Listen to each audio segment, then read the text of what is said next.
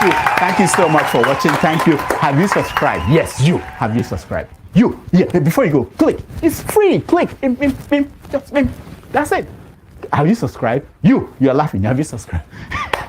Have you subscribed? Thank you. Thank you. Thank you. Hey, madam, thank you so much. I can see you. I can see you. We have to get to 100,000 subscribers. This by the end of the year. How are we going to do that if you don't subscribe? Yes, you. Yes, you're about to click off. Why? Have you subscribed? It's free. If you don't, ask your son, ask your daughter how to. Just one click. Thank you. Thank you. I see you. Aha. Thank you very much. Thank you very much. I'll see you tomorrow.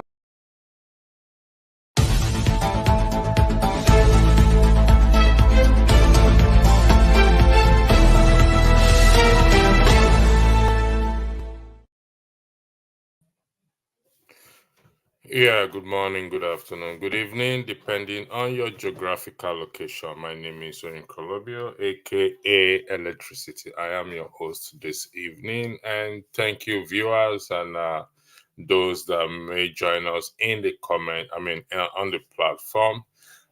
Today's broadcast will be interesting. Given to the topic and the thumbnail in particular.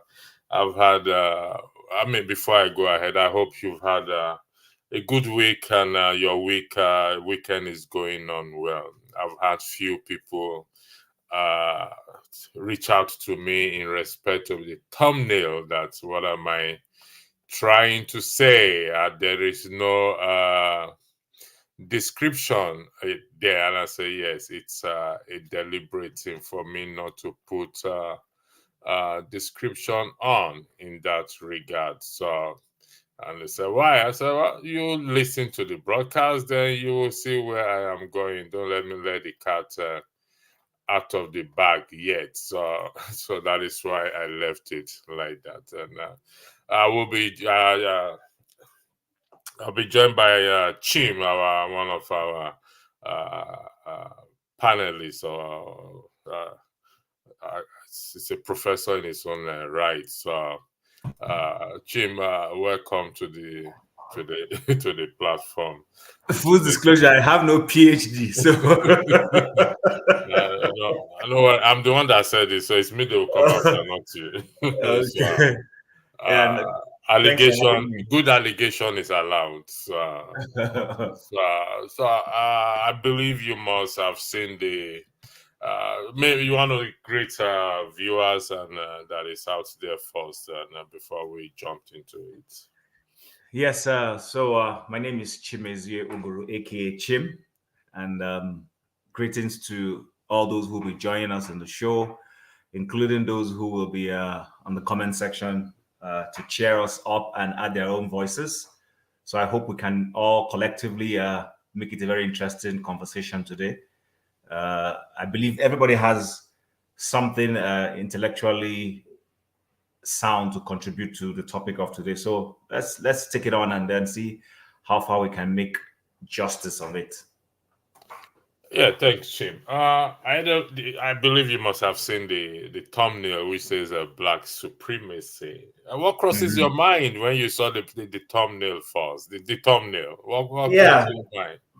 Black supremacy. Of course, we know that there's a popular version of it, which is the white supremacy, and of course, I mean, English language supremacy simply implying that someone or a group of people believe that they are of a better quality or better, better everything. It could be educationally, intellectually, culturally. They're just better than some other groups. So if we transpose that definition to say black supremacy, it will also mean the same thing.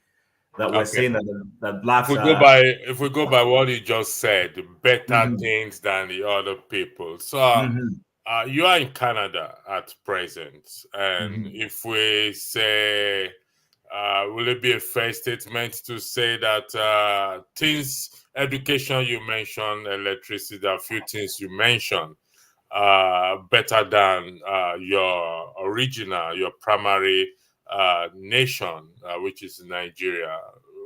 Would you say that is wrong for one to say that they are more superior than you? Yes. So okay. So when we don't, so right now that would not be a racial thing. You will be looking Yeah. at it from a location index, in the sense that you were saying that society, this social and society is superior when it comes to development, comes to some indices of living standard, education, electricity, good roads, potable, drinkable water, whatever else you want to add into that list. Yes, to that extent, it would be agreeable if you look at it vis-a-vis what you have in wherever it is you were coming from before. And if it does not measure up to this, then these people they're obviously superior to you when it comes to that. So there is no reason for anyone to be offended in that regard. Would that be correct? So here's my perspective. Typically, now before you put your perspective, let me just lay the foundation. Okay, We go ahead. recognize the slave trade era. That is recognized, and also while recognizing that, we must also understand that the Jews went through Holocaust as well too. However, they don't feel less the way we feel less. Would that be correct? Would that be a fair statement to make? Yes, that would be a fair. If you just want me to say a yes and no, yes will be the answer. But if I was to explain slightly further, I would say yes, they don't feel inferior because they also now lead in a couple of those things themselves. So what many years ago they probably were not superior in, they have matched up and gone ahead. Similar thing you could say about certain Asian groups like the Japanese and the Chinese and even South Koreans. When it comes to technology, they have become superior almost to the West. If we must be honest, you see what the Chinese are doing. You see what the Japanese did with automobile industry. The several automobile industry, their cars were more efficient, more glamorous, more in tune with change and whatever things you want to attribute to that. So when any group wakes up and does something outstanding, then they become superior to the rest of the other group when it comes to that particular matter.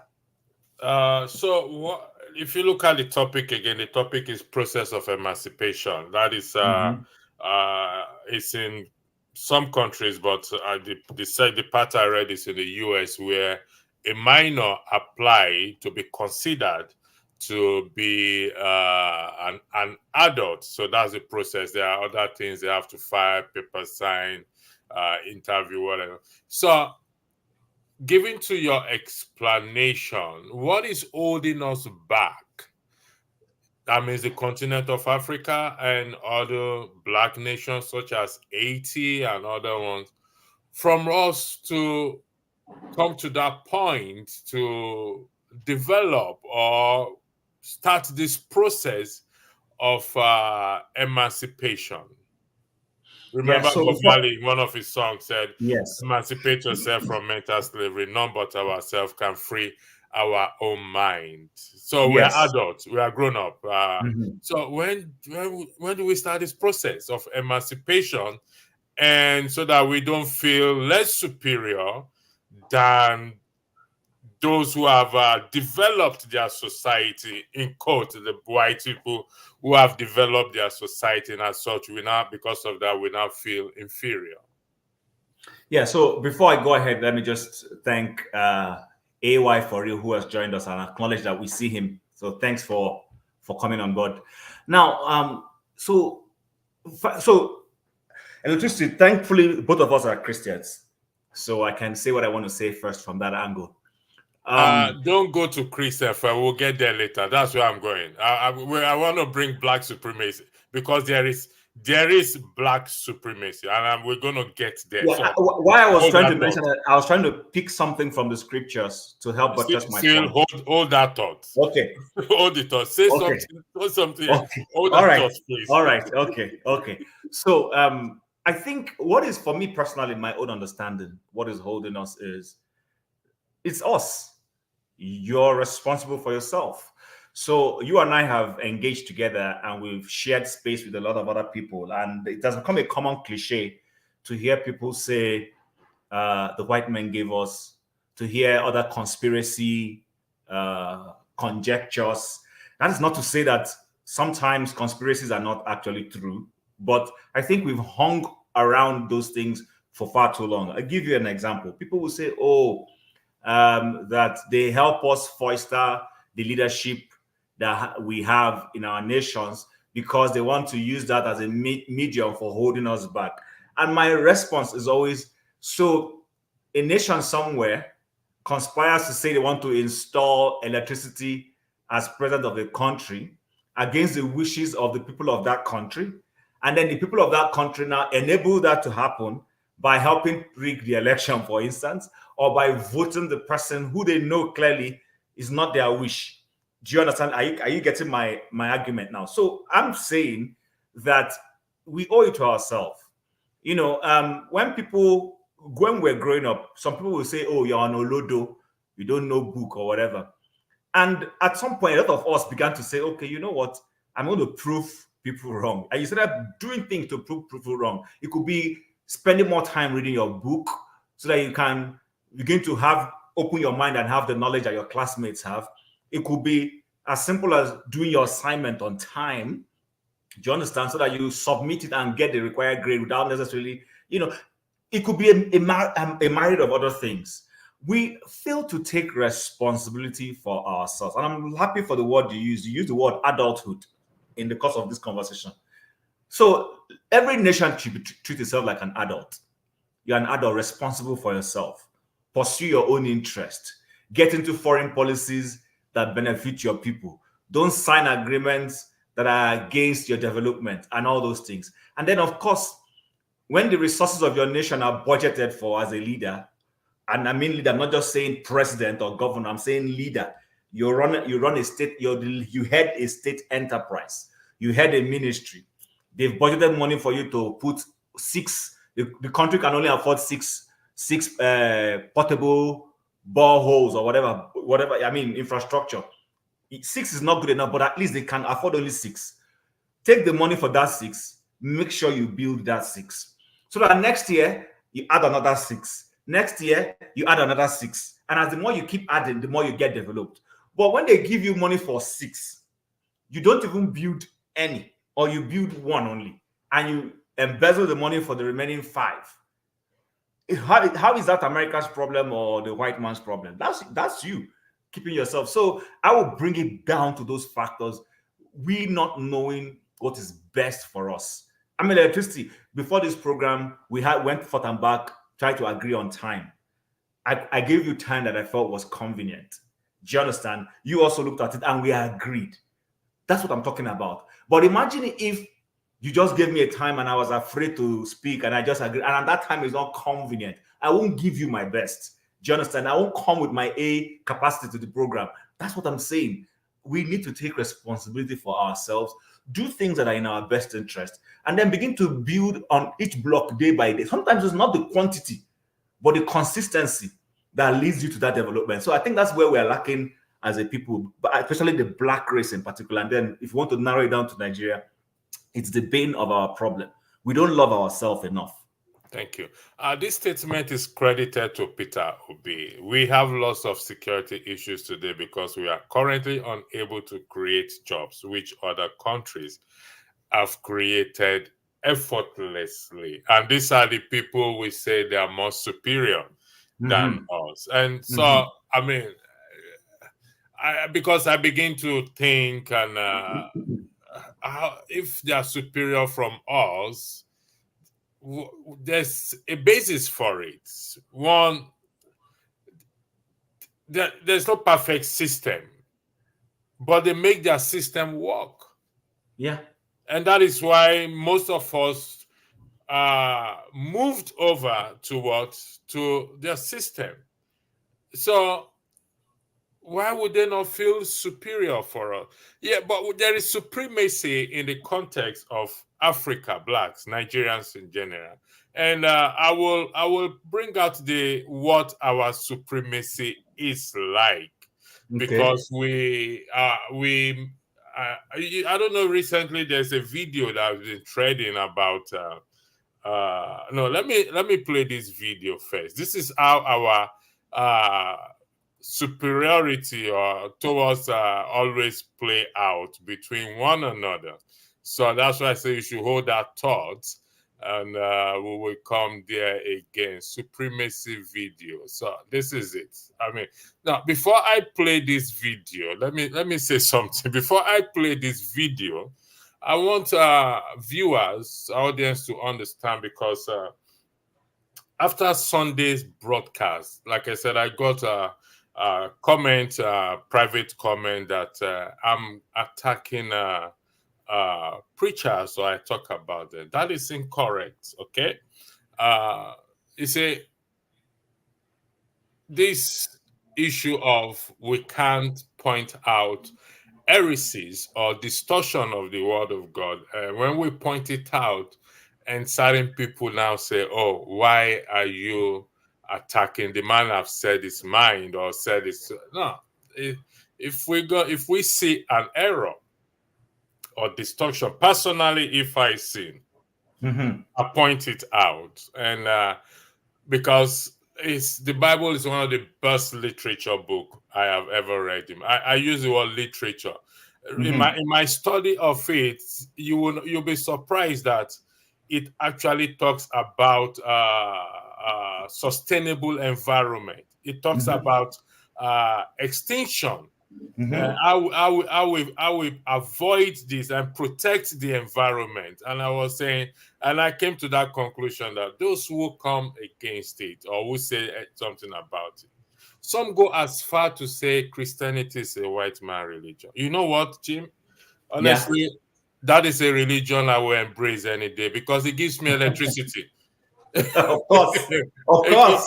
It gives me electricity. Same here. It gives me a degree of freedom. Even yeah, like I said, we acknowledge racism without a shadow of doubt.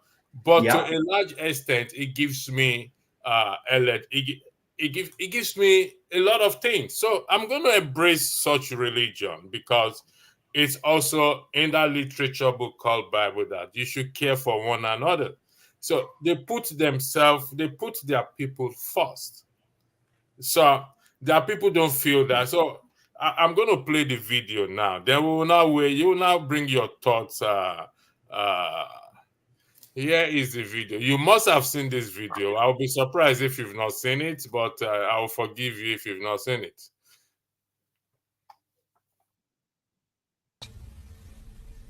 I fear nobody and I fear no criticisms. If you call me your spiritual father, this month's salary is your first fruit of the year. It is for me, not for church. It's for it is for this altar. It is for this oracle. Are you hearing me? It is for this vessel, this one God has prepared. It is for my welfare. If you honor me with the first fruit of your first year,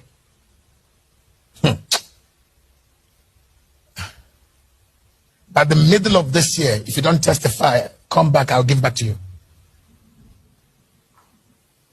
I put that there. You will see wonders. Covenant with my spirit. Now, this is how we practice our supremacy. And it's across board in politics, in everywhere. So there is black supremacy. Unfortunately, yeah, you're muted. Sorry, the video didn't play. I didn't see any video. Oh, you didn't see the video? That's no, it didn't play. That's why I was trying to talk to you about. Is it playing now?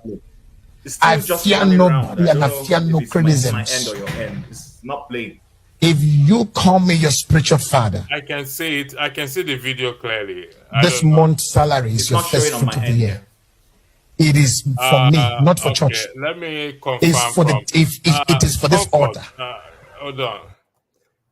Comfort, you're on the chat section. Can you confirm if you've seen any video playing, please? Okay, okay, I know what to do now. I'm just going to use. I'll use my phone to see. I'll play it again, and I use my phone to check if the video is playing. So let me go to YouTube and see if. Yeah, somebody said the video is playing, so it has to be your hand, Chim. You are not That's seeing. interesting. It was Manuscript the thing just was confirmed that the was just video is going. playing. The thing was just going like this. So Is this something? Is this something you can send to me on okay. WhatsApp? Let me Okay, see if I can. I will send it to you. Just give me 1 second. I will send it to you now, and then I'll play it again. It's just 1 minute video, so you'll be able to see it while I'm playing it again. I've sent it to you now, so you should have it. And it's just 1 minute video. So thanks for those of you and on the comment section for confirming that to me. So I'm gonna play it again. Are you hearing me? It is for this vessel, this one God has prepared. It is for my welfare.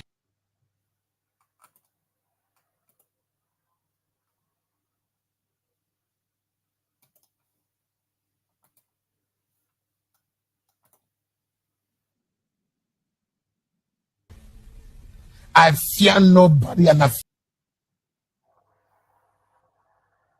you call me your spiritual father. This month's salary is your first fruit of the year. It is for me, not for church. It's for the it is for this altar. It is for this oracle. Are you hearing me? It is for this vessel, this one God has prepared. It is for my welfare. If you honor me, I've watched it now. The first fruit of your first year.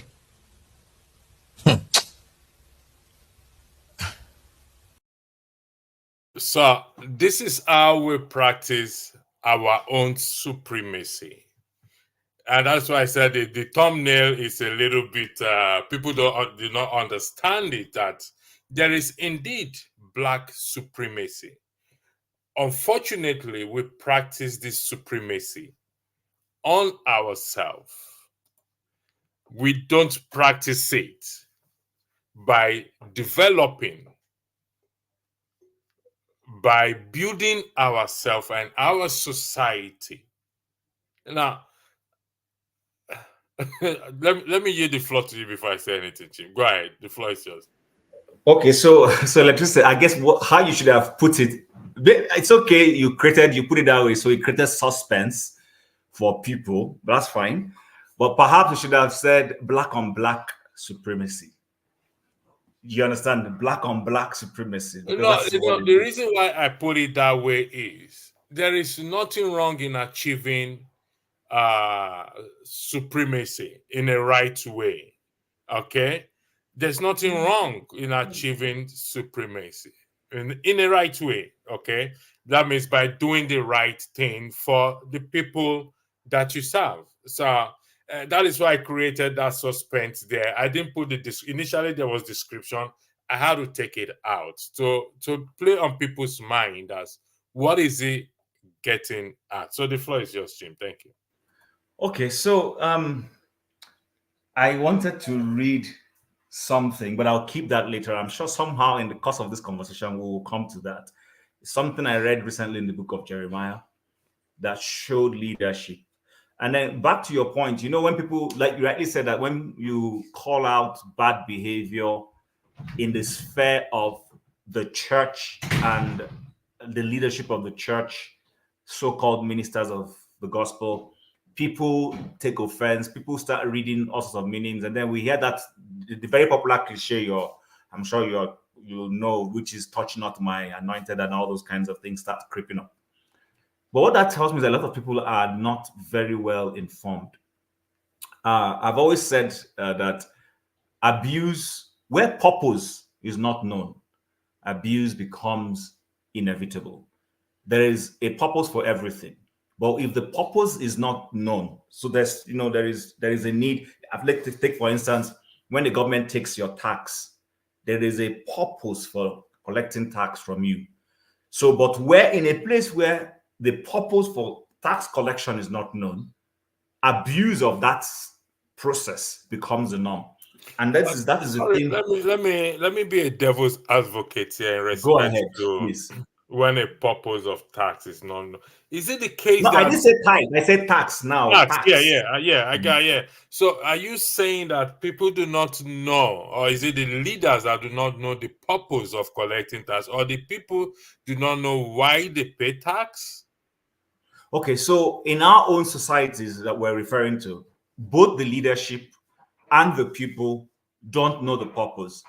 See, Are you when I say don't know, 100% sure you are making excuses for the leaders? I'm not making any excuses. I'm not making any excuses. See, in my expression. So okay, you know, there's a difference between being enlightened and being educated. You know, there's a difference. Yeah. You are enlightened. Okay, so our leaders are educated on what a tax is supposed to do. The people. Okay, we have Chim. Chim is frozen, and Chim, if you're hearing me, you're frozen. So your network, I think you are using Akpabio's network in Canada. There, it's okay. It's understandable. Unfortunately, you will not agree for Akpabio. Yeah. So there is black supremacy among us. And this supremacy is practiced within us, where we hold each other down. In respect to the video that I just played, this is for the purpose of correction. I watched him was saying that we don't know the purpose of tax, our leaders. When it comes back, okay, yeah, I can hear you now. You got frozen now, so the floor is yours. Okay, so I was saying that our people and our leadership might be educated on what the concept of tax is, but they're not enlightened. And this is not an ignorant enlightenment I'm talking about. I'm talking about a willful ignorance. Remember that the person who takes one way, this is a road you're supposed to be going facing, you're not supposed to be on the other opposite side, right? You're told this is one way, you can only be driving on this direction. Nobody is allowed to drive on the opposite direction, and you choose to do it. Now there's an ignorance in it, but it's not an ignorance of not knowing. I don't know what other word to use. It's a chosen decision that you have made. So when I said our people are ignorant, I'm not excusing them. I'm just saying to you that people choose to do what they want to do. So the leader who knows he's supposed to collect tax, and then they look at how much has been collected, and then budget it across the different needs of society for the benefit of the people, but chooses to rather use it in a criminal way. He knows what he's doing. So how does that constitute or interpreted as ignorant? I find it that word ignorant. So, okay, good. Maybe you should look for another word, because a lot of people, a lot of Nigerians will not agree with you in terms of that word ignorant.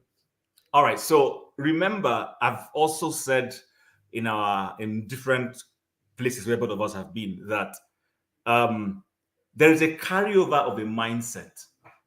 There's a carryover from our traditional society. And when I use that word, I'm not using it in a demeaning way, because every system has a traditional society they come from. The British have a traditional society they come from. The Romans have the traditional, the Greeks. But systems keep evolving, and that evolution is what we refer to as modernity. You keep changing things, evolving, improving things. Either they keep improving, you throw away some things, you add some new things, you evolve. The phones we use have evolved. Remember, there used to be phones, but hey, so every society evolves. But in our evolution, we have not known the things to drop. Remember that the Jews, aka Israel, had kings. Today, they don't have a king. They run a democracy. Am I right? Remember, the kings used to own everything. But today, the presidents don't own everything. Electricity. Am I right? So, but we have not moved. While we embraced modernity. We embraced democracy. We embraced the shift into newer ways of doing things. We did not shift in our mindset. So our mindset remained the same. Okay, so which brings us to the topic, process of emancipation. In respect to the video you watched just now, the man said he is an oracle of God, and he is the altar, and the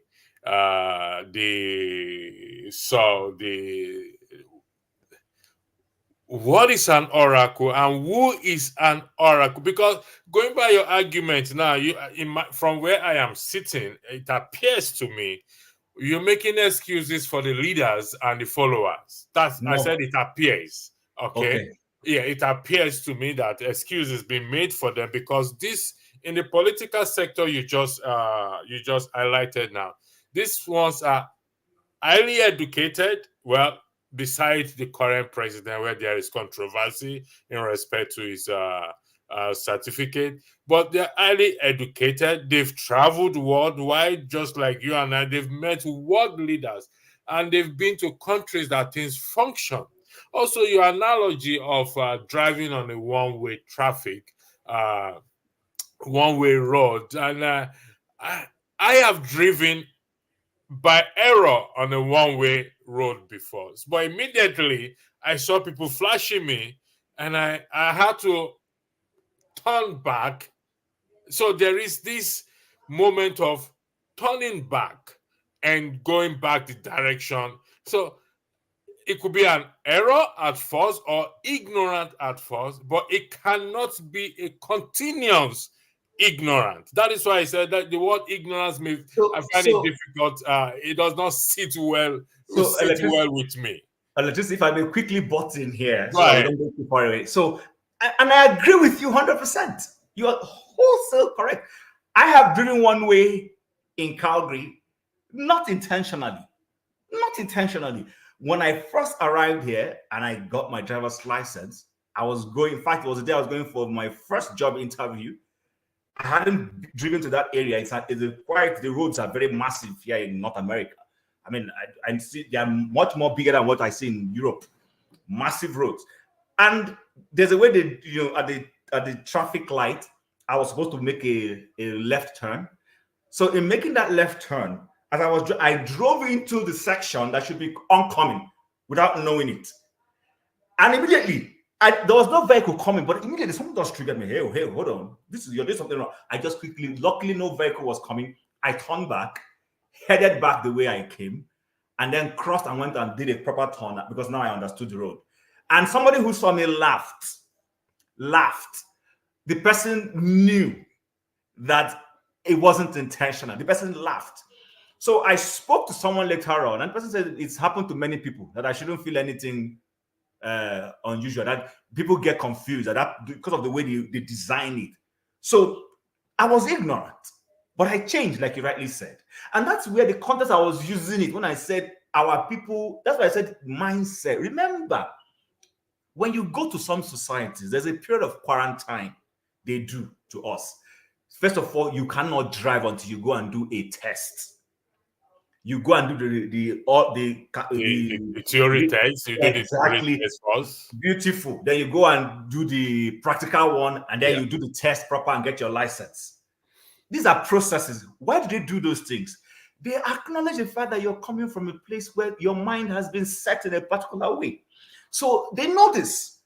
It's not that they know that you're skillful. They know that you're intelligent, but they also know that there is a cultural issue from where you're coming overlay. So they want to help shift that thing in case that your cultural issue could be a hindrance, where you will now create. Now, you look at what I'm going to use here. You will now destroy other people unintentionally. That is what our leaders and our followers in Nigeria and most African countries are doing. The leaders think that the resources of state belong to them. They don't see it as something they should be accountable for. I said here last week when we were having a conversation on the other group, and I said that I've once heard a governor in the north say, no, not heard the governor, it was a radio announcement. And the radio announcement went like this, says, the governor of so and so state in his magnanimity. Now, I'm not trying to prove myself as somebody who is too intelligent than anybody, but I can boastfully say this, that even when I was in Nigeria, I knew a lot of things were wrong. I knew a lot of things were, and a few of us who felt that way, we were like outliers. That's why you see you will feel frustrated, because when your mind is ahead of the environment you live in, you'll feel frustrated. You know there's something just, and everybody begins to look at you and say, why is this one complaining? They are settled in it. You are not settled in it. And it becomes a problem. So then the followers on their own side enable those things. They don't ask questions because they too believe that the leader owns it all. The leader can do and undo. The leader cannot be questioned. And because they have that mindset, they struggle asking questions. And when those of them who ask questions, the rest of society says, what thing they do this one? Why they do over Sabi? Why is your own too much? So, based on that video, the claim he made, is it because let me say this again, all scriptures, I think are First Timothy, if I'm correct, but it's in Timothy, First Timothy 2:15, if I'm correct, that all scriptures are inspired by God. They are good for correction, for doctrine. Based on the claim he made, is it consistent with that literature book called Bible? So the straightforward answer is actually no, it's not consistent.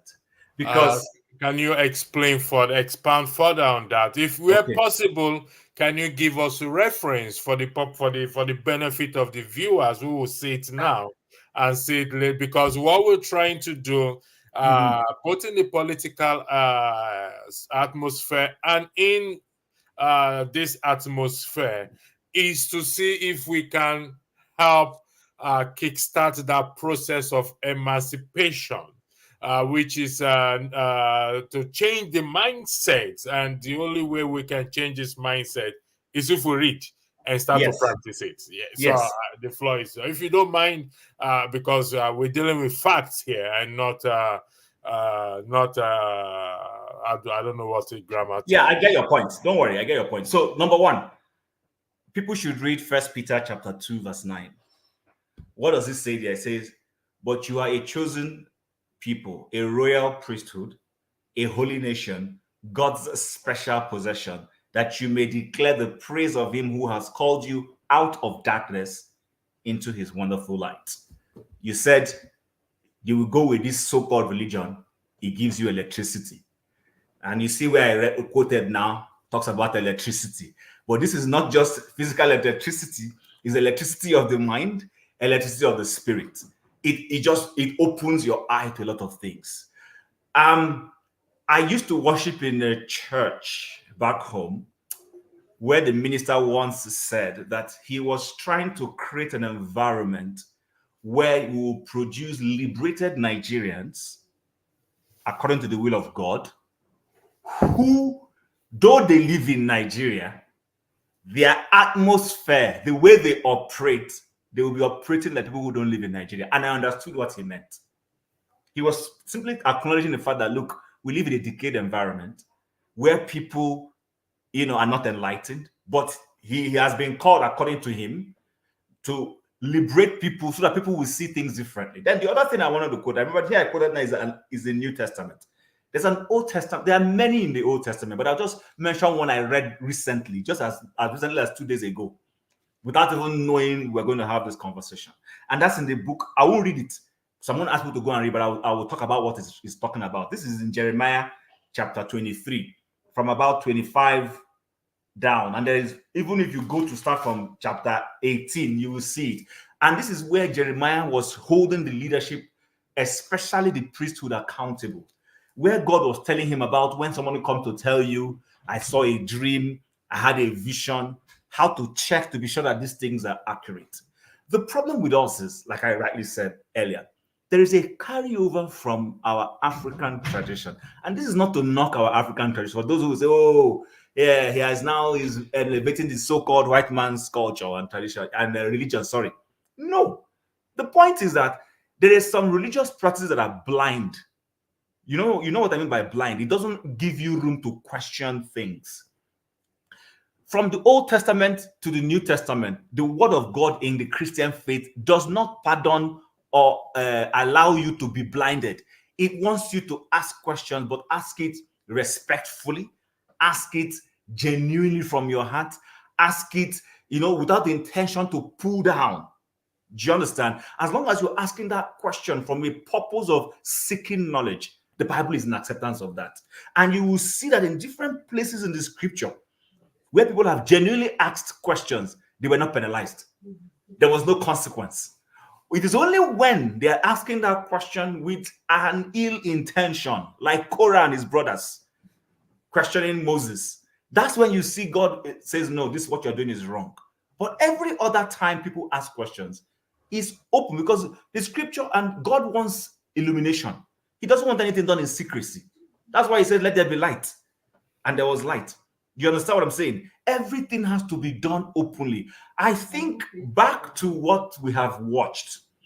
There is what we call voodooism now in Christianity. People are bringing voodooism, witchcraft, open witchcraft. And people are afraid. Remember, the scripture says that where there is liberty, there is no fear. I don't know how we put you. There's a way the scripture puts it that, in the presence of there's liberty. Liberty. Where can you say, come out and say you are an oracle? You're even God himself, when he gave the tithing principles, defined what the tithing principles were supposed to solve. Go and read Deuteronomy and Co. and see what he was telling you. There were two types of tithe there. The one that he would give to the priest. And guess what? Electricity. The priests were, because they were not allowed to walk. Remember? So he was like, these people were not allowed to walk. He recognized that they needed to feed. And he was telling their brethren, take care of them. Because now I've called them to do a different assignment that is for your own interest also, we need to take care of them so that they will not steal. Because remember, when somebody doesn't have a source of livelihood, there's a tendency for them to want to go steal. And he didn't want these people to bring disrepute to him. People don't think that the scripture is logical. They think that the scripture, the word of God, is exoteric and just super spiritual. No, God is a God of sense. He's not a God of mysticism. Just everything is mystical. No, he's not. So I think what this guy is using is what the Yoruba people will call Abba sense. He's just trying to, what's the word now? Bulldoze his way, which is what also the Yoruba people call bestselling. Remember when I said I keep referencing the fact that kings used to own everything. Yeah. The king walks into a place, he places his leg on a lady, that lady becomes his own. He places his leg on anything, that thing becomes his own. We carried that over, electricity, and I'll end here. We carried that over from our traditional system and we didn't modernize it. That is our problem. I just highlighted a comment. Could you please, thanks for that comment. Could you detail what is the African religion you are referencing to there, please? I will appreciate that. Thank you. Now, Jim, do me a favor. Can you open that Bible to 1 Peter chapter 4 for me, please, if you don't mind? I'll give it to you, then you will open it. I want to weigh in on this issue of the oracle. Just to provide, like I said, I became emboldened when I got those challenges last week, and I said, "Listen, I must be saying, chapter 4." Yeah, 4 verse 11, please, if you don't mind, please. Okay, so you want me to read it? Please, for the purpose of for the audience, please let the record reflect. It's 1 Peter chapter 4, but it's recommended you read from verse but you read verse 11, 12, and 13, please. Okay. If anyone speaks, let him speak as the oracle of God. If anyone ministers, let him do it as with the ability which God supplies, that in all things God may be glorified through Jesus Christ, to whom belong the glory and the dominion forever and ever. Amen. You said 13. The definition of oracle is divine. One of the definition of oracle is divine utterance, to give divine utterance. So it's claimed that he is an oracle of God. It's consistent with the literature book of scripture, the Bible. But the content of what is said is not consistent with the scripture. Now, everyone who recognizes that scripture, what happens to be an oracle, because you are giving advice. For example, Jim, telling you that you should not steal is a divine utterance. People say, like I said in that last week broadcast, let me see if I can highlight this thing up again. Just give me 1 second. I'm going to highlight. Yeah, here it is. We must apply the same principle and grammatical rules to the Bible and exercise common sense and reason with it as other books. Now, thou shalt not steal, do not steal. Why did you steal? It's contained in a lot of books, not just so that is a divine utterance I just made now. So anyone can be an oracle of God. You don't have to be a pastor. You don't have to be a prophet. And I'll give you scripture. If you go to 2 Samuel 16 for me, Chief, please, and read verse 23 for us, please. This is for the purpose of this is the process of emancipation. Just the same way I talk about the Nigerian Constitution, that we need to read it as well too. For 16 what? 1623, please, if you don't mind. It's okay, no problem. 1623. All right. Samuel 1623. Interestingly, I have it marked, boldly marked in my own Bible. So now the advice of Ahithophel, which he gave in those days, was as if one had inquired at the oracle of God. Now stop there. Yes. No, go ahead. Finish it. Or as the oracle of God. So was all the advice of Ahithophel, both with David and with Absalom. Now, Ahithophel is not a priest. He's not a pastor. He's not a prophet. Ahithophel is an advisor, just the way Tinubu and government appoint advisors to give them advice. David was a king, so he was in charge of the administration governance. So it takes advice from what? From Ahithophel. And there it is recorded that when Ahithophel, the advice Ahithophel gives is like one who have gone to consult from the oracle of what? Of God. And when he takes this position of first fruits, which has been used to I'm trying to be careful, to defraud people, that is where it becomes an issue to me when I saw this video and I said, no, this is not proper. This is I think your background. No, I'm okay. Yeah, there's noise. Sorry, I've muted you. So this is the process of emancipation, and this is the Black supremacy. This is how we practice our own supremacy on each other. That is the point I am trying to highlight, where the leaders feel they are more superior, and they put this thought in your mind, and they feel it is you should consider it a privilege that they are serving you, or they are talking to you, or they are doing you a favor, and as such you hold them your life, you hold them everything. Now I wonder if God is such a wicked God that would tell you to bring your first salary. I mean, it's I don't know. Something just came to my mind now, but I yield the floor to you, Jim. I'll say it later on. Thank you. So, electricity. I don't want us to just keep going around in a circle on this particular matter. The thing is that it is so clear. I mean, it's so clear to even an unborn child in this mother's baby that when somebody comes, that the essence of leadership primarily is to serve. Even when, the funny thing is, even for the so-called kings of in the days of the Jews in the Bible, you will see that what was the reason why David was deemed selectable was that God says, look, I have seen this guy and I know he's going to take care of my sheep now meaning my people and all that. And that's the concept of leadership. When Christ came here, we don't see many instances of people giving to him per se. Not that the people didn't give anything to him. You don't see him asking anybody to give him anything. In fact, he even cheated the leaders to say, you people are placing burdens on the people you lead. Because leadership is about caring for this. And he says, a good shepherd lays down his life for for the sheep. You will do everything to defend them, to protect them, to provide for them.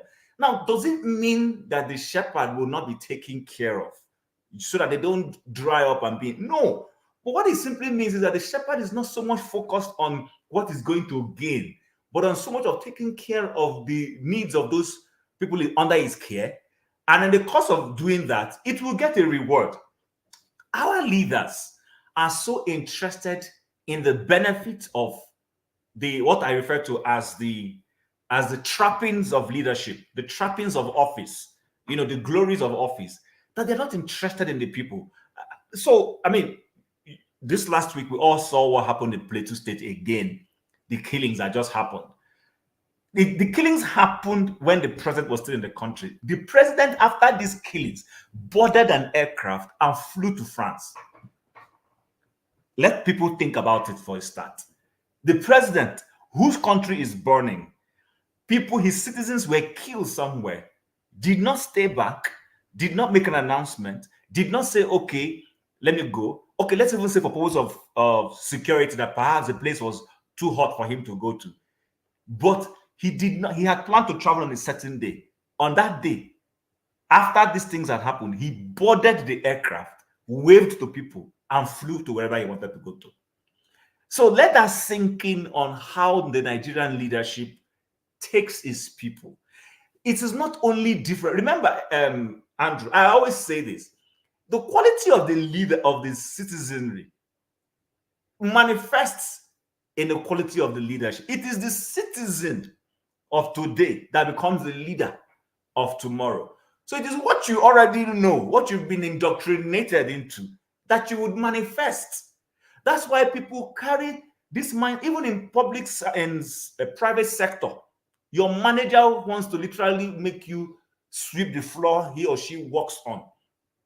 If your manager is giving freedom in a holy Nigerian company, they will ask you to go and buy food for them and come and, do you understand what I'm saying? So people have this tendency of wanting to be served. Do you understand? And before you say it, Jack, they will point you to the American president that is being protected. They forget that the American president is still liable somehow, does not have all powers. The Supreme Court can take decisions that he doesn't like, and he will respectfully accept it. He can be impeached. His government can be shut down by the legislative arm of government when they have a little face-off. Those hands have power. He can't. So they fail to realize, but the Nigerian leaders, president, governor, they are all powerful. And our pastors are also all powerful. They tell you that they have life. They can pray for your wife to have child, and they can pray that your wife doesn't have a child. They can do and undo. There's a lot of this perception. And that's why you see people are afraid to speak out. So when they see an electricity boldly saying no, they're like, electricity is not afraid of God. See him speaking against a minister of God. And they don't even ask themselves if what electricity is saying, if there's common sense in what he's saying. Do you understand what I'm saying? So it's a carryover. There is it's a whole mindset that needs to be, pulled down. Okay, so how do we start this? How do we start this pulling down, this process of emancipation? I mean, because it's a process that has to be started, or that has started, and we will get pushback, challenge, and everything. And that is why I have decided to say I'll come every Sunday. The first broadcast is Sunday service broadcast, and we'll be having one this Sunday, which is an interesting one, which is about the submissive wife. What is a submissive wife versus a forward husband? How we go about it. So this process of emancipation, those who know the process in law, is the child wants to be seen or considered as an adult, but he or she has to go through a process, and this process involves documentary proving that they are capable of taking care of themselves. I think there are about 5 or 6 steps. Now, in bringing this to Africa or Black nation, are we not capable? Are we saying we are not capable of taking care of ourselves? And at every point we say white supremacy is responsible for our backwardness. Is that the case, Jim? So electricity, it's a continuous process. It doesn't stop in one day. And trust me, even societies that we think have emancipated themselves, they continuously keep working. There's a paper I'm trying to write. I've just been lazy. I've started it. I've been, looking for ideas to enrich it. It has to do with critical thinking. It has to do with culture and education. That's what culture versus education. And I hope that before the end of next month, I will be able to flesh it out very well. And I want to publish it on LinkedIn. Let me do a little bit of pushback here. You said it's a continuous process. Are you saying that we've started the process? The process of emancipation? Now, so for me now, it will be wrong of me to fully make a categorical statement to say we have started. Some may say we have, some may say we haven't. It all depends on the prism, the way anybody is looking at issues. I will argue that we have not started. But what I'm trying to say is that it is not as if when we start now, automatically we would accomplish 100%. No, it's a gradual process. One of the big stories on emancipation and enlightenment that I have constantly used is the Singaporean story. The Singaporean story where the Singaporean leader accepted. So number one is that in trying to accomplish this emancipation, we must first of all admit that we have a problem. When people don't admit they have a problem, then they can't even solve the problem. But when you admit, and it's not as if everybody's going to admit, so the leaders, those who want to make that change, are going to say, this is the problem we have. Even if the other group of us don't ask, we have a problem and we have a mindset issue we need to pull down. And they begin to work on it. Electricity, you've gone off. Yeah, go ahead. I can hear you. Okay, so they make an effort, they start working towards it. There will be pushbacks. When the children of Israel left Egypt and went into, there was a lot of pushback in trying to change their mind, in trying to make, and you saw some of them wanted to go back to Egypt. Some of them were still longing for slave life. There will always be people, and that's why we have accomplices in our country and in our continent who are still accomplices with our bad leaders. They still believe that, oh yes, leave it for the leaders. Let leaders enjoy all the. Leaders don't need to be accountable. Let them do anything. Why another group of people are saying, let's have changes, let's have accountability, and there's this constant talk forth and back. What we have lacked is to have a consistent leadership that is continuously handing over from one, makes an accomplishment, hands over to the next. The other one pushes the bar a little bit, and then continuously. The Singaporeans accomplished it. If you ask me, I don't know how we're going to do that, but they took advantage of an era when democracy was not so much in vogue. The leader became a dictator, which is from him we got the title benevolent dictatorship, because the man wanted the best for his people. So he knew that if he just allowed it to the whims and caprices of full democracy, he might not accomplish it. So he locked down the society. He admitted he locked the society down, had a one-state rule, but was training his people. Remember, part of what Singapore accomplished was that people were being sent on education abroad. They were sending them to Oxfords, the Harvards, the Cambridges of this world, with a bilateral agreement with those leaders to say, those countries say, the moment electricity writes his last thesis, drops his pen, and you say he has succeeded in passing this exam, he's a PhD, he's a master's, he's a BS, put him on the next flight. None must stay back. Okay, Jim. Nigerians. So let me just end. Let me just round up where I'm going. All right. So I think what we need is that consistent, intentional leadership. It won't be a dictatorship anymore, anyways. That will start living by example. His government will be by example. A friend of mine once said that the day we find a president who will come to that office, and he told me this is as far back as 2000 or thereabout. He said, the day Nigeria has a president that will come to office and will say the powers invested in the president of this country is too much. Let's pull it down a little bit.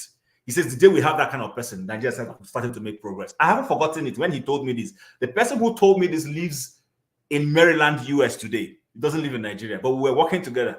Okay. So I think that what we haven't accomplished is to have that leader that is living by example. All the leaders we've had in a long time are not living by example. They are saying, do as I say, but they are not doing as they themselves have said. Thank you. First, let me acknowledge again those on the comment section. Chim, thanks for joining. Ivory, I've read your comment, which is a good comment, but the last part will make me not to highlight it for diplomacy's sake, please. If you please, I will not highlight it because of the last paragraph or the last two or three lines, please. Like I said, it's a good comment. I appreciate you joining, but we must still respect certain things here. I have to apply diplomacy in. So, Chim, Nigerians are well read all over the world. I say something. Perhaps you want to ask Easy D to explain a bit more. This is last post. I'm trying to understand if he can break it down for us. I highlighted earlier. Easy D, if you don't mind, could you expatiate or shed more light on this, your comment, please? Ivory, thanks for your comment, but there's something there that doesn't sit well with me, and you know what that is, and so we have to respect one another regardless of it. But thanks for joining. Chin, Nigerians are well read, traveled to read, to study, and also let's recognize that some of them have made names for themselves, good names for themselves.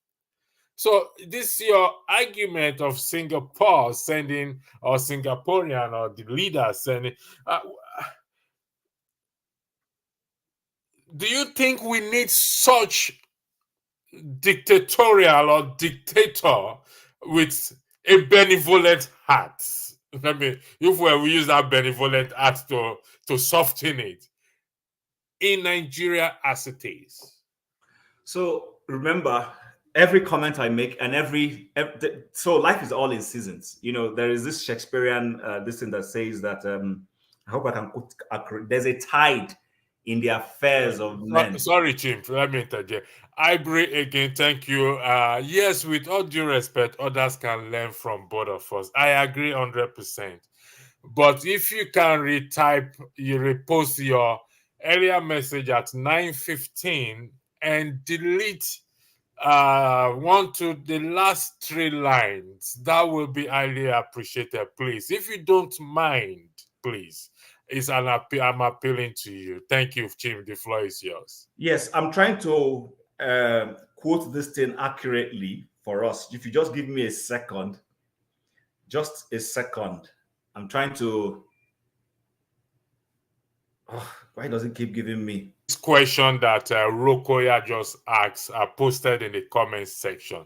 Mm-hmm. He asked, I don't know whether it's a male or female. So, Rokoya, I don't know if you're a male or female. What is the role of the religious elites in the decay of our society in all aspects? Thank you, and we are going to weigh in on this your question. I'm going to highlight it. I'll be off camera for 2 minutes, Chim. You hold the realm while I'll be back to attend to one or two things. I'll be back in 2 minutes. Okay. So Brutus said something about that there is a tide in the affairs of men that when taken, seriously, produces some other things. I'm not very good at quoting that. I think it was Brutus that quoted that. And what he literally was trying to say is that, we've narrowed that to mean strike when the iron is hot. So the kind of leadership that would have allowed us to do the Singaporean kind of thing, the era, rather, let me use the word, the era. We've moved away from that era.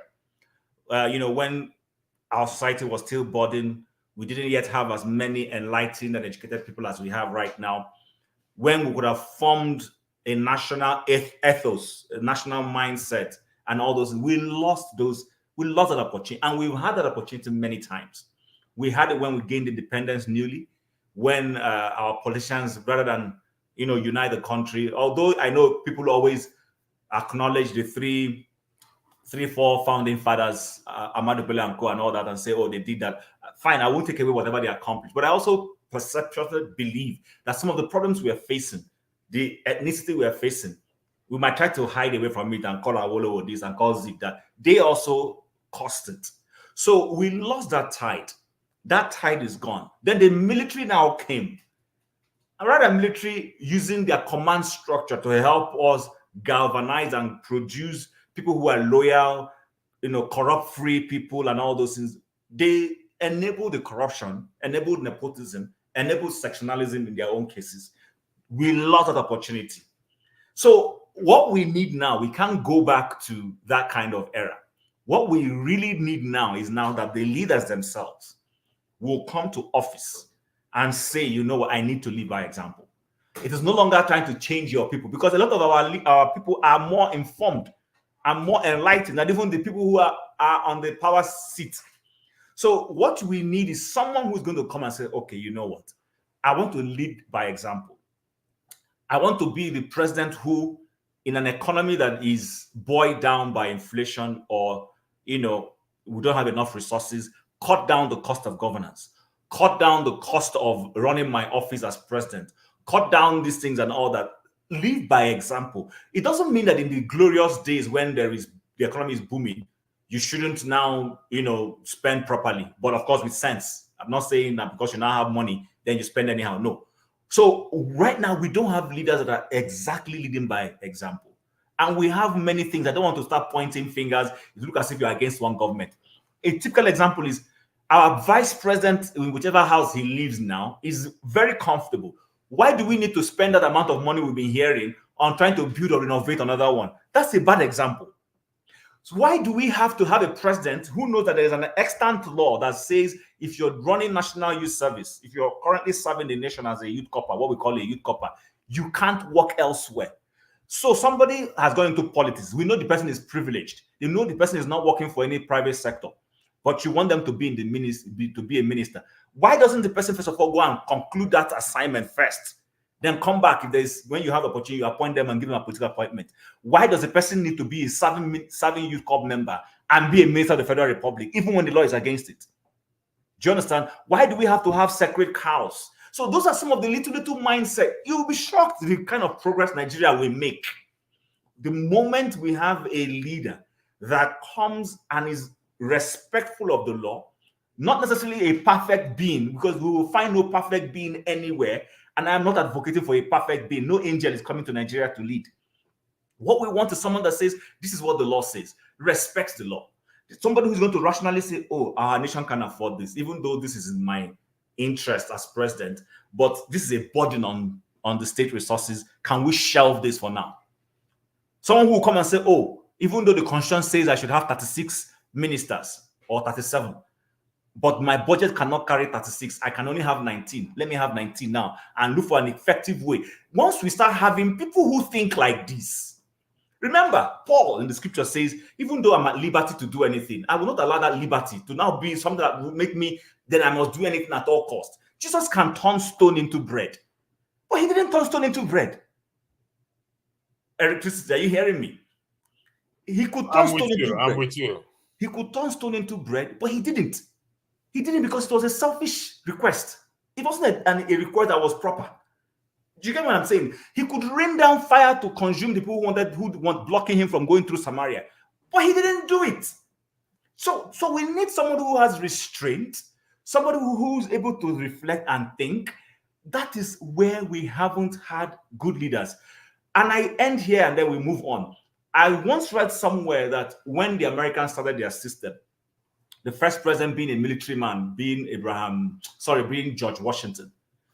And then this whole thing now that we hear that you see the president will go to the Congress to go and give what they have, then it wasn't called State of the Union, but it was like he went there to give something like close to what we call State of the Union address. And he went there, he was insulted. He was pissed off and angry that his assistants were asking him, should we deal with the guys? And he told them no. And even though my ego has been bruised coming here, but it's a good thing to check for future. So he looked beyond himself. Remember, generals don't take shit from anybody. Pardon my use of word. Generals don't take disrespect. But he admitted it. I read it somewhere. He said George Washington said, they've insulted me, yes, but it's fine, no problem. This is what we need them to do for future coming president. Imagine if he, at that time, precedents had said go and deal with the particular person who, that would have become the norm. It would enable every other succeeding leader to repeat the same thing. That's what is going on in Nigeria. Everybody comes and repeats what the other person has done. Yeah. Rokoya, thank you for clarifying your gender. You said you're a female. I will come back to your question because I need to highlight easy something. This question that Rokoya asks, it's very important, and we probably will dwell on it for the next hour. It's very important.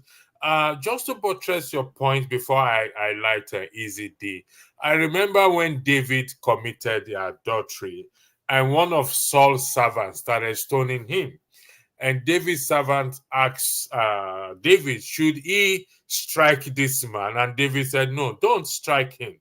You never can tell. That is part of the judgment of God on him by stoning him. Rokoya, I'll come to your question, but I need to say this. Easy says supremacy, in his opinion, pertains to those that control the education system, financial system, law, entertainment, elite, Rockefeller. That's who controls the white supremacy. No, now, the world system. I think the WS is the world system. That's what the world, those who control the world system. You see, this is where what we're trying to say, this process of emancipation. That is, if I'm correct, Easy D, that is what we think, that they are the one controlling our system. As such, we are helpless. We can't do nothing. But I just played a video that shows that indeed we have that ability to control ourselves, because we control we have that ability to rise above that mentality, because we control each other. Now, I don't know if I'm going to play the video again. So I'm going to play the video again, that we have that ability to rise above this mentality. I'm not disputing that external factors don't control things. But what I'm trying to say is that when you recognize external factor control and you really meant well for your people, you can say no. You can say N-O, no. Particularly in the case of Nigeria, with the amount of natural resources that we have, with the level of educated human beings or people that we have, with our braggadocious lifestyle that we are not pushover. It is I work in a place before, I won't mention the place. Among all African countries that work there, Nigerians are the most feared people there. Nigerians are the most respected, outspoken, feared people there. So, so when we start to go with this mentality, because we budget, for crying out loud, we budget money for education, for all these things. Did they come to steal the money from us? We hear that it is that we steal this money. So how are they controlling that? So are you saying if I put Chim as a Minister of Education in Nigeria now, and he embezzled it, and then I'm not going to blame the white supremacy, the white man that is responsible? When are we going to take responsibility and start this process of emancipation and this mindset that we are responsible to change our system, and stop blaming people or blaming them? Because if we blame them or we continue to blame them, then the thing is, we don't have to come here then. We don't have to come here. If we say that. So Electricity, let me help you. Right. For those who have heard me give this, call it a testimony or something, please don't be offended that I keep referencing it. I have referenced it frequently on this platform generally. I was in a place, it was a church, And the common denomination was every time the minister's name was announced to come on the podium to preach, everybody would stand. There would be a hysteria. There would be clapping. There would be rejoicing. There was, there was this. And it went on for years and years and years. I was part of it. And then one Sunday, I just had this inner conviction not to do that. And I sat down. I'm not joking. I sat down for like 2 Sundays, and my spouse sitting next to me asked me, "Why are you doing this?" And I said, "Something is not right. That my spirit is telling me that something is not right." And that this is turning to idolatry. And then, I'm not making this story up, trust me. The 3rd Sunday, this minister, I did not discuss this with anybody. The only person who heard me, because she asked me, was my spouse sitting next to me. The 3rd Sunday, this minister came up and addressed that matter and begged the congregation to stop standing up for him every time he was coming to preach. See, that thing became indelible in my mind for a long time. That's why every time I keep saying it, he said it, he begged. And you see what? He now went a step further. After the Sunday, he explained, he took time to explain why it was wrong.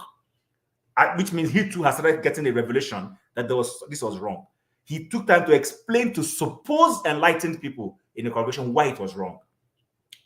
The Sunday after he did this, people still repeated the same thing. So he now had to come with a strategy, which I believe they still adopt because the church still exists and is waxing strong where they are. He said, when it is after they have done all the other parts of the service and it's time for ministration, if he's the one, because sometimes he's not the one to preach, he will be in the congregation, someone else will come and preach. But if it is him, or if you want to invite a person to preach, somebody else will come on and then ask for people to bow down and pray. It's time to hear the word of God or whatever. While people are bowed down praying, he will sneak in and come to the podium. And that's how they eliminated that particular procedure. Now, how does that relate to this mindset thing we're talking about? That's a man who understands what his job is, and that the fact that he's not necessarily better than everybody. It's the privilege that he's the one on the rostrum having to dish this food out to other people. It could have been the other way around. He would be on the other side. And he was sensitive enough to realize when something was becoming abnormal. Sometimes the followers are the problem. A lot of times, actually, the followership are the problem. They enable. I think if I weigh in on that, I think it is the followers' problem, not the leaders' problem. And I apologize for interjecting there. Why I said the followers are the problem is this, not the leaders. I always take my viewpoint from that wonderful literature book, because when Christ was talking to his disciples in Matthew chapter 24, verse 4, he said, "Take heed that no man deceive you." So it wasn't addressing the leaders. He said there will come false leadership, but you, the follower, your responsibility is to take heed that you don't get deceived. So there is already an established argument that leaders will deceive, corrupt ones, or will become corrupt, or will stray away and start to deceive. Jagun will recognize you, I'm coming, and start to deceive. So in my own book, I beg your pardon, the people, the followers, the citizens, as Nigerians, as I often say, is the greatest problem, because we've seen in developed world, developed country, when the citizens don't like things again, they start to address it. They start to attack their legislators, which I have always argued that our legislators are the greatest threat to our democracy. So, Jagun, welcome. Let's go to this question that Rokoya posted. She clarified that she's a female, not a male. So thanks for that clarification. She asked the question, what is the role of the religious elites in the decay of our society in all aspects? I love that last part. Okay, I'll try and weigh in quickly so that I want to hear. I would like to let Jagun also weigh in. So here's my view, and I'll try and make it as short as simple. You know the scripture where we have what we refer to as the lesser prophets in the Bible, the Joel, Hosea, Chloe, and co. All those people. I want Nigerians to go and read it. People need to go read those scriptures and see the role those men played in keeping leadership accountable in old Israel. People don't, you see, that's what our people, sometimes people think that what they see today in terms of so-called their papas and mamas, that's the standard. That's not the standard. That's not the standard when I read my Bible. The standard is that the leadership holds political leadership accountable, religious leaders. They speak up. You quoted when David sinned. Who came to hold him accountable initially? A Nathan, that's a spiritual leader. When the King Saul was erring, who was the person who came to hold it? Was it not Samuel that came and quoted for him what's that scripture, that popular scripture? To obey is better than sacrifice. Who quoted it? It was a Samuel, a religious leader. Do you understand? When Jeroboam, who broke away, started worshiping idols, who did God send to go and correct him? It was a religious leader. I can go on and on. When Ahab was going for battle and carried Jehoshaphat along, and Jehoshaphat said, no, we need to get an alternative, because all the ones there were singing his praise, go and fight. Who came and quoted or prophesied the correct thing that happened? Was it not a religious leader? Or the religious leader that God sent to go and perform an act and told him not to sleep in anybody's house, and he disobeyed and a lion ate him? The problem is my people perish for lack of knowledge. People don't read this book. They wait for someone to climb a pulpit and read and interpret for them. That's the problem. And that's where Christianity has a bad name. If people read this, they will realize that I'm not talking about politicians who come to play, religious leaders who come to play politics. Those who will tell you God has asked them to go and run for office. No. There are people, stay in your office. You have a role. If as a citizen, God has called me to be an activist like Ghani, I shouldn't be seeking to be president. I'm a conscience of the society. Those people have their role. In society, that society is designed according to roles. There are people who will emerge as leaders. There are people who will hold them accountable as civil society. There are people who will also hold them accountable from the religious angle. God has ordained them, giving them courage, especially when they do not go and soil themselves. Why we are not having this kind of people Rokoya is talking about is because a lot of these people are in bed with these politicians. They go there to collect contracts. They are importing things for their churches and they give them concessions. So when you have taken concession, when you have done all those things, you can't speak up because you lose your voice. And when you want to speak boldly, they remind you of the favors they've given you. Even when you have not stolen, they will send a report out to leak something to the press that will make it look like you did anything wrong. And so when you start taking gifts, remember, and I'll end here so that Jacob can come in. When Naaman, the leper, needed help, he came to Israel to seek help. He was a political leader. He went to a political leader who couldn't help him. And then the spiritual leader heard it and said, come to me. And asked him, go deep 7 times. Let's let you all know the story. After he dipped, what did he do? He gave a gift. He offered him a gift. And what did the man say? No, he refused, turn down the gift. Eventually, to cut the long story short, when his servant went behind to take it, did you hear what he told the servant?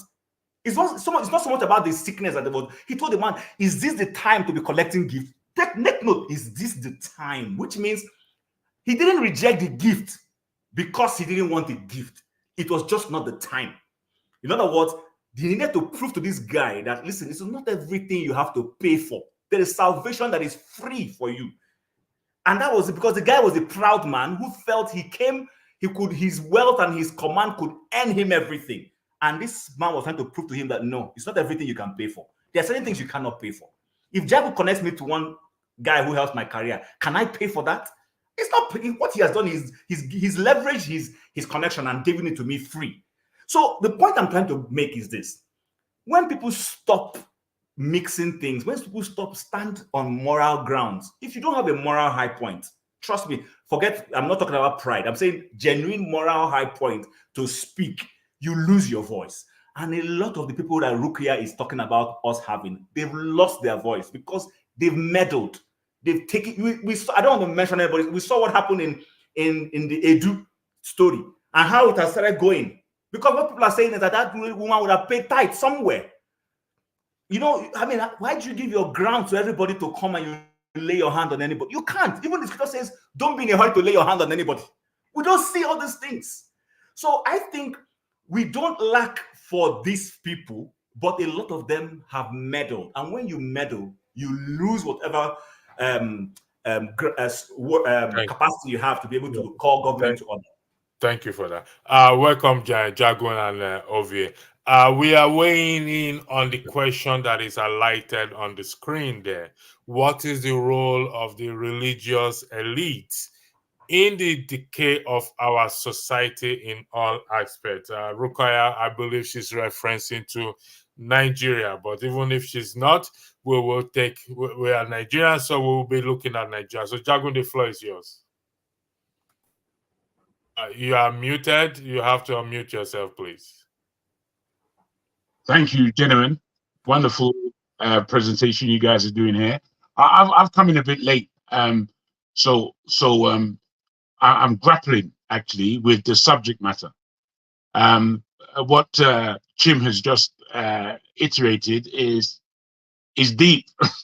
It's deep, and I don't know if I've got the breathing apparatus to deal with some of these levels. All right. Okay. Do we come back to you when we finish this topic so that Ovie can? If I don't know if no, it's not that you come back to me necessarily. I mean, I would just want to say, as you cleared up yourself, electricity. We're kind of referring to Nigeria, but I think the subject matter or what the title is about supremacy, process of emancipation. And the process of emancipation. Now, emancipation, I think, is a very good word where we are concerned as a people.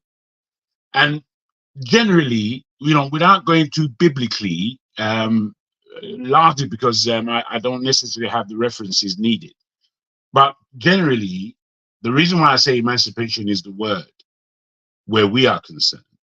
And as I have to agree with Jim that we are the ones doing this to ourselves. After we've blamed everyone in the world, we have to come back and look in the mirror. Continually, we have to look in the mirror. What I see generally is that there's a deep sense of exonerating self from responsibility. And with that, nothing's going to come out of it. Nothing is going to come out of it. When we're talking about emancipating ourselves, are we speaking about Nigeria or the whole entire African world, as it were? We're talking about the continent of Africa, mostly countries controlled by populated by blacks. Because I remember the topic, the thumbnail is black supremacy. We started with white supremacy, blah, blah, blah. But they have a reason to feel more superior than us, Dago. You are in the United Kingdom and you are sitting in the comfort of your home and probably using your phone. I don't think in the last 10 years you've experienced blackout types of electricity, except there is a bad weather, a wind like the last wind storm Isha, whatever they call it. But beside that, even if you are struggling paying your electricity bill, they still come to a certain, they negotiate with you to see how, okay, we are going to take you off constant electricity and we are going to put you on pay as you go. And so that is what, so in that sense, they're bound to feel superior than us. And we shouldn't take it badly, because we also practice this black supremacy. But what we do is we practice it on ourselves by pulling ourselves down, not uplifting our society. I yield the floor back to you. Thank you. Thank you. You've reorientated me very well. I now remember what it is that I have to say. When we speak about superiority and the Western style of superiority, I feel strongly that without context, historical context, we have no point of view. One has to understand how the world has come to where it is today. I do a lot of research in history. And when we look at the first European civilizations, we're talking about the Minoans and such like, the early people in Greece and Rome. This is before the Romans per se and before the Greeks per se. These individuals were of African stock. Then we go forward and learn about what the Greeks have said about their own history and their own civilization. And they put it squarely in the hands of the Egyptians, who were African, as they have underlined. They who were there as the Greeks. And when we're reading historical text, we can't be there physically. We can only really take the reports of those who were there and what they wrote, and not with what is now subjected upon us in terms of how the West today reads their history in this awfully funny way. With that, then you have to obviously go where Chim and yourself have kind of gone into the spiritual aspects of life and what that gives us and what that tells us. And it tells us that basically we are not the owners of our own lives. And within that sentence alone, there needs to be a great deal of humility. It is unfortunate that we come to the time when man's pride is so high, he may as well be smoking it. The pride of man is beyond. And within that pride, there are so many ways that you can be taken down, because you already put yourself so high. To make you trip up is quite an easy thing to achieve.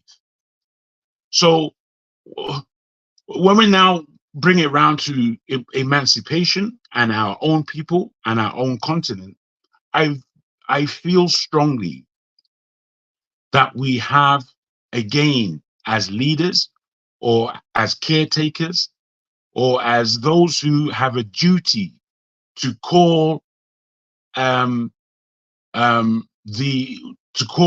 those in power to their responsibility. We're not doing it sufficiently well. We're just playing the game of the piper. Now, with that, again, it's a losing game. We have to bring ourselves as individuals to a point of unity. Now, when we unify, this is something I've learned spiritually of late. When we unify physically, when we unify amongst ourselves, when we unify under a political context, we are unifying wrongly. If we look at Nimrod and we understand how he unified under his power and brought his people together in order to attack the heavens, which is to say that we know the laws that you've put down, but we as men aren't going to do that, not under my watch. That sense of pride is so deep, it's in all of us. Now, the unity that God is looking at is the unity, depending if you're Christian or this, but it's the unity in him, whereby every man is attaching themselves to the Father. Jago, let me That is interject. unity. Hold on 1 second, Jago. Let me interject. Okay. Please do. We are looking at look at I'm trying to put it this way. Okay. So the white supremacy, that's idea of we are more superior than you because they've done a lot of things which we've highlighted here. This your illustration that we have to look up to him, which we do, but yet does not reflect in our society up to date. How do you balance that? That's because we don't. You know, there's a big difference between religion, to me, and if we look at the life of Christ, you know, I don't want to speak necessarily from a Christian point of view. You know, you see, let me highlight something. Hold on, Ovie, please, I beg your indulgence. There's only 4 of us. We have time now. Huh? We have time. There's 4 of us. We have time to explain our thoughts. We don't want to overflog it, and we have so that we don't lose the audience attention. Look at this. This says here now that we must apply the same principle and grammatical rules to the Bible and exercise common sense. You take that word common sense and reason with it as what? As other books. Earlier I said, in my reading of the Bible speaks about what do you call this environment? This sustainable environment. It encouraged sustainable environment. The literature book called the Bible encourages sustainable environment. Also encourages for us extinction, how we protect these animals from getting extinct. It's there. So it's one of the best literature book that I have read so far that encourages such. So, but if we dismiss it or we over spiritualize it, which we do in Africa, but in Nigeria, most especially, I stand to be corrected. And that is why we are where we are today. Because what the people actually want, citizens want, is what you and I are experiencing over here. Before I come to you, let me give Ovie 5 minutes, 2 minutes to say a minute to say hello to the audience before he fall asleep. Ovie, are you there?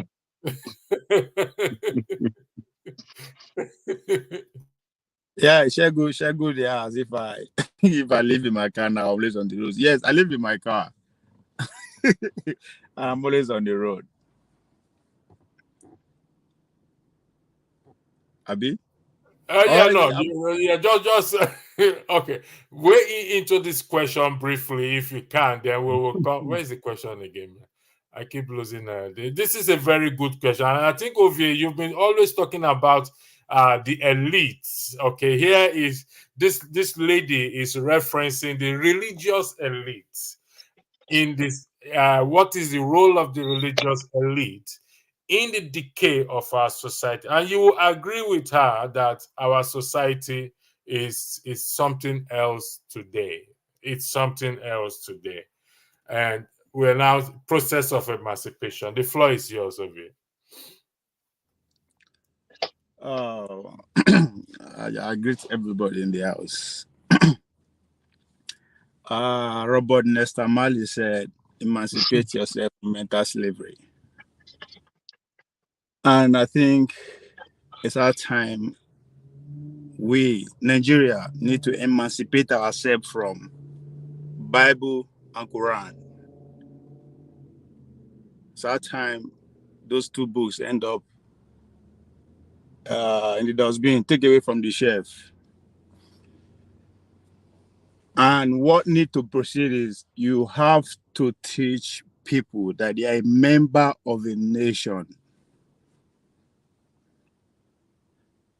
That is a tax that all of us, I'm saying all of us because we know our government, Why do I say we need to emancipate ourselves away from Bible and Quran is today, every Nigerian, you go say, me, I'm from Zion.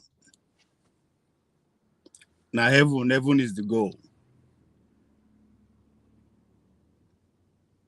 So to answer your question about the religion elite, they are doing extremely well among all the leaders, the elite sectors in Nigeria. They are the ones that are doing extremely well.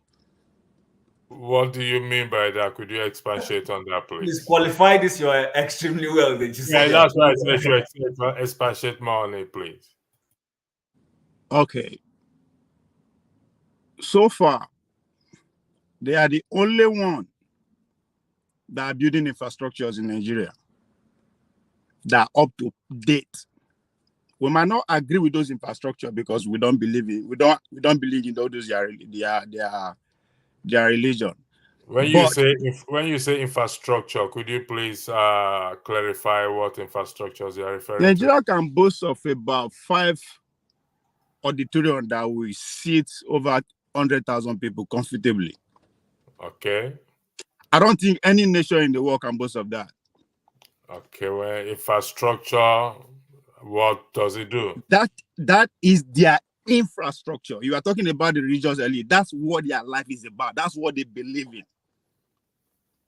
The doctors should do the same. The engineers should do the same.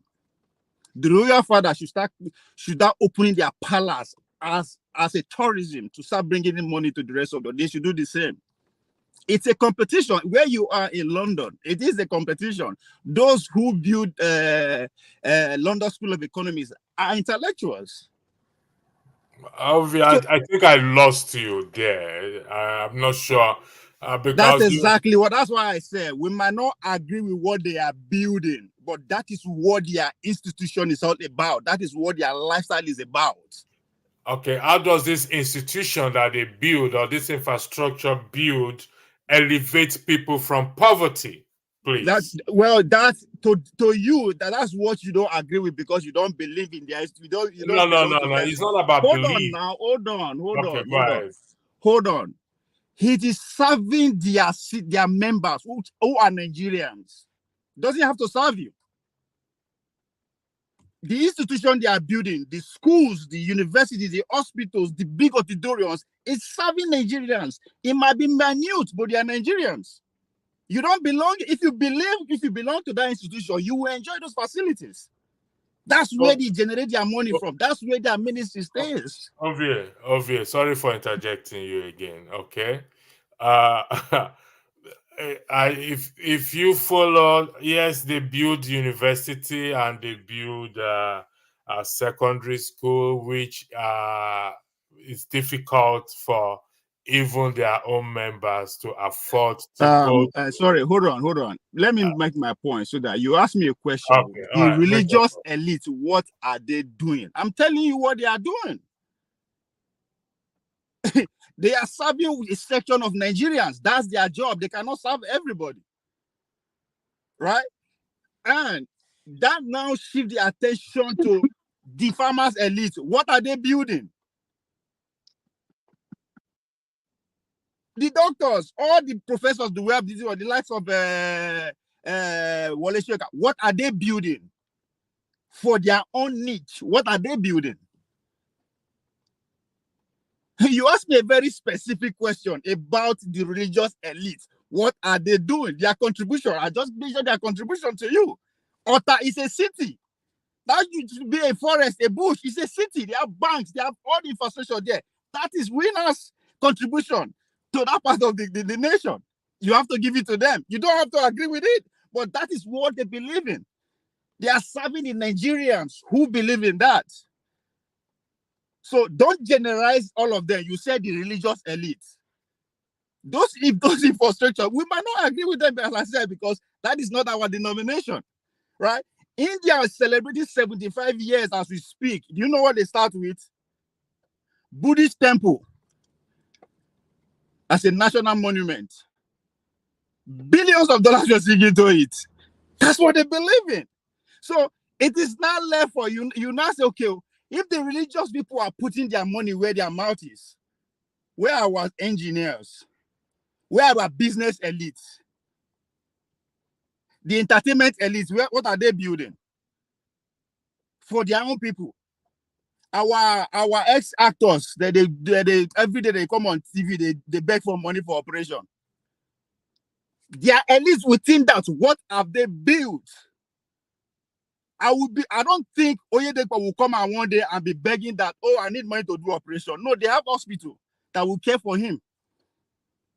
As I said, we must say, oh, they are too expensive, not available to all Nigerians. But the people who are enjoying it are Nigerians.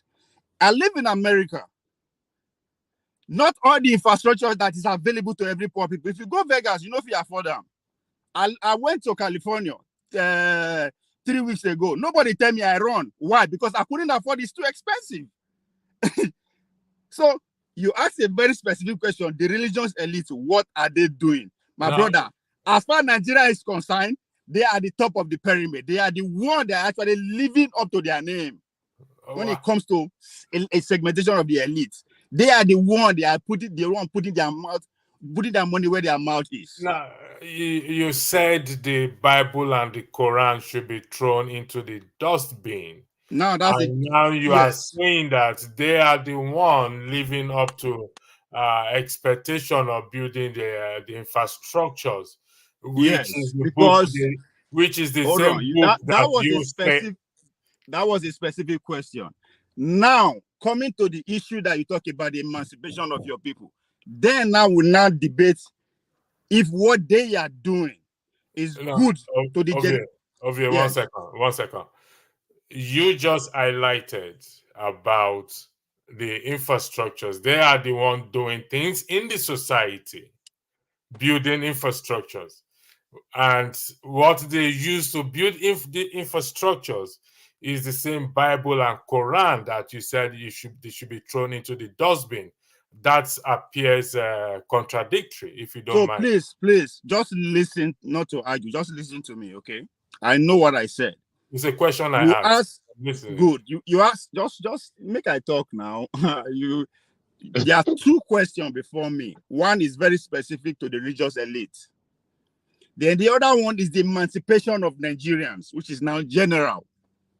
Now, while I was trying to justify what I mean by the religious elite, instantly you have an objection, right? Which goes to the direction of, oh, what they are building, ordinary Nigeria cannot afford this, which is a legit argument and it's a legit point that you have, right? And that is where we now bring it to the national debate. These people, the good that they are doing for their people, how does it affect the generality of the nation? Is it positive or negative? And as far as I'm concerned, we can do without them. Or we can rechannel those institutions. Because it's all about orientation here. And I make one point, why I said we should emancipate ourselves from there.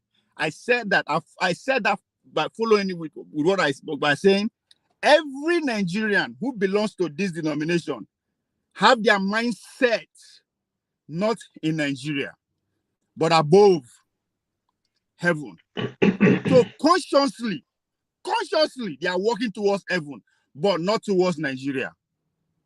That's why if I commit crime today, may God go do it. May God forgive him. God go do him. That is the effect of that.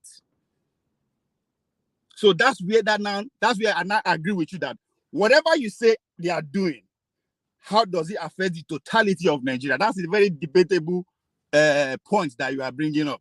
So it's a two general. I'm not convincing myself. I know what I'm saying.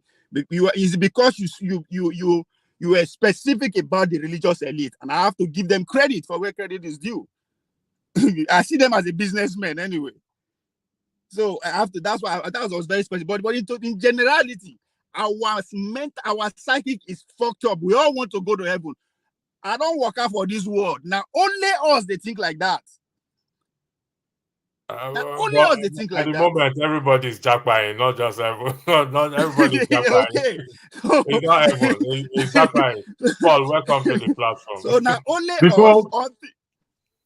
Sorry, before you go to Paul, understand that these two books, were brought to us for a reason, because when they conquer our leaders, then the royals and those that govern the society, when they conquer, they finish with hard weapon. The next thing was, okay, what story do we sell to the people? And that is where the Bible and the Quran come from. The guy who first bring this teaching won't give us what's his name, the Yoruba guy that actually brought the Bible first to Nigeria, was trained in Rhode Island. Ajayi Crowder. Samuel Ajayi Crowder. Rhode Island. Now the blueprint of Rhode Island. They take emancipate all of us. And where they send they go, because they said it will take some of us that they train for them to be able to carry that work. Where the school they train them, they Sierra Leone. So that's what they say the plan. What we are, the attitude we are displaying now, nobody say we know, no, it's well orchestrated. So until we begin to, because if the people where they actually counter me with this other argument is that, we they suffer before. No, maybe we not they suffer, but just what they call Benin Kingdom. It was a well-civilized kingdom. There was no Bible or Quran. Can I say something quickly, and then before Paul weighs in? Go ahead. Before you say something, if I may, electricity, I don't quite understand. You took the mic away from me when I hadn't finished my own submission. I'm sorry, Jaguar. That's terrible. And then you could put. I agree with you. I agree, because when you first say, I say, come, make I greet. I greet as I don't say I greeted and I kept quiet. I apologize. It's not the best, because my thought process has been messed with. All right, it's not fair. Are you okay? Are you back now? I can yield the floor to you and keep quiet. Okay. No, okay. you see, when you spoke, to be honest, when both of you were speaking, what I enjoyed was your almost not monologue necessarily, your conversation. And you were able to expatiate on what you were saying. So with the three of us, and then when Ovia came in, I thought you would allow me to expatiate a bit. And when I got into it, you took it away from me. I apologize for that. My sincere apology. Ovia went on because there are a lot of questions I want to put to him. Inspired, but Ovia, Paul, welcome. Chim said he wants to say something. Jagun, do you want him to say something, or you want to go? I have to yield for Chimo. Maybe he will give me something to chew on. Jagun, AY for it says you should not grieve for anybody. You have Anyway, so what I was trying to bring out is this. Okay, so I've heard what Ovie said, and sometimes the prism or the way we look at things is usually colored by where we're coming from. So some might say that religion or Christianity or whichever context you want to bring it down to has not served us very well. There may be some people who will say that. I want to give you this life. I want to be vulnerable. Let me just use that word. So I go to a church here, and this Christmas, there's a fellowship angle of that church I go to where we go do Bible study. Predominantly white people. I'm probably the only, not probably, I'm one of the black people in the church. We're not many. But this Christmas, I was in my house. On this particular Sunday, I didn't go to church. And then my phone rang, and it was one of the people who said, "Hey, hi, we didn't see you in church today, blah, blah, blah." I said, "Oh, we have a hamper for you from the church." And they brought the hamper to my house. Are we listening? Mm-hmm. So the point I want to make is this, because I always hear people talk about how Christianity has robbed our people. There might be a sense in it. There might be a sense when you look at a couple of things that a few notable ministers do back home, and then you might want to say that. But given what I just explained to you, and I live in a prosperous society. I live in a society where my church doesn't need to do anything for me. If I have a need, I go to the government and they solve it. But my church decided to say, this brother, we need to give him a hamper because of the one or two things we know about him in this season. And not that I complain to anybody, but somebody just said, give this guy a hamper. He needs a hamper. And they brought me a wealthy hamper, not very little things, rich hamper. The point I want to make is this. Is it fair to, because of how people, it's like taking democracy too. So there's Christianity or religion on one end, there's democracy and politics. And you've seen how democracy and politics have served other societies, giving them good roads, giving their children education, giving them all sorts of things.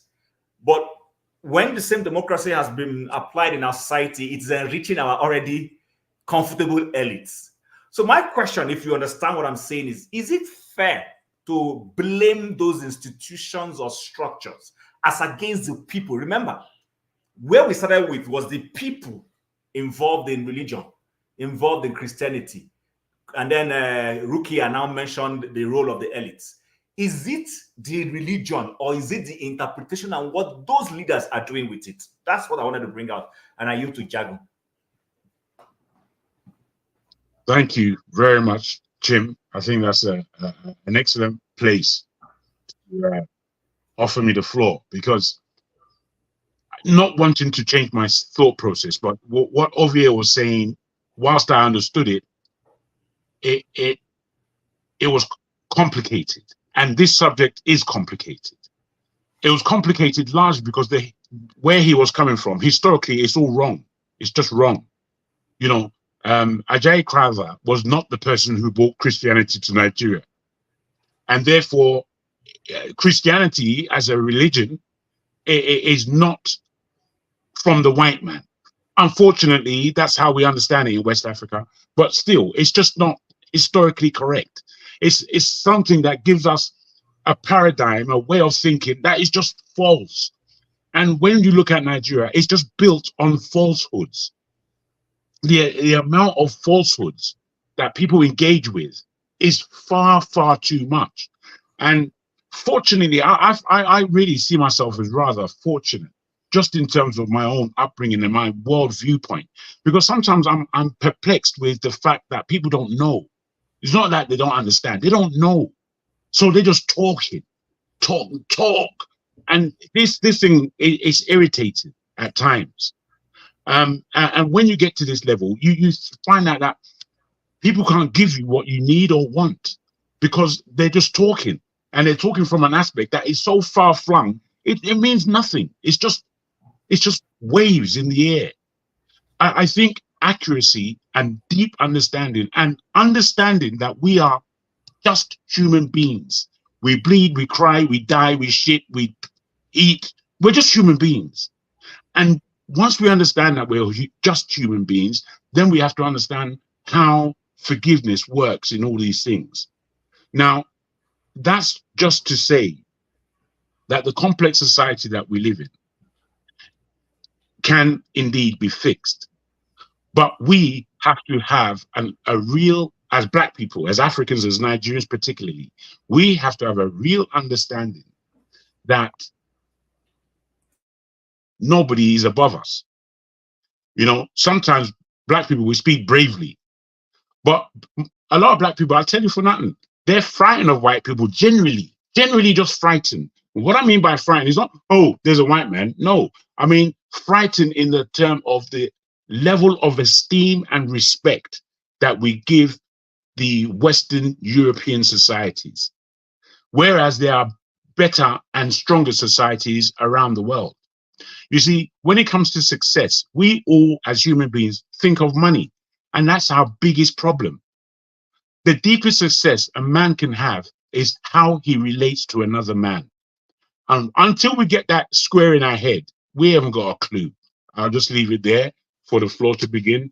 Hello. Jago, thank you very much for that. That success is how we relate, or in other words, how we uplift one another. And I said this earlier. I actually was talking to my daughter earlier today about this subject and comparing the society we are in right now, where they do everything within their power to provide or help their citizens in terms of job, health, and everything. And I played a video earlier of what Black supremacy is. So for those just joining us, I'm going to play the video again. That there is what we call Black supremacy, just as we have white supremacy, but we practice our own in the opposite direction. Now, I use this video, but it's across board, which in politics and everything we can think of. So I'm going to play the video again. Then I will go to Paul, and Paul will speak afterwards. Thank you.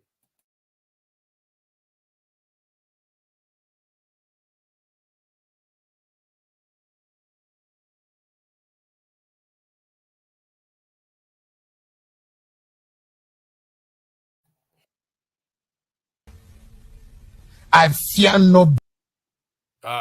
Please let me know if you see the video, because Chim was not saying it earlier. It plays now. Okay. If you call me your spiritual father, this month's salary is your first fruit of the year. It is for me, not for church. It's for it is for this altar. It is for this oracle. Are you hearing me? It is for this vessel, this one God has prepared. It is for my welfare. If you honor me with the first fruit of your first year, by the middle of this year, if you don't testify, come back, I'll give back to you. I put that there. You will see wonders. Covenant with my spirit. So, you've seen the video. Where is it again? So let me remove it from the screen. Now, I did say days. I highlighted days. It's one of the problems we're having, and that is why we over spiritual things and we don't ask questions. It says we must apply the same principle. Remember, the man is talking about the Bible. We must apply the same principle and grammatical rules to the Bible and exercise common sense and reason with it as what other books. What is the common sense there? Organ of sense as the eyes, ears, nose, tongue, palate, fingers, and the nervous system in general. And you find this in Hebrews chapter 5, verse 14. Paul, I yield the floor to you. Thank you. Thank you. I don't know what to say with this. That is Black supremacy we are seeing there. Yeah, some of this religious charlatan. I saw one in River State, Port Harcourt, Ibiyomi, when he talked about if you work for church and they pay you money, you will never succeed. You will die poor. You understand? It's just funny. You are telling the man who played drum instrument in church, the guy who clean the toilet, who do all those things, because this church is so big. It's a very big, large infrastructure, like Ovio will tell you. Then the people who do those work to keep this infrastructure going, if they earn salary, if they earn income from that place, they will forever be poor. But guess what? He himself is earning income there. It's okay for him to earn income, but it's not okay for any other nobody, because nobody will join me, because I myself, being the supreme mercy, the supreme leader, is the only person who is entitled, because it is only me that have the calling. The rest of you are just mere observers. That's how I see it. You understand? When somebody threatens that you must give me your first salary, when I look at every one of us face here, I know none of us is a kid. Let's tell ourselves very well. Some 30 years ago, when we were going to church, did we hear this thing first fruit? Let's tell ourselves the truth. Let's just even start from there. Is it that they just rewrite the Bible like the way we used to have 1963 Constitution, 1967, 1979, it's the same 1999? It's the same. So how come we didn't hear this thing when we were going to church, when we were living? That is why I kind of wonder why people criticize it or say the Bible overnight. This thing, electricity. Let me say this funny thing. When we're growing up, it's the same English. Remember growing up many years ago, not like people like Jagu. We used to call something latrine. Yeah, Somewhere along latrine. the line, Yeah, they call it latrine. toilets. Now they call it restroom. They call it the gent. So it looked like this is how religion is changing now. You understand? From latrine to Or toilet, latrine to suck away. it's upgrading. It's Shalanga. just, I am telling you, because the people just, one thing you will never lose that I get to understand is called faith. It's called hope. You can never lose it. If you lost hope, immediately you will replace it with false hope. You understand? You don't just lose completely. You understand? Probably maybe in some climb, maybe like in the West here, when people lost hope, they end it. In our own part of the world, it's hard for us to end it. Then we'll jump. That's why when you see people lost job overnight, they become church boy. From church boy, before you know, some will get calling. Before you know, some will just languish there. You know, so these are the things. So immediately, once they lost hope, they replace it immediately with false hope. They replace it immediately with that thing called faith, that has no work. And faith without work is dead. You understand? I know people can read all these parts of the Bible, but let's look about James 2:18. He said, if a man says he has faith, show me your faith by your work. You understand? But I just see, because people lost hope, so these guys just take advantage of them, take advantage of their vulnerability, and everything. I'm trying to help my little niece down here while I'm struggling to try to coach her and everything. But guess what? I am the one that suggests it. I am the one that is paying the money. I am the one that is doing everything. But guess what? The part that she's playing, she's just busy taking her own little resources to go give to somebody else, be praying, and everything. The time that she will use to do all the research, you understand how to go for an interview. No, she just believes God will do it. Then I ask, why do you want to let God use me, devil, to do it for you? Why did God use your pastor to do it, your church member to do it? That it is me, devil, that started the process. Well, the Bible said it about Libya. So you see the type of people that we are. I see so many people who come to church here in America. Church will help them, give them mattress, help them for them to get their feet together. You know the level when some come with the wrong visa. But do you know these people started getting money? They'll say, this church no get fire. They are still paying heavily tight in their Nigerian church. And they will tell you that it is that church that prayed for me that make me find myself in America. The question that I'm asking, then I'll ask them, how many members do you have in that church? If nearly all your church members are begging you money right now, you are in America. Right now, you are in the UK. Why didn't the church people also pray for more members to come? You understand? Your hard work, you don't even value it. What you achieve, you don't even value it. You suffer, you go to school. Guess what? You graduate from secondary school. You went to university. Guess what? You graduate from university. You are working. You understand? You've put in all the hard work. You are working. You achieve all these things. Then you just stand up. You say, one pastor pray for you. You went for interview. You get the job. Can you go apply for a job as a banker with no qualification? Then let that pastor just put hand on your head like a better edu. You understand? Where all the parts that you've put in for you to get to this level, they don't mean anything to you until somebody just put their hand on your forehead, until somebody just put some anointed oil, like they call it, on your head. That is when you can achieve. What about all those times that you went to school? Did your common sense tell you that going to school is also considered like you learn work? Like the man who went to learn tailoring, carpenter, and welder, and you graduate from primary, secondary school to university? Is that not hard work? Didn't you put your own work?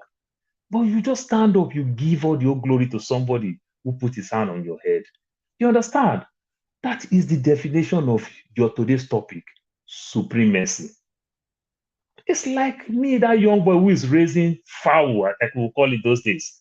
You understand? I only buy one fowl, then my fowl start laying heads, start hatching. Every one of them is my own. That is another definition of supremacy. So the pastors just take every one of us. You understand? So no matter how many wives I have, no matter how many kids I have, no matter anything that I accomplish, I will go give it back to him. it's so barbaric. You understand? Common sense is just not so common. Yeah, I can't get it. Then let me just touch a little bit about what Ovie said about this infrastructure. Ovie, I will cut some slack for you when you talk about this infrastructure. Why I want to cut some slack, because we or two we do the same thing. Somebody will say, "Oh, I was raised in Lagos for 30 something years before I travel out.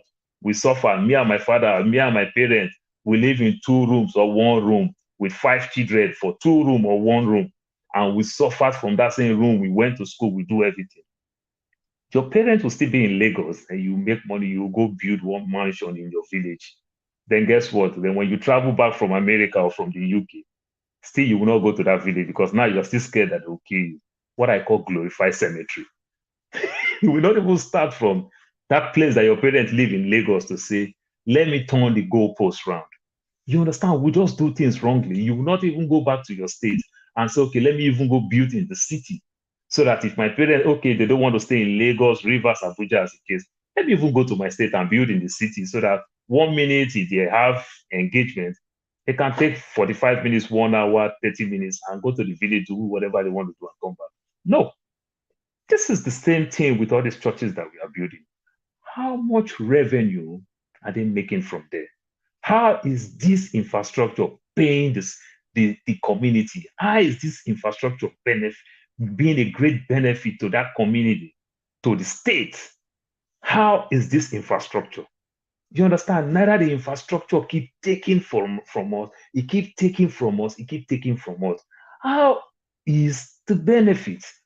There's always a projection. MTN is coming in Nigeria. They're about to employ 2,500 staff. You understand? And the 25,000 indirect and staff. You understand? These are the things. You understand? Other people that do business with it, it pays people. People do small umbrella, dealer to sub dealer and dealers and the like. People make money. It create job. How does these things create job to people? Neither it take the little resources.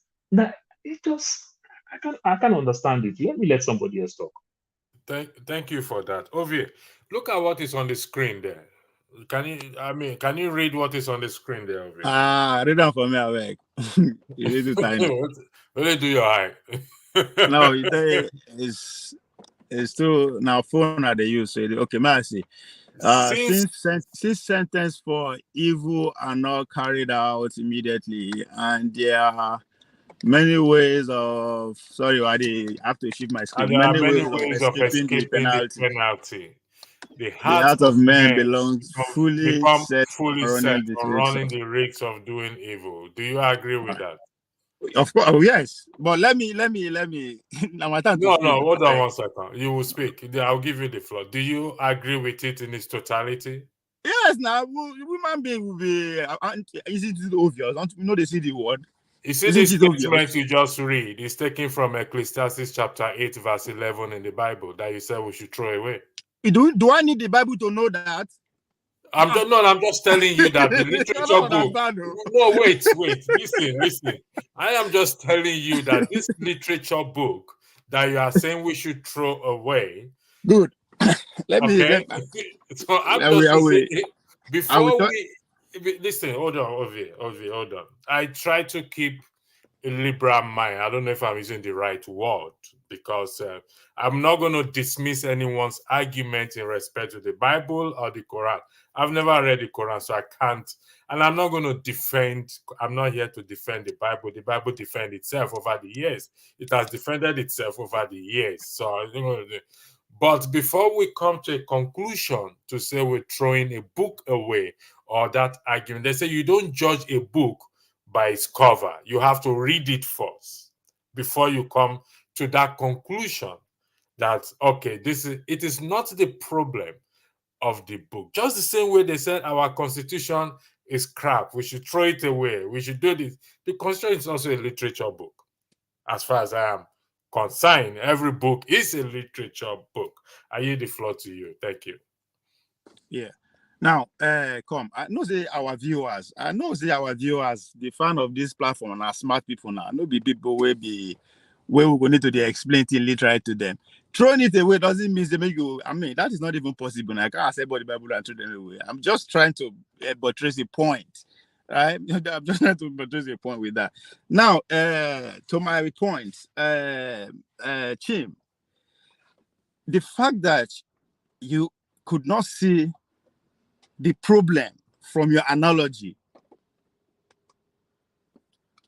back the point I was trying to make. What analogy, please remind me? Your hamper analogy. I am pointing how that book, how it destroyed millions of Nigerian psychic.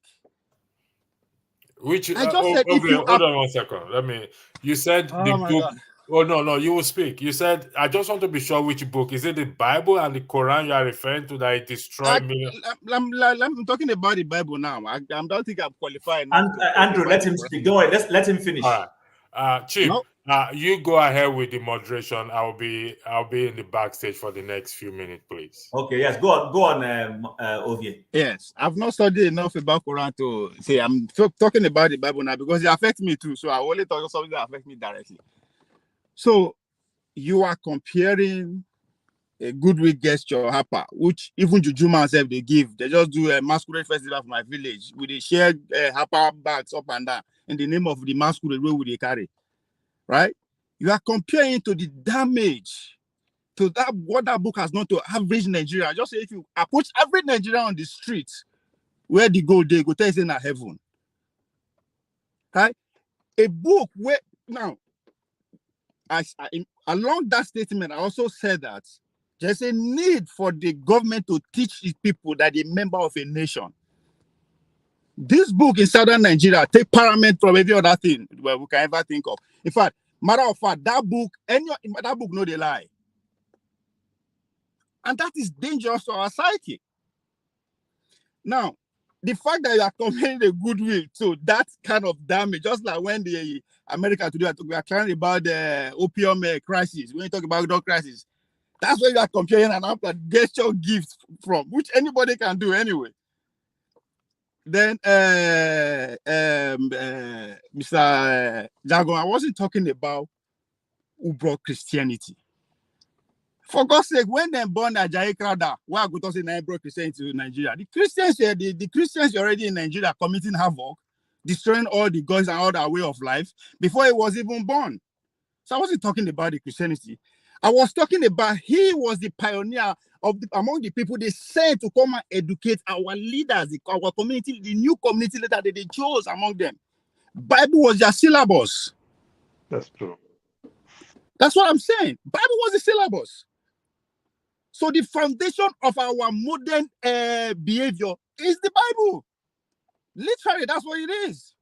So that's what I was pointing. I wasn't saying, oh, Christian. I was saying, when they born them, Christians is all they do havoc all around the world, keep people destroying everything before they born them. So can I come in real quick? Ovie, I understand what you are saying. But you see, there's a way that we must speak in order to really communicate, rather than just. Wait, let me land. I'm not trying to stop you. Please don't. We don't have to fight. Let me just land a little bit, please. All I'm saying is that there's a way we must communicate with each other, not for our own understanding, for the understanding of the people in the panel and in the comment section. Make that they understand what we're saying correctly. Now, when you're using these terms and they're brushing, it's too. You're asking me to pick from your wide brush. I can't do that. What am I doing that for? You're supposed to communicate accurately to me so I understand what you're saying. Then we don't have to go back and forth. We will understand. All I'm putting to you is that you're almost saying that Ajayi Crowther didn't do a good job, and then we have to argue: did he do a good job? Yeah, yes, exactly. It's penetrating you because you're not touching. Now, you could say that the Bible is the syllabus. Now, we have to understand that Ethiopia and Armenia. Jacob, please, can you allow me to, when it gets to your turn, you do your explanation. I'm not coming here. Okay, sorry, hold on. It's unfair, but I don't know why you're not able to listen. If you're able to speak. Hold on a second. From the point I never made. That's what you're doing. Guys, hold on so that we don't do this. Oh my God. Ovie, Jagu did not interject. I was actually coming. I thought you were done. Oh I was going to speak. my God. Can you hold? See, no, we can't do this. Yeah, we can't. Can I point something out? Can I point something out? Can I point something out? Can I point something out? Ovie, you will speak. Ovie, you will speak. But in speaking, you must listen. Number one, you had the floor. The thinking was you were done with your own presentation. And then because you had referenced me and referenced Jagu, we would have been given a chance for a rebuttal or a response. I was going to, then Jagu stepped in. So I said, okay, let him respond to the angle on which you took him on, which is what he did. And in trying to speak, he wanted you to listen.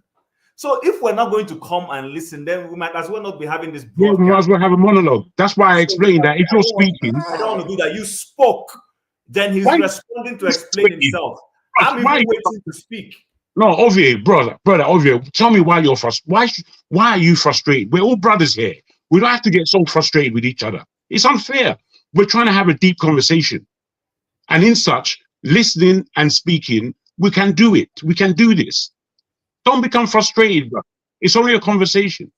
I'll lead for. Before I speak, Ovie, do you have something to say? Because I want to respond to something you said. I wasn't even halfway to my point. That's but what that's I'm not saying. true. You were done. You concluded. Allow him. Go ahead. Go ahead. Why do we always do this? No, we're allowing you, bros. Don't go back.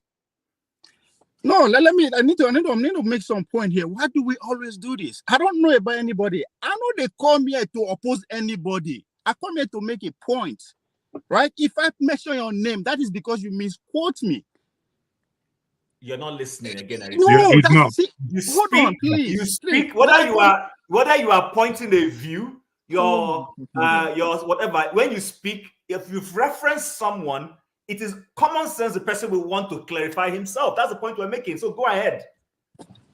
Please, can I just go ahead and say what you want to say? Go ahead. When una they reference me, I no talk now. I kept quiet because I know I will have my time to respond. But that's not the whole point. That's not even the thing. Any times where I they use speak, as I say, I don't come here to oppose anybody. I don't get anybody for my come here with my point. When I look at the topic, I know my point. You can disagree with it, that is fine. Ovie, go ahead, please. No, because we always don't be frustrated, bro. Come, make it. Go ahead. You're wasting time. Make it calm. See, when they talk, I know say make una stop, make una point. No, we didn't say. I didn't say that. Now. Oh, why are you fighting everyone, man? Go ahead now. I am talking. You keep saying go ahead, go ahead. Am I not speaking? Because you're still making reference to what is not part of the conversation. Go on. I'm clarifying myself why I speak the way I speak. I'm clarifying myself why I speak the way I speak. That's not necessary. Go on and make your point. It is necessary because you guys are not seeing my point. You don't have to agree with me. Just I don't have to see your point. But I'm listening you guys to are seeing you. as if I'm difficult. I'm not difficult. When I'm speaking, you keep up. Because when you are speaking, I keep quiet. You don't. This is not why I didn't come here for this today. I didn't come here for this today. Honestly, that's the point. So forget my name. Forget me. Just attack my point. If you don't disagree with my point, just do my point. Forget me. If I don't say nah, my father bring Christian, you come from Nigeria. I have the right to say that. And you have to say, okay, but you have to go beyond that. Andrew, don't hand over this to me next time. If you do, I will click off and go. Honestly, I don't want to do this. That's not why I came here today. No, so I'm being honest. I like to be very factual. I'm not trying to play games. Paul, I mean, sorry, Chim. I apologize because I need to attend some. Please, AY, welcome to the show. Chim, again, I apologize for putting you in this position. I handed over to you, and in the future, I will say hand over to you if you are there. So you're not going to run away. No, I won't accept. And I'm being honest because remember, you see, the funny thing is, I'm not trying to say this out of belittling anybody. When we started this program, maybe you want to go back and highlight that comment that someone made. Please go back and highlight it. Okay. I'm serious because what has happened now is exactly why the person made that comment at the beginning. You know the comment I'm talking about. Is it the comment of Rokaya? Did you hear where somebody said people are having a decent conversation for once? It's on that comment. Yes. The reason why, okay, let me No, don't excuse. I'm just saying what just transpired now is why that person made that comment. In other words, the person comes here and goes and was like, okay, there's a breath of fresh air. People are having a conversation. When Ovie was speaking, we all let him speak. You handed over to me, and then he was speaking, and I thought he was done, and I invited Jack to Ovie has left. Then, let's continue the conversation. Ovie, I hope you will join back again. He should please join back. He should learn. He should learn it's a conversation. I don't want to come and argue. Conversation doesn't mean I agree with you or you agree with me, but we just lay things down. I'm just you don't see what the religion don't cost now. Not be religion cost am, not be religion cost am. I'm sorry. Religion truly it's not religion. Truly it's not religion. I just all this grown-up man go keep us in there. Now so this is highly dangerous for a man's heart, you know. Anyway, you see, I don't want to highlight that comment because of okay, you can go back and read the portion. Okay, I have it in front of me. The person said it's refreshing to see two men having a great conversation with mutual respect for each other. With all due respect, I'm not going to read the rest. So that's the reason why I'm okay with that. Don't read the rest. I get you, and I'm also not in support of the rest. But why I want to emphasize this, you see, I've said this to a few of us. We come here to learn. Yeah, I mean, this broadcast. I didn't go to work today. That's why I'm on this broadcast, and you know why. I told you, oh, I'm home today. I'm off today, so we can have a conversation. We come here to learn. Let's not always come here. And you see the way the conversation began, and we were just having decent conversation, discussing things. You challenge me, you throw. Let's have conversations. Let's just have conversations. Even the things we're talking, that we keep blaming religion, blaming Christianity, blaming Islam, it's not those religions per se. It's people's application of those things. That's the problem. Because I've asked us now, democracy is working in other countries. Some of those countries, the UK, where all of you and Jagu live, used to be a monarchical society, heavily monarchical society. And they liberalized and brought in an aspect of it which is democratic. They are still making progress, even though we will say they stole our resources and everything. But at least they are making progress, holding their leadership accountable. Even the monarchy is now being held accountable. But we are not accomplishing the same thing with the same democracy in our own society. And then before we say Jack Robinson, we say the black man's political system is our problem. I struggle with some of those thinkings. You know, that's my frustration. There is actually no system that if human beings open their mind, and we're not perfect, but we make an effort to apply those things with an open and honest mind, that will not get a good result. There is no system. Is it business? Do decent business with. If I do, me and Paul enter business. Oh, Paul, let me provide you with so and so. This is, and Paul, I provide, and Paul pays me, and everybody is happy. We keep going for them. When we start having problem is if I begin to defraud Paul or Paul defrauds me. Then wahala go enter. Then we go say that business be the issue. Business no be the issue. Now my character or Paul character na be the issue. That's what I want Ovie to realize. That's what I was letting him know when I use that. And I rightly said I want to be vulnerable. It's my story that happened to me, but I chose to share it to explain, you know, that you can't just say is a problem. Can you stop muting me, please? Electricity. It's not necessary. I'm quiet here. You know. So anyway, let AY say what he wants to say, then we continue.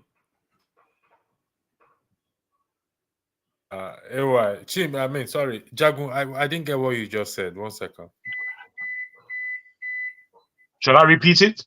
Yeah, please. I didn't get what you said just now. My microphone keeps muting, and I'm very quiet here. So I don't know if it's you doing that, but if it is, I'm even though you're quiet, because it's if you want because you know there's no noise coming here.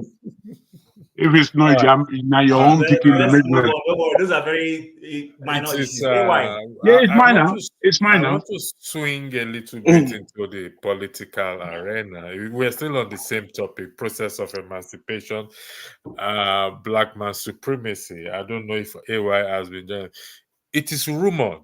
It is rumored. There's no confirmation yet.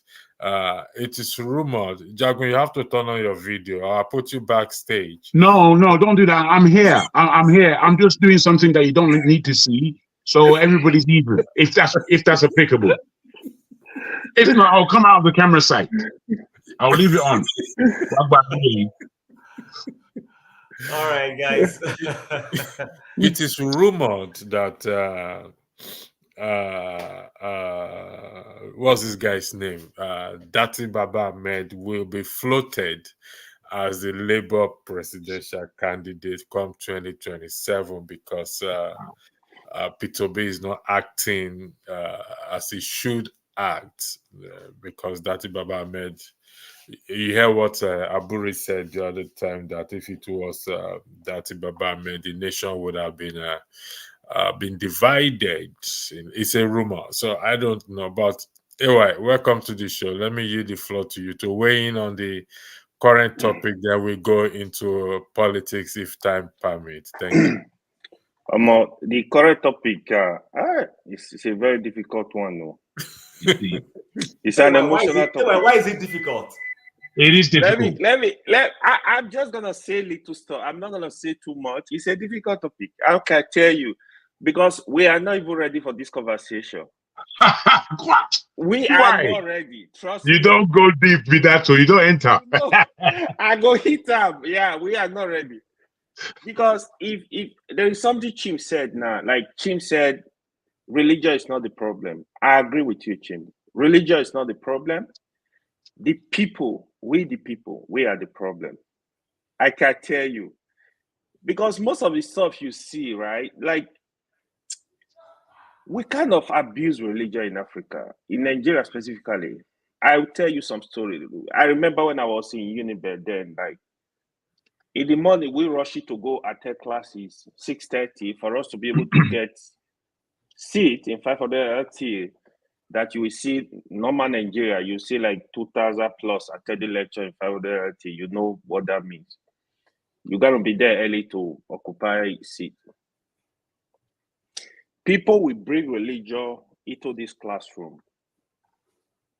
So one mistake I feel we made in Nigeria is we did not allow religion to be in its place. I usually say this: if I have opportunity, this is one thing I'm going to implement. I'm not saying don't worship, don't be a Christian, don't be a Muslim, don't be whatever you're worshiping. But just the way we have it in America, you work with people, you don't even know if they are Muslims, they are Christians, they are whatever. But some of them are very solid in their faith. Worship at home, worship in your worship places. But what we did, right? People tend to bring religion to the public place to disturb everybody. I will not, if in the South, it's very common with the Christians, especially the Pentecostal Christians. In the North, it's kind of common with the Muslim too. It's not a one-way face thing. People don't respect the public. You need to understand that you are not the only, Nigeria is a, what do they call it? A secular state, they say, right? Secular state. Even in workplaces, these things happen, right? I think that's why people are able to take advantage of the situation, like some of the leaders, to manipulate others. Because really, most of the stuff we do is not the religion, is the people. We are the problem. There is something that is, we allow anybody that uses that to its advantage. We allowed it, we allowed it. You know, like, really just look at what most of them are doing. How they work with the dreaded politicians that do what they like. They rig election, they come to your church, your mosque. You are worshiping them, you are hailing them. Oh, Mr. Governor.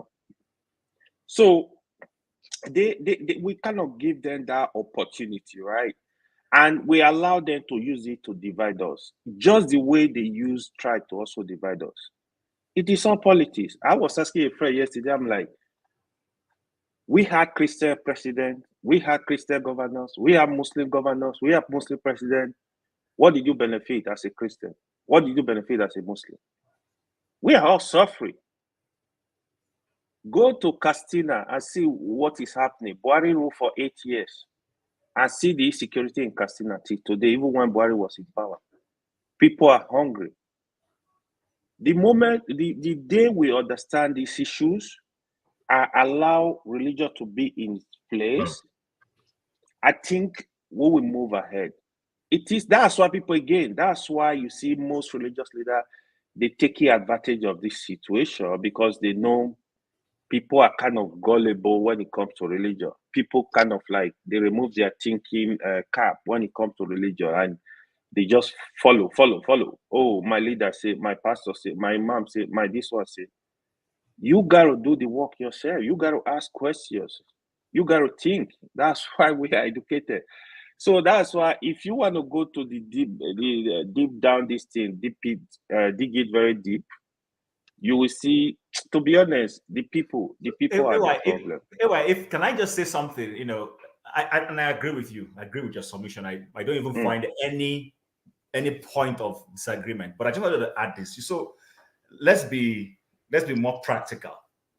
Today on Facebook, I saw a video, and I think someone has sent me that thing, but I'm not sure. I don't want to go searching my phone, of somebody, the minister of immigration or something in UAE, one of their ministers, was interviewed, and he said this is a practicing Muslim. He said any government in the Middle East or any society that refuses to tackle is extremist Islamism or whatever he mentioned, that is a ticking time bomb. This is a practicing Muslim being honest with you. It is. And then I've been privileged to have gone to that society. I've been privileged to have visited another society next to them, Qatar. I've been privileged to have visited 2 or 3 of them. And I see the level of development these guys accomplish. In fact, the time I went to Dubai, and then for those of us who went in the early days when Dubai was budding, they would sell you this tourist thing where we go inside those sand dunes, go play cargo, they do like this. I don't forget to record that place. I went on it, you know, if you're not strong, you go think that the car wants some assault. And when we finished, we went to bonfire. A lady came and did belly dancing for us and everything.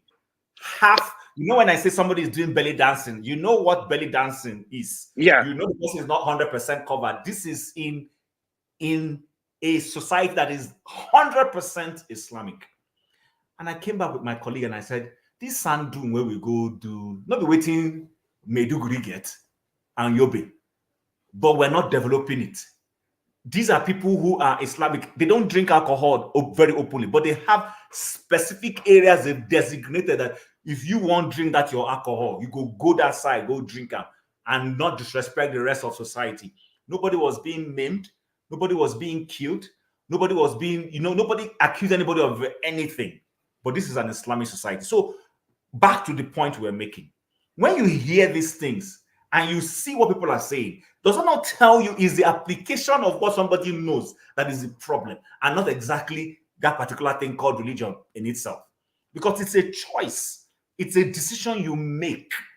Do you understand? I also saw a video today. I'm not sure what Western nation that is, but a Muslim walked into a church. They were having their service. The Muslim went to the front, laid his mat, and was praying.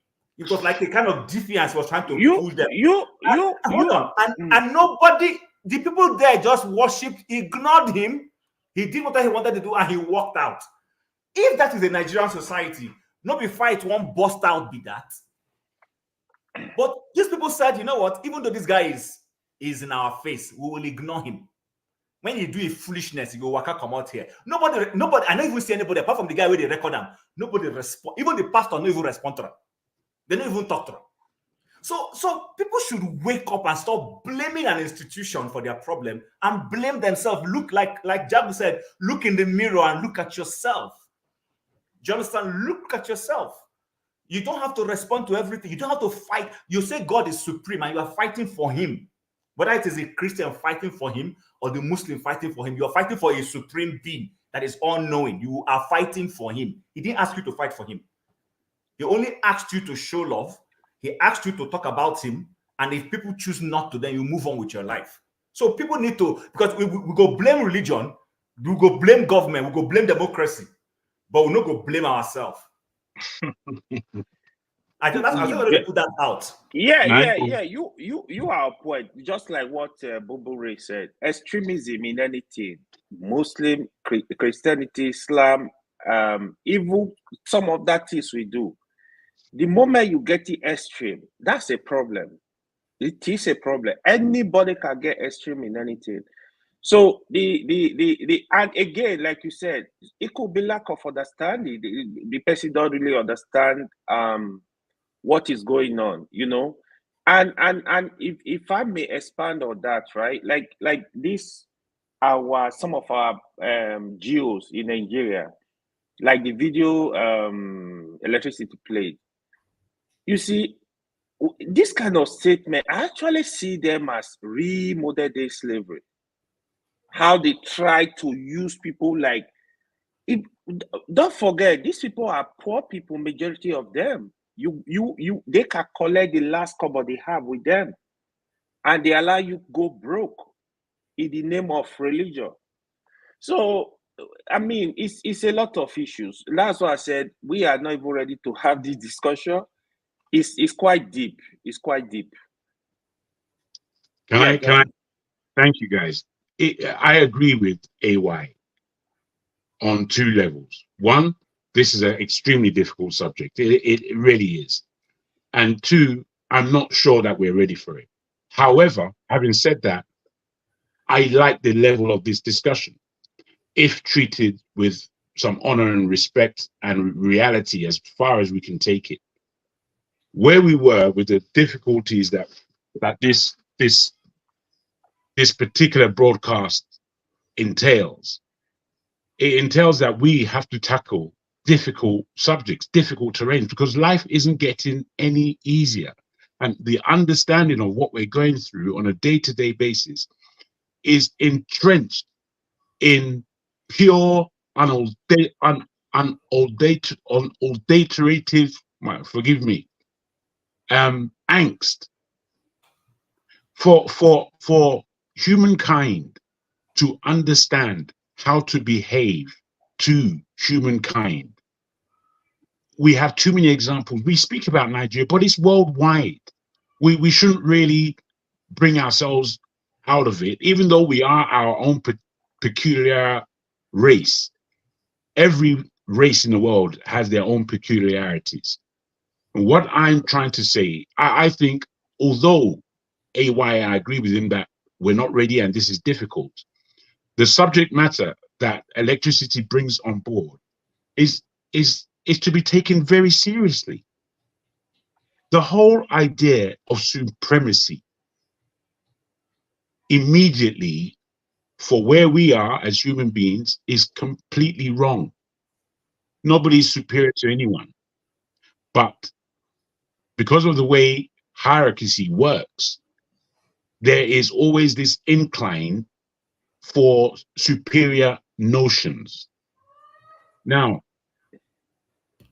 are we in a position where our communication here can affect change in any individual? If the answer is yes, then we need to have these kinds of discussions. Okay, so Jago, the answer is yes. The only thing is that you and I may not be able to tell who that individual or who those individuals are.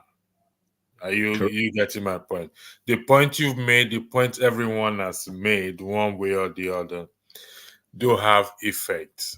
It's just that we will not be able to tell. I have had people in my private conversation from this platform who I talk to privately, and even in the other shows, and it depends on how we pass the message across. It's just that the only sad part is that our audience are Nigerians in Nigeria.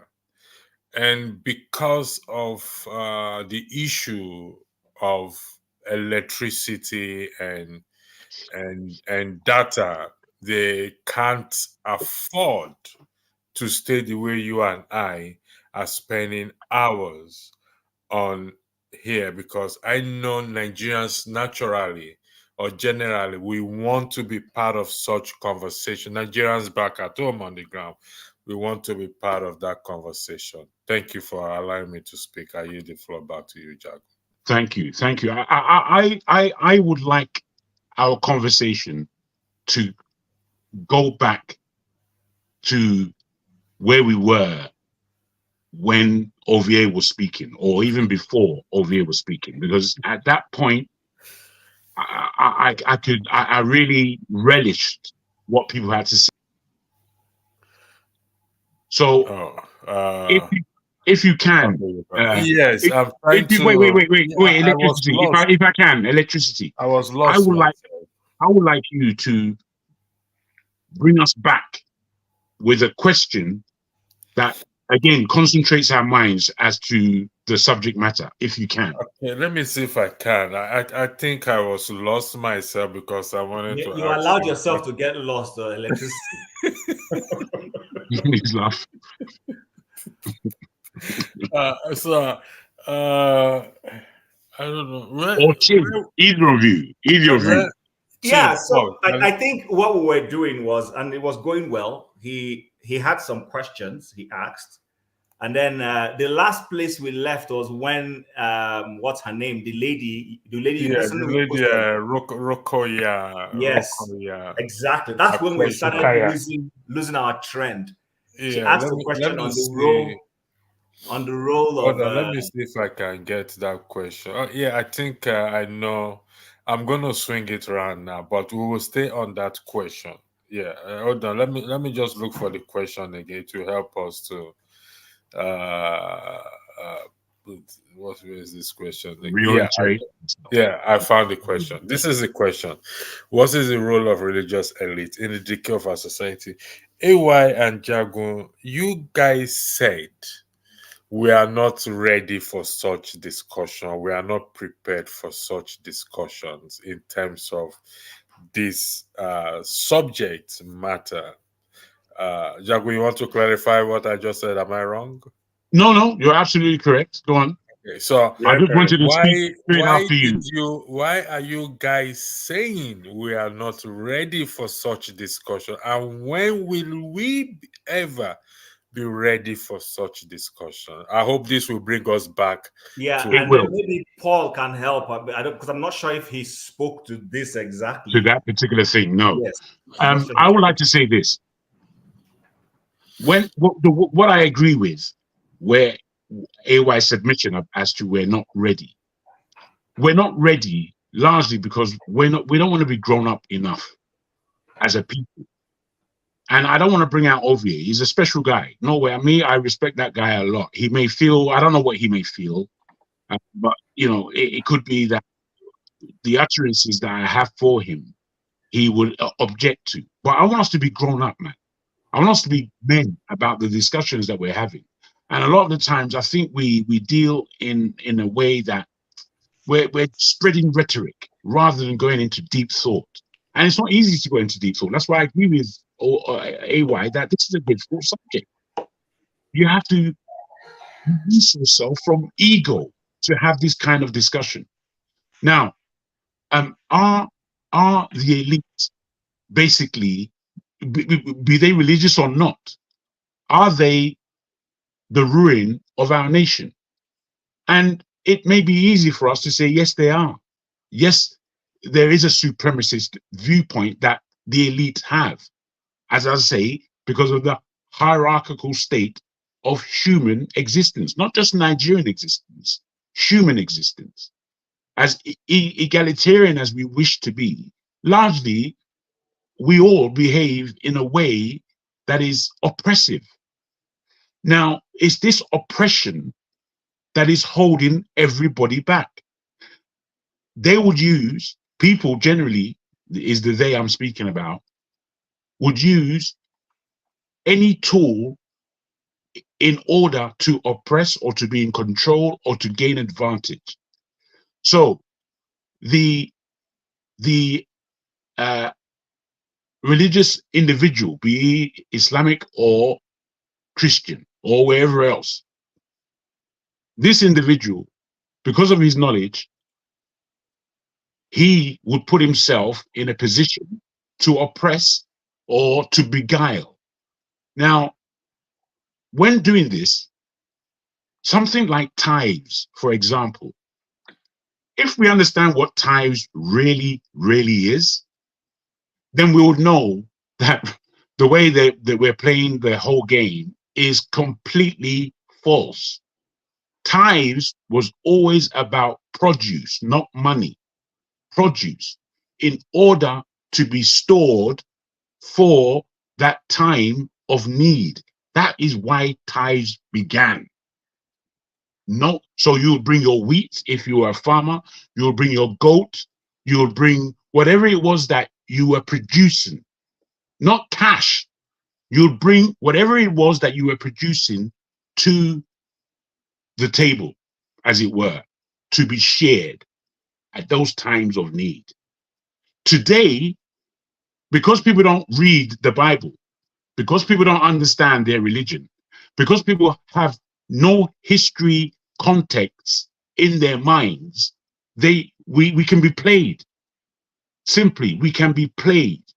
So if I've got something by way of knowledge, instead of me sharing that knowledge, I'm using it as a weapon against my community in order to empower and enrich myself.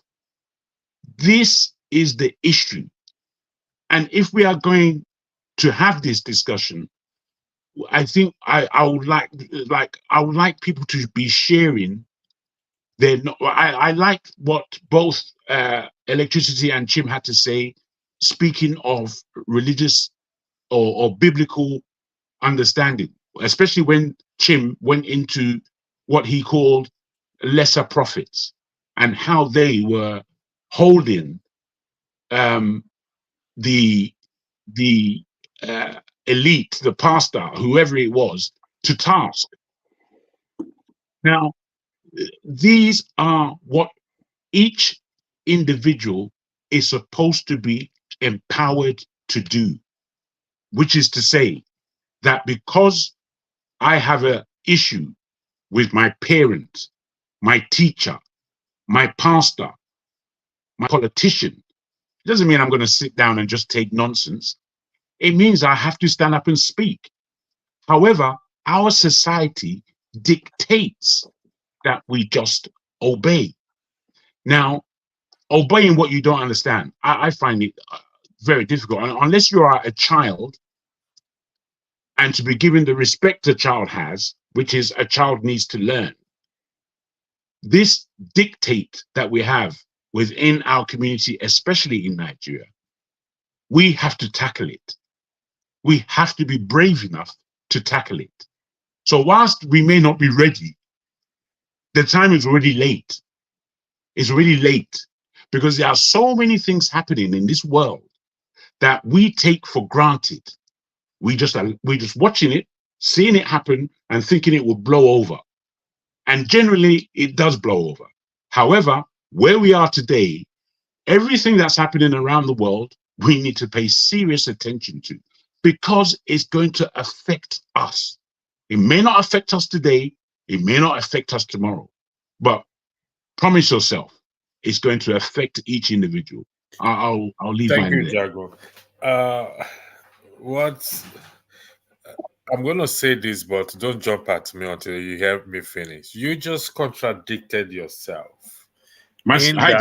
Wait now. I said don't jump at me. Let me finish. No, I'm just saying, are you speaking to me about what I just said? Yes. Yes.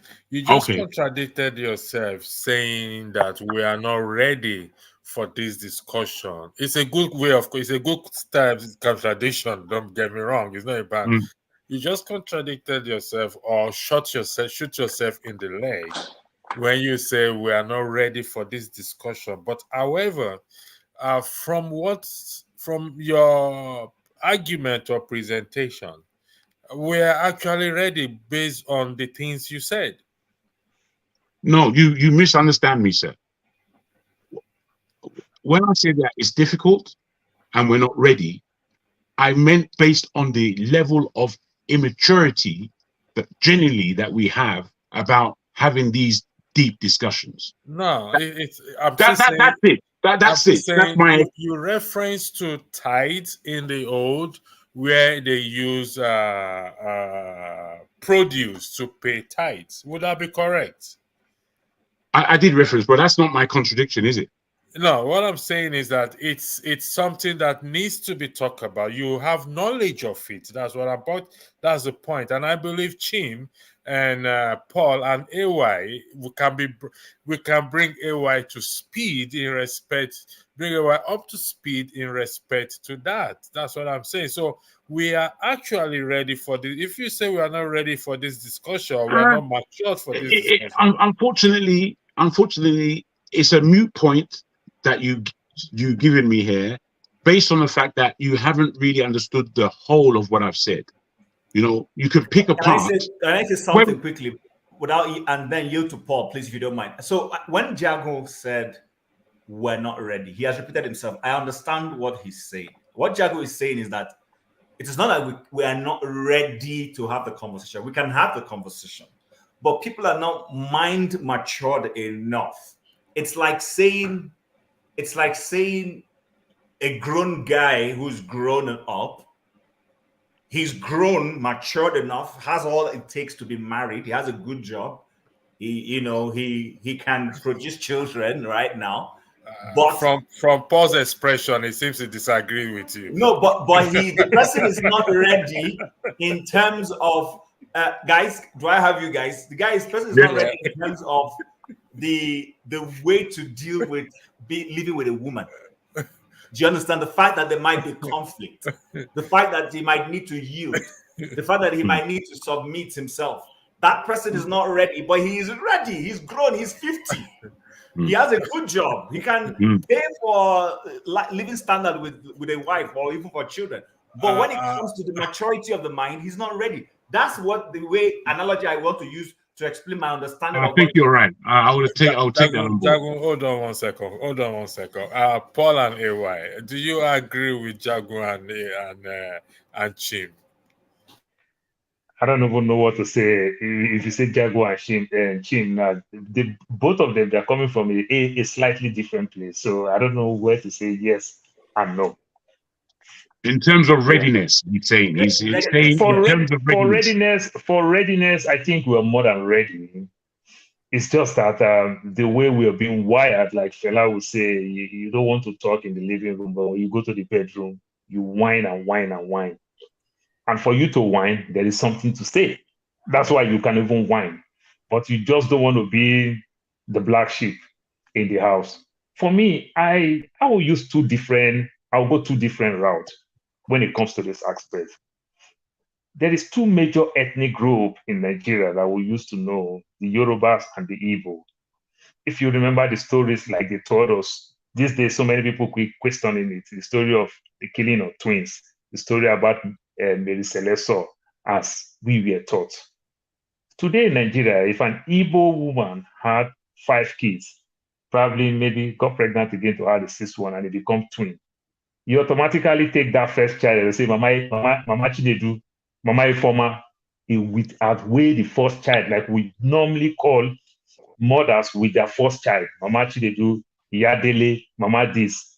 It will become Yajima, Yabeji. You understand? That's our quality. But that twin itself before, it was a cost thing. It was a taboo. But somewhere along the line, raised it. Now, let's not amongst the Yoruba, amongst others, not amongst the Yoruba.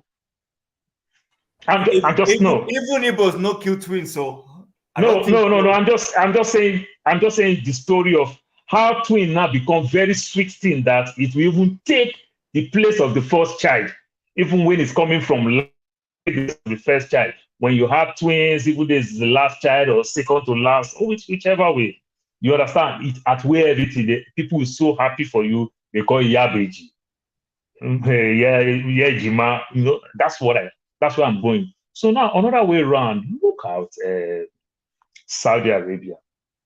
The things they condemned tremendously. They are breaking their rules. Look at alcohol today. Today now they are allowing diploma to even take alcohol. You understand? Today now they can allow women to drive. So what do I mean by that? That is that question that Rukuya asks. The elite, remember when the elite did not approve it, they punish the people who want to ask for it like they're being rebellious. You understand? But when the elite come out to say, okay, the people followed immediately. Now, let me go to my third place now. Look, the current prime minister, or is it the president in the Netherlands, what he said about the Muslim. I don't want to touch everything that he said about the Muslim, but I will touch one part. He said he's going to talk to his people in the schools, the principals, and every other thing. That is, you use Muhammad as a cartoon in some of these books, their textbooks, and every other thing. And if anybody don't want it, go. Let's tell ourselves the truth. The way Jehovah's Witnesses put their own Bible, the way they present the Bible to us, is slightly different from the way Catholic present the same Bible to us.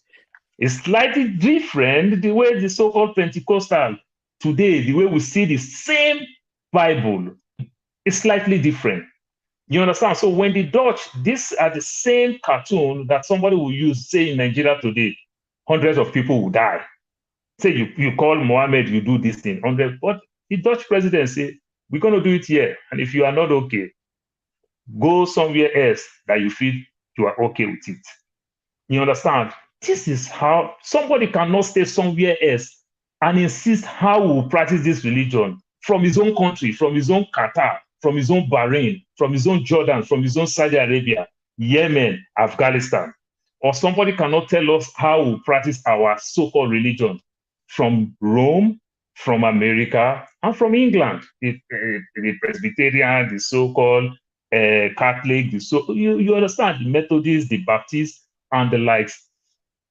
This is one place that you start making mention of all those things. And we see these things when AY make mention about how religion operates to some extent in the West.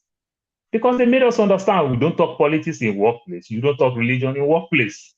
We respect that space. We understand what it entails when we talk religion in workplace. You are going to HRO.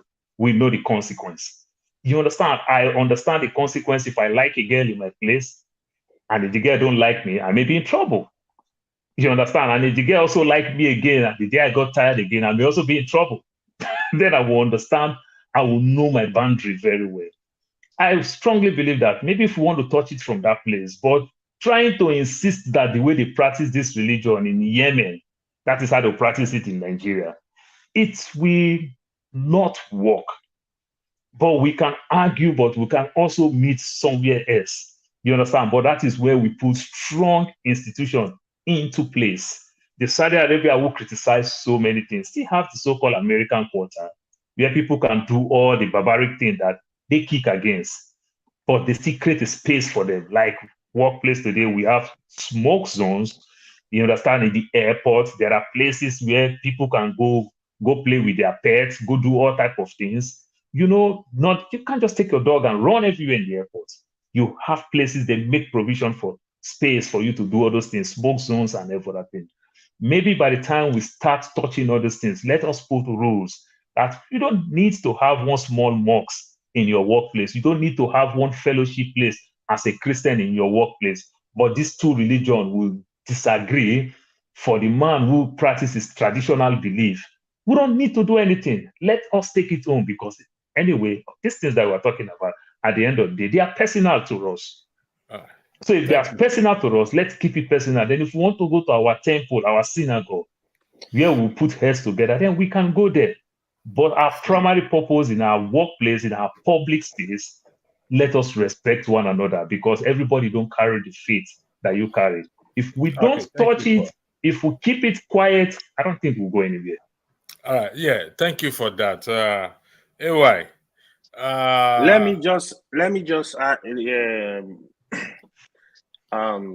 to what Paul just said. Before you had, I'm going to throw a spanner into the wheel, then you will talk so that it will play at the back of our mind. Based on what Paul just said about. Just watch my leg before you throw the spanner, please. Based on what Paul Justice's argument. So, based on this, I think liberal argument you made, if I'm correct, if I'm using the right word, we lost Jagun, but it will come back and. Therefore, we can argue that polygamy, it's not wrong and does not constitute as adultery. Anyway, the floor is yours. That's the spanner I've just thrown into the wheel now. So anyway, okay. So Paul, I'm gonna say this, right?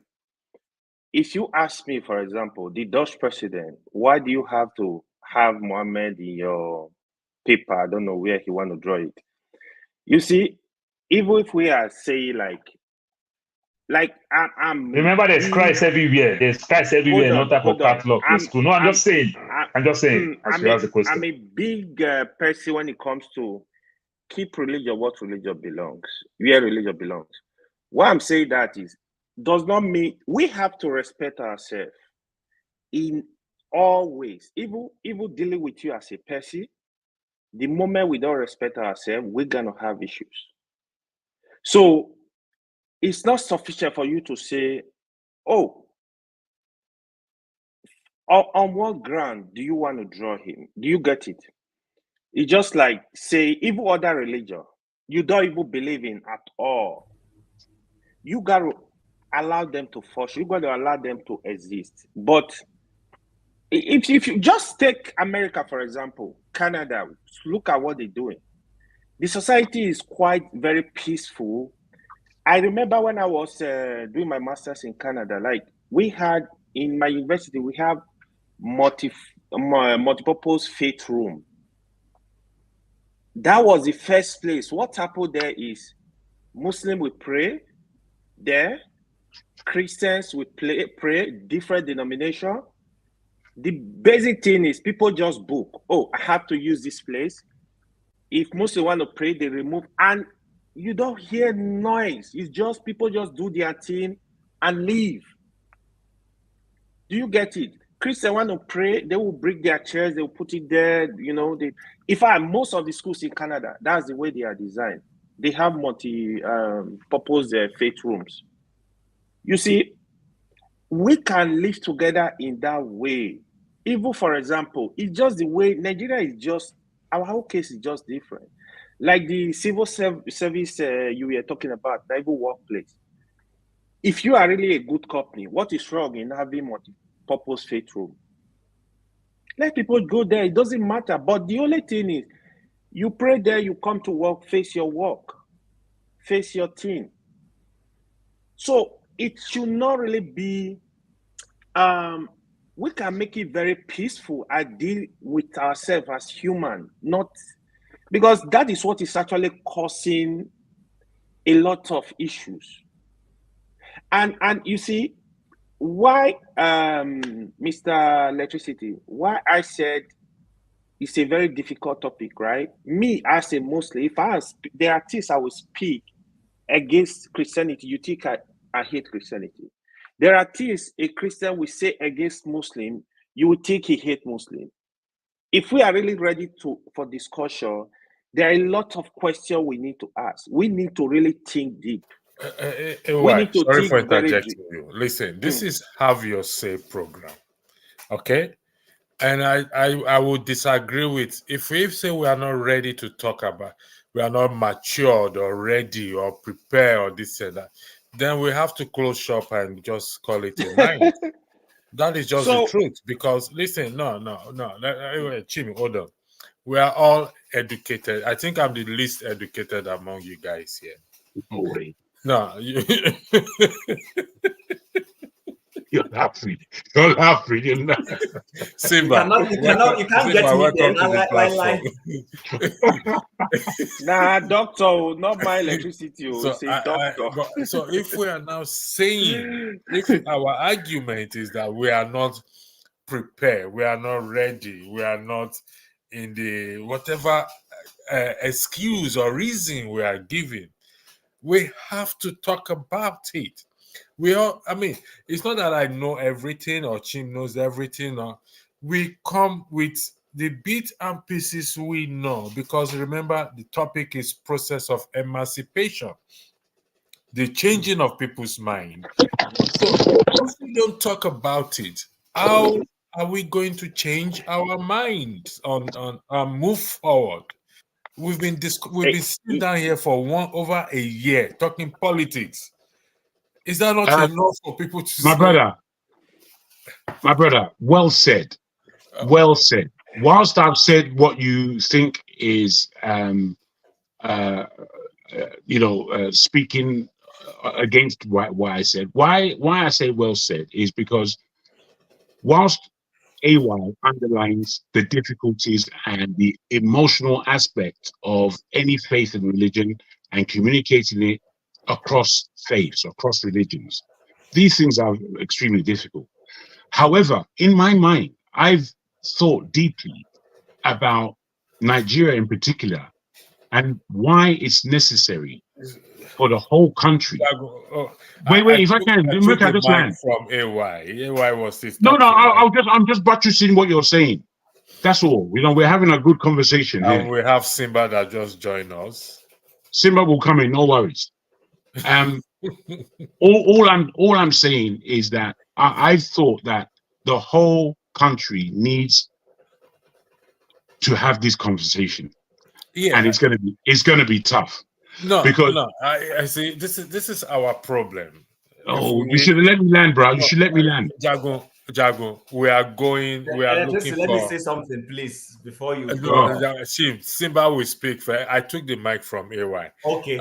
Listen, if we keep making these excuses for ourselves, we keep making these excuses, then we're not going to talk. We're not going to do anything as well, too, because from result of talking, action comes up. So if we say we're not ready to talk this thing, so we talk about politics, all that is, then we are not going to talk about. So when are we ever? Okay, Jago and Chim, or just can you give us a time frame when you think we will be ready to have this discussion? Okay. Please let me speak, because I would like to hear. AY has the floor. No, AY, finish your this in that Chim. I come to you. Then we'll go to Simba. Please, Chim. See, here is the few things I'm gonna say, right? The religious leaders, they are quite powerful. But I kind of blame us. I kind of blame the people for not able to scrutinize what they are saying. Because sometimes it really, really baffles me. Because when you love somebody, right, you see the person as a mini God. It becomes very difficult for you to see what they're doing wrong. Because here, it's more like giving human being absolute power. They have full control over you. I'll give you an example. During COVID, there is this pastor I used to respect so much, Pastor Chris Oyakhilome. I was actually shocked. Some of the stuff he was telling his congregation. I'm like, Pastor Chris can say this kind of stuff at your level, with your experience, with your education, you can say you don't believe COVID, you believe it's 5G, they're doing some kind of funny stuff. And I spoke with some member of his church. They believe these things. Jago, I had friends that were working. I'm not taking word out of your mouth. As of today, Pastor Chris and his church member, they're also using the 5G phone to do. Go ahead. Yeah, these people were dying like fowl. Let's say, for example, are you saying Pastor Chris don't have friends in Europe, in America, church member? His church member don't have people that work in all those hospitals? They were not to have people were dying like fowls. So it becomes very difficult. Just imagine you have 70% of the congregation believing in what he say. They believe him. So it becomes very difficult. This is what my pastor said. That is why we need to pay deeper attention. It's just like even in politics, you see what happened in politics. Religious leaders, oh, you got to vote for this. This is going to win. This is this. They just confuse the whole country. They don't allow the system to flow. When I was a student in Univer, there was this pastor, Jitan. What's his name? I forgot his name. He started Jitan. I think Gospel to All Nation. He was very popular. Michael Wetz or something. Very brilliant guy. You know what he was doing? He got a lot of students involved in these programs. Some of them, they were dullard. They don't understand nothing. I had classmates that were there. They know sabi book. Like you know you are different. You got to study. If you know you are not at that level, you got to do more work. But they use their time for this program. They could not even proceed. They could not even get up to final year in my class. They had issues. Not that they are not brilliant, but you have to take your time to study. This kind of deceit is a problem. It's not helping us. It's a big issue. If you go to the north, you hear, for example, telling a 20-year-old guy to go get married. He doesn't have a job. He doesn't have a degree. He's not doing business. They will tell you, Allah Yakao. Allah Yakao means God will provide. This is dangerous. If you see, it's not religion. It's their own ignorance to the people.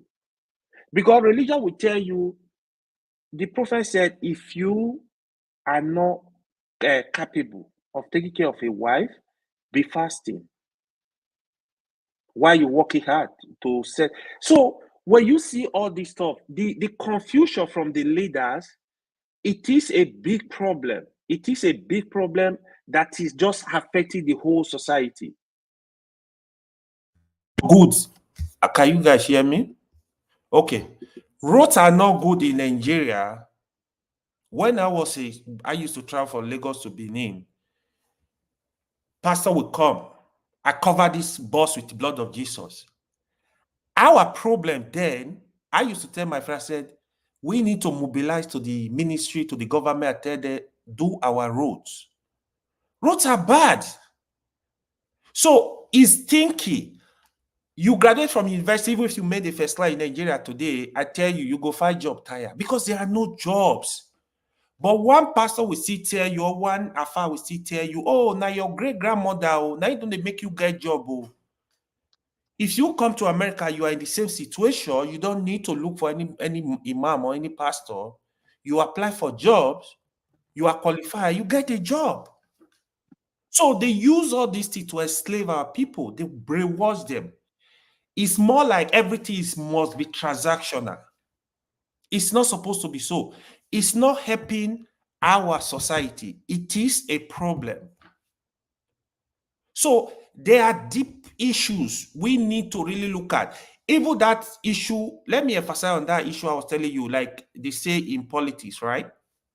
Absolute power corrupt absolutely. I forgot the name of the person that made that statement. So absolute power corrupt absolutely. In any form, when you give human being absolute power, be ready. They will take advantage. 99.9% of the time, they will take advantage. So that is what is happening in most of the settings. You give the person absolute power, he just screw the knot. Oh yeah, go here, do this, do this. The money you are supposed to give to the poor, they collect the money, even if you have the money. So it really go deeper. That is why I call it's modern day slavery. People need to question a lot of things. We have our whole ability to think. You got to think. Paul is telling me something. Oh, is he saying the truth? Oh, okay. Ask questions if you are not clear. Don't just take it and just run with it. It's very, very important. Anywhere you are, you got to question. Why are you educated? If somebody is telling you something, you can't go investigate it. You can't ask questions. You can't think. It's a problem. So that is why I said these are deeper issues. On the issue of polygamy, you were talking about electricity. Before we go there, let's hold on 1 second. Let's give Simba the floor. Simba, welcome. The floor is yours. Hello, hi everyone. Can you guys hear me? Yeah, you have to speak Excellent. loud a bit. Okay. You guys really touch this topic is I'm quite sensitive to this topic. AY actually hits. I heard most of the points AY made said, and I think most of them are right. How do you encourage a slave to free himself? So let's say most of our people were mentally enslaved. So be it Islam, Christianity, even our greed. And we can talk about the problem. We all know what the problem is. We all see the problem in front of us. If you take a woman from the market today and you make her the president of the country, she will steal. And the problem is deeper than one thinks. So religion, I think religion was injected into Africa somewhat. And it's been used to divide and conquer us. It's always been used. Whenever there's a political uprising or something, it's always something that people use. We see our imams, we see our pastors, how they manipulate and they change the religion into prosperity. I don't know what you call the modern practice of religion. Religion is a very sensitive topic, and I don't think you can say your religion is right and the other one is wrong. The key factor is we have to put religion aside. You have to remove the religion from the state to get things forward. Religion is what you feel in your heart. It has to be a personal thing between you and God or your whatever entity you believe in. And I believe that religion doesn't have a say in the workplace, in your government. It's something that should not be tolerated in any way.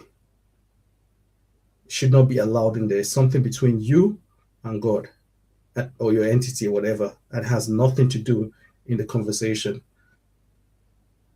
So I believe it's just a waste of time. There's a reason why China moved religion aside to move the country forward. You can still practice your religion in China, but it's not what's up front. And I think something that radical might need to happen in Nigeria, because I don't think democracy, talking about religion, is going to change anything. I don't think so that's why I believe what Jagon said, we don't have the maturity for that. So why don't we just push that thing aside and focus on what's more important? So, Simba, we had the same argument. So, just for the purpose of argument, we push it aside. What do you want us to talk about? Accountability. Accountability. When you say accountability, mm-hmm. I don't know what religion you practice. Yeah, we're putting it aside, but do you practice any? Yes, I do. Which one do you practice? I don't necessarily have to say it now. It's just for the purpose of I don't discussion. know. Please. No, allow him. He doesn't have to say it. No. I know it doesn't have to say, but I'm a Muslim, yes. You're Muslim. Does your religion uphold accountability? That's what it preaches. It doesn't Come matter, again? whatever. That's what it. Yes. Yes. Very strongly. Yeah. But that you're referring to individuals. Whatever individuals do or how people interpret their religion has nothing to do with the discussion. No. Accountability it's about common sense. We all have common sense. I know what's right and what's wrong. Okay. So the religion has no say in the matter at all. My religion does not determine who I am now, conversing with you. You're muted. We're not hearing you, Simba. Simba, we're not Can you hear here. me? I'm not. Can you hear Can you me? speak? Yeah, yeah. Okay, we can hear you. Okay. I said my religion doesn't have any role on how I communicate with you. If someone in my religion says I should hate you, I have my common sense to look at you and know what you stand for. So it has nothing to do with the issue. That's why I said everyone's religion or everyone's interpretation of a religion can come out differently. So it should have no equation in the plate of what we're talking about, the question of Nigeria. Okay. Tim, do you have a question for him or? No, not a question, but I just want to. I have a couple of things that are piling up, and I need to throw them out quickly before it gets lost in my tiny brain. Okay, let's do it this way. Chim, get a pen and a paper and start to be noting things down. I have a pen and a paper by my side. I have a pen and a paper, but I'm saying at the same time it could get lost in the way I wanted to present them. If you write it down immediately, you won't forget. Anyway, go ahead. Okay, so Simba, pleased to make your acquaintance. This is probably the first time we're meeting.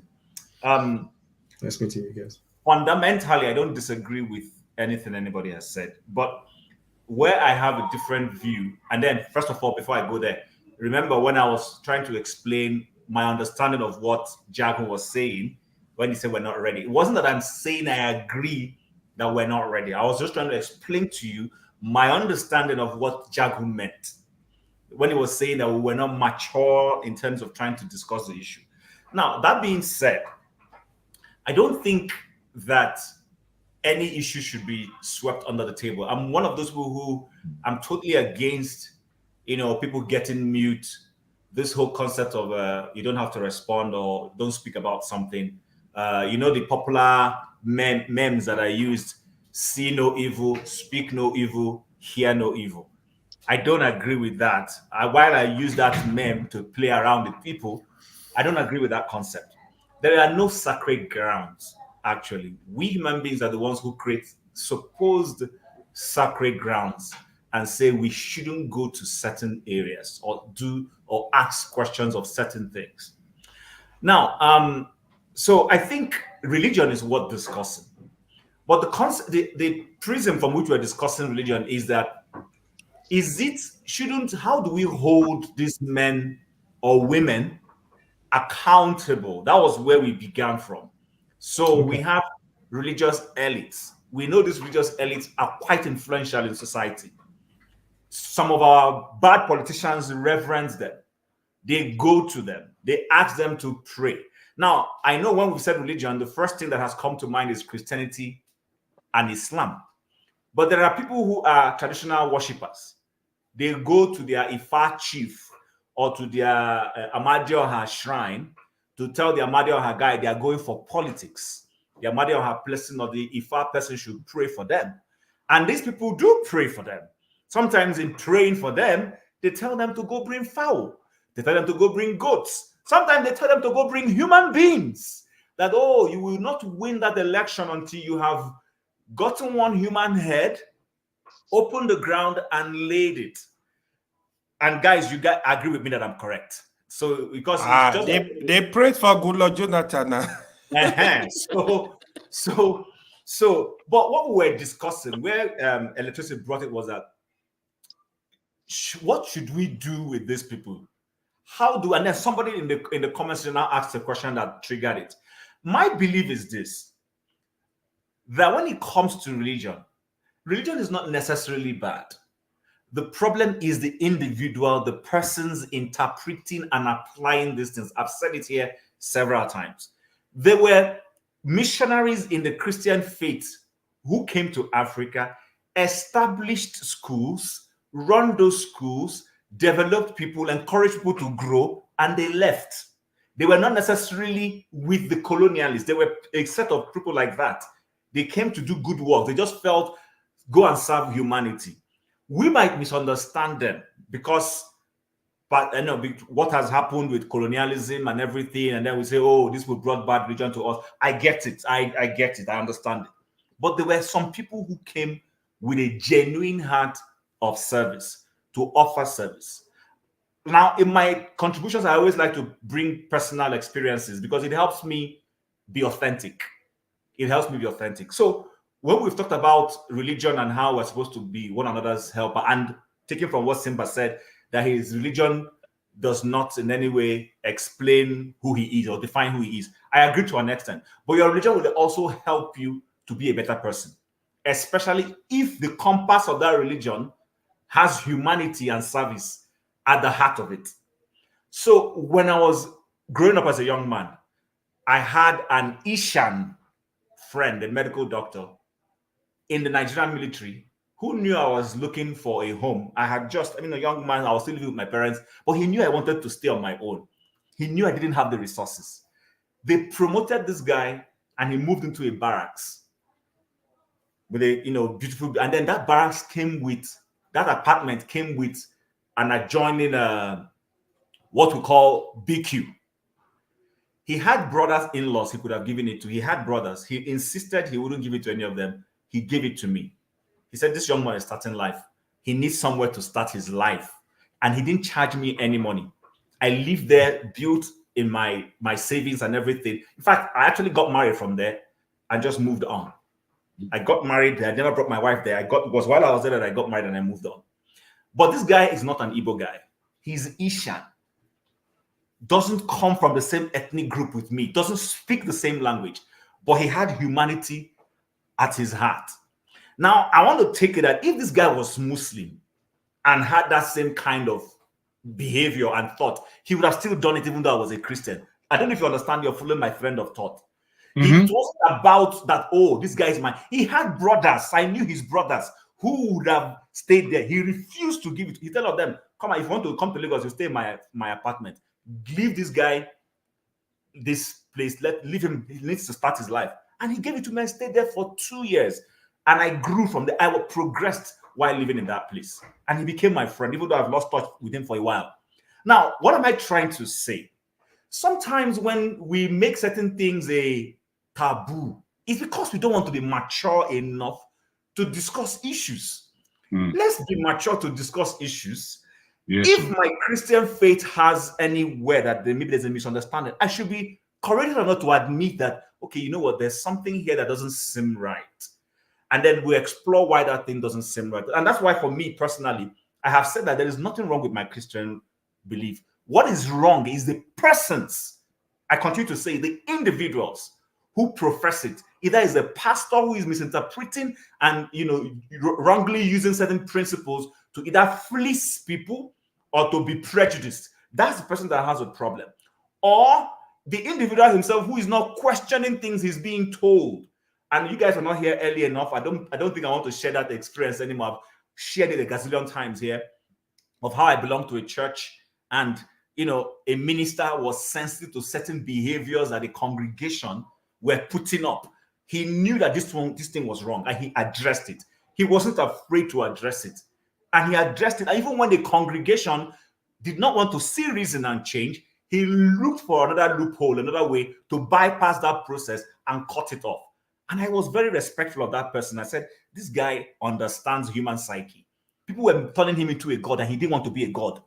But he just couldn't stop the people from doing what they were doing. So what he needed, he had to look for a way to bypass that thing they were doing. And that's how he just literally poured ice on it and he died a natural death. That was being creative. So I think our problem is when we don't sit down and address issues. Now, was it AY or was it Paul who reminded us of certain changes going on in Saudi Arabia today? Do you understand? They've had good leaders, but they were also very conservative in certain principles. But we've now had somebody who is trying to unravel a few of those things. He's giving women liberty to do or to drive.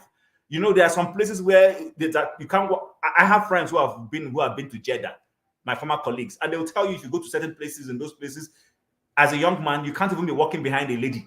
Those police will come and ask you, why are you walking behind this woman, and conjure something. But the point I'm making, and I'm not trying to disrespect anyone, is development and education and culture. I told Andrew, I'm trying to write a paper on culture and education. And I've started, and I'm seeing a lot of things I can write. I've just been lazy about it. You see, culture is not necessarily bad. So, and everything has culture. In religion, there is culture in it. But what people fail to do is that people fail to question certain things once in a while and ask themselves when things need to change. There are certain things that sometimes often need to change. They don't change those things. Jim, I will end here, Andrew, if you permit me. I will end here. When Jago was talking about Titan, he said something about produce. I agree with him. However, let's put it in context. In the time when that fighting and they were told to bring those things to come, the economy was agrarian.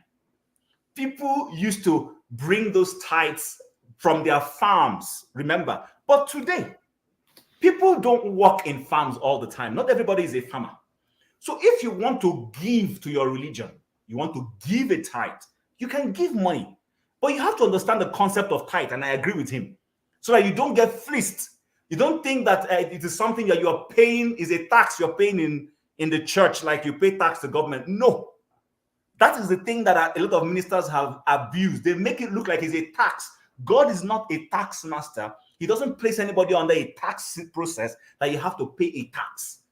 They were given that tithe because they had the Levites who were not working. Let me end here, please. Who were not working, and they needed to be taken care of. And God says, bring those things so that you can take care of your brethren. But today, in case you want to give to a church or to a ministry, you don't have a farm, you can give money if you want to give. Do you understand? Because even in the days of the produce, if you couldn't bring your produce, maybe you live far away and the temple was far away, you were allowed to do what? Sell that produce and take the money and come and give. All right, Jim. So I wanted to make out those points because they were there. No, we will come to that point. Desta, welcome to the. Can I say? Welcome to the platform. So what we're going to do now going forward, usually I don't like allocating time.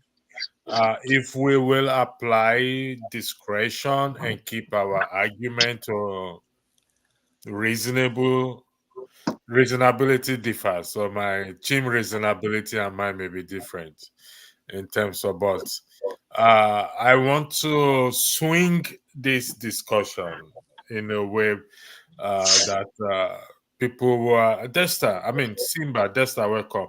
But I'm going to do this discussion. There is this president, ruler, whatever you want to call it. In 40 years, he fed from his own personal, he took care of his government, and he fed 30,000 people every year in his palace. 30,000 people every year in his palace. Now, the question I want to ask is, do we prefer such a person to be president of Nigeria? I'm going to repeat. I'm not sure if you're getting what I'm saying. There is this president, king, who he fed 30,000 people in his palace for 40 years. The citizens also were well-to-do. Do we prefer such a person as a president of Nigeria? I'm being specific now. Yes or no will suffice before I tell you who the person is, please. Chim, are you speaking? No. Can you repeat the question? Answer, no. I didn't quite get this thing. That's what I'm asking. We're having electricity. One answer for me, no. You will not prefer. I mean, the citizens have electricity. It created job for them, just as you are in America. You won't want such a president in Nigeria? Nigeria needs more than that. No. Huh? No. Nigeria needs more than that. No. Okay.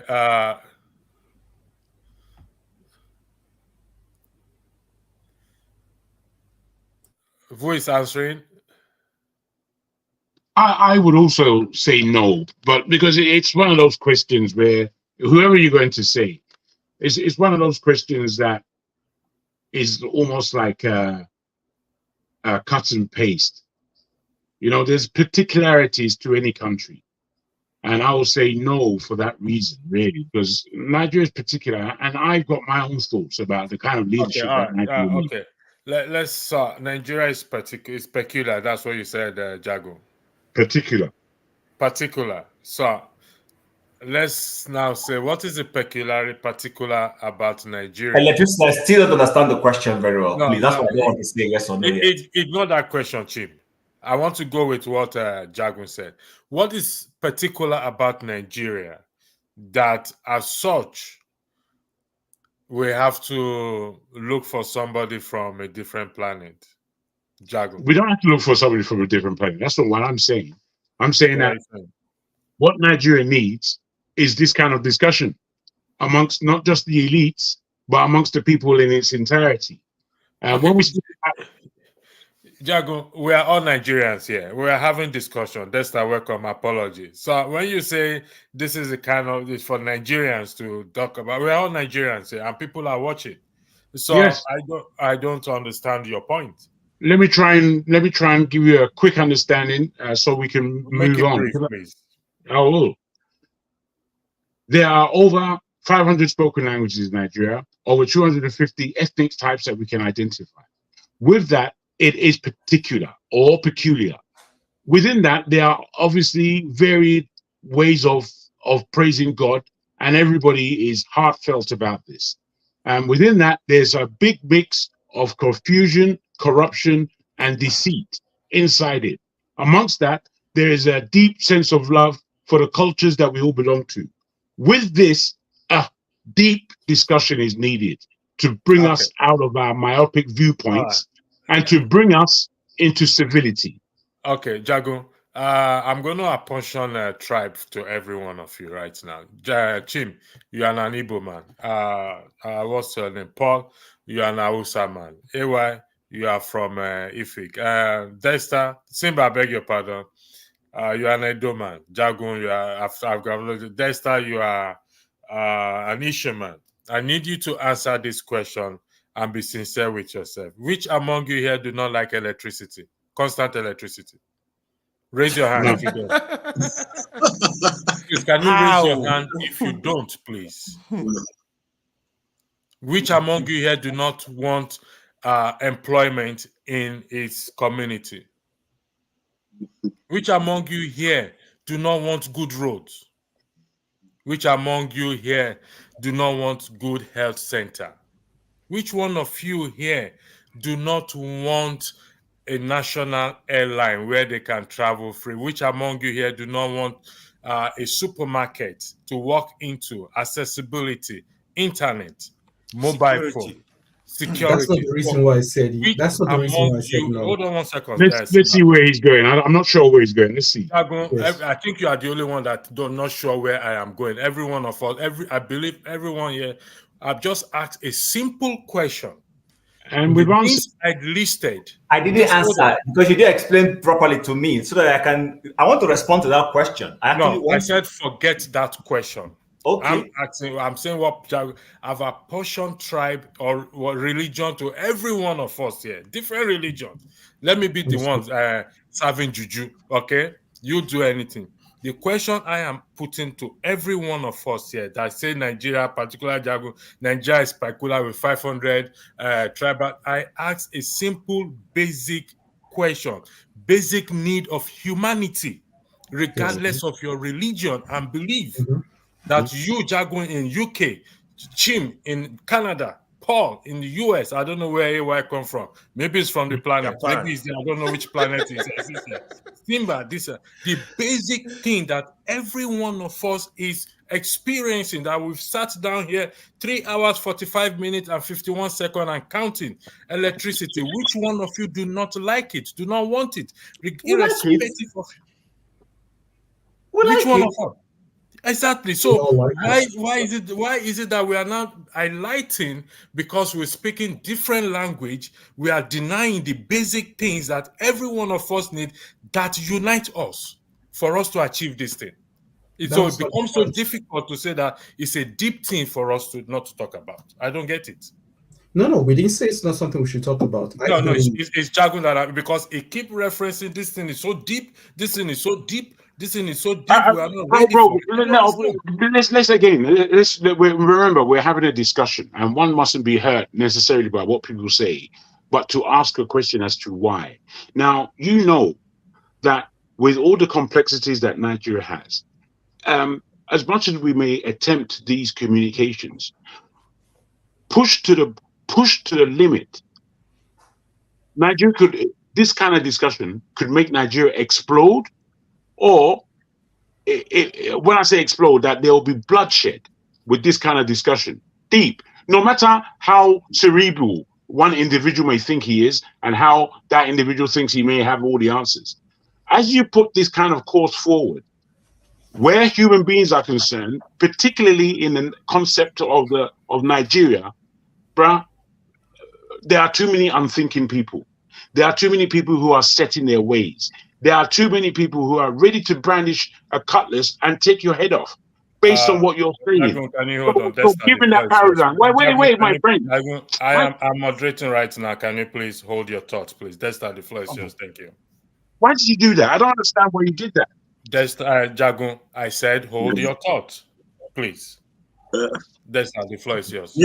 Yeah. Thank you, everybody. I've been listening on the background throughout, so let me just join in. I don't think sometimes most of these things we cannot really give a definite answer. I mean, what you are saying, electricity is very valid because the basic needs of man, everybody needs it, irrespective of tribe or religion. You know, everybody needs the basic needs. However, you know, that modality, you know, it's not everybody's culture that will accept it. You know, I think some sections, you must appreciate that in Nigeria there are some sections that are egalitarian, and that's what they want to be. You know, there are some sections that will accept that kind of, okay, one person can provide everything for us, we live in a happy way, fine. But there are some sections of Nigeria that you have to appreciate that they want to contribute. They don't want you to give them food to eat. They want you to give them a farm. They don't want you to give them the fish. They want to own a fish pond for themselves. So we cannot really answer the question just, yes, as much as everybody wants that. But the way we get there also is very important, you know, and that's what I'll have to say. So that's your question. You know, it's a very valid question, and everybody wants. It's just like if you are traveling somewhere, the route you take may not be the same route Chim wants to take, may not be the same route Paul wants to take. But at the end of the day, you get to the destination. All of you will get to that destination. Some people might want to take the faster route. Some people might want to take the countryside. That will be longer, you know. And you cannot now say, oh, everybody must follow one route, you know. So I think that's my take on that question you asked. Thank you. Electricity. Can you guys hear me? Hold on, let Jagun. Jagun, go ahead.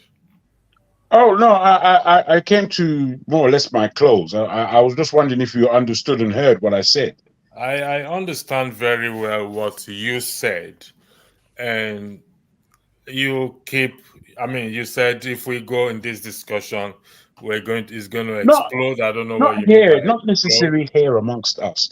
You see, you put forward a scenario, and all right, we lost him. I'm not responsible for that. Electricity. Sorry, and I don't mean to be persistent on something that shouldn't. If you don't explain to me, I'll be lost in this whole conversation. A call was coming in, and it was someone I didn't want, so I was looking at what do I do, and because of that, I didn't quite follow what you were explaining. So I needed you to explain to me what you were saying, so that I can respond and then also follow and understand what people. Okay, and who is that person? Is it okay for me to re-explain? So I'll make it brief. Is that okay? Simba, you wanted to say something. Who is the person you're referring to? Come again? Who is that person you're referring to? No, that question has been disregarded. I've thrown it into the bush. I'm not going to go there. So I'll just say we're focusing on the might be possible that person has a pit bull behind him. But Chim, go on. Yeah. Let me just repeat the question, okay? Mm-hmm. I'll make it simpler. I'll simplify this question. We all are in different geographical locations. Primarily, we are in diaspora. If you are not, you won't be sitting here for the hours you have sat here so far, because the basic things are there: electricity, internet, water, good roads, employment. All these things are there. Now, regardless of your religion, your belief that you are lying to, we all need these things. Am I correct? Yes. So, can this thing that I just highlighted, is it possible for these things to unify us in spite of our religion, our language, different language we speak? Yes. And is it possible for these things to unify us? Of course, it is possible to unify us. I don't see why So it if shouldn't. it is possible, we are saying it. Does everyone agree with that? I know, as Desta already spoke. So why do we think we cannot achieve what we desire back in Nigeria That's not what if we we said. agree on these things? Because we all need these things, irrespective of our differences. Okay, so for me, just to contribute quickly, and then anybody else can say what I want to say, is is that not basically what the Nigerians are looking for in a leader? Somebody who will give, at least for now, Exactly. security, electricity. Because whether I speak a ethic, or I am a vulcanizer, or I'm an Igbo man in what they call it, a computer village, I need power to be able to be innovative. I need power to run my restaurant. I need power to run my hotel. I need power to run my company. If I have those things and then I can travel, I've done jobs here where I live that I close by 2 a.m. and I have to go home. And I jolly ride my vehicle safely. Nobody stops me. I get to a traffic light, spend 15, how many seconds the traffic light takes. Nobody comes to take advantage of me when I'm at that traffic light and the traffic light turns green. And I go home, I park my car, I walk into my house. My family is sleeping. I go shower and I sleep. And I did this for several years. Nobody troubled me. Is that not what we're looking for? Don't I want to go to Lagos and Dexter will invite me to VI for a party, and I live in Ajambadi, and I freely drive from Ajambadi to honor Dexter's event in the middle of the night and go home? Don't you want an economy that also runs 24 hours and all those things? And then internet, we have our good brother Righteous Man that calls in into the show and complains of data. Don't we want to have that data and then we can discuss with him? Or I live in Canada. I want my parents to visit, and I can get Nigerian Airways to fly them at a cheaper rate than flying a more expensive airline. So I don't know why that shouldn't be. I don't care if the guy who's going to provide it worships Shango. I don't care. Or that's, in fact, full disclosure, I voted for Buhari in 2015 because I thought he would have solved those problems. He didn't solve them. I'm Igbo. Majority of my ethnic members voted Jonathan. So why is that a problem? I don't understand why that should be a problem. Thank you. The next five, Paul, the floor is yours. We go by turn now, please. I think Tim completely spoke my mind. All right. All we just need that good leader seamlessly. You understand? Just like the way you press your phone, you want to download, say Instagram, you have the Play Store or whatever to get Instagram, to get your TikTok and everything. Then you can play with your phone. This is how system work in the so-called what they call the first world. You understand? Just like that. We don't need to think too much about anything. Truth be told, this is election time in America today. The Republican and the Democrat, when you look everything these people are talking when it comes to this politics, all nonsense. You understand? But because of they've put system in place in so many aspects of the government, it just makes things work. If there is no system in place that the president, Donald Trump, will be like a monarchy, or Joe Biden will be like a monarchy, they will worse than Nigeria. But because there is system in place, you understand? Other than that, I prefer to vote for Sanwo-Olu as a president of America than to vote for Donald Trump or to vote for Joe Biden.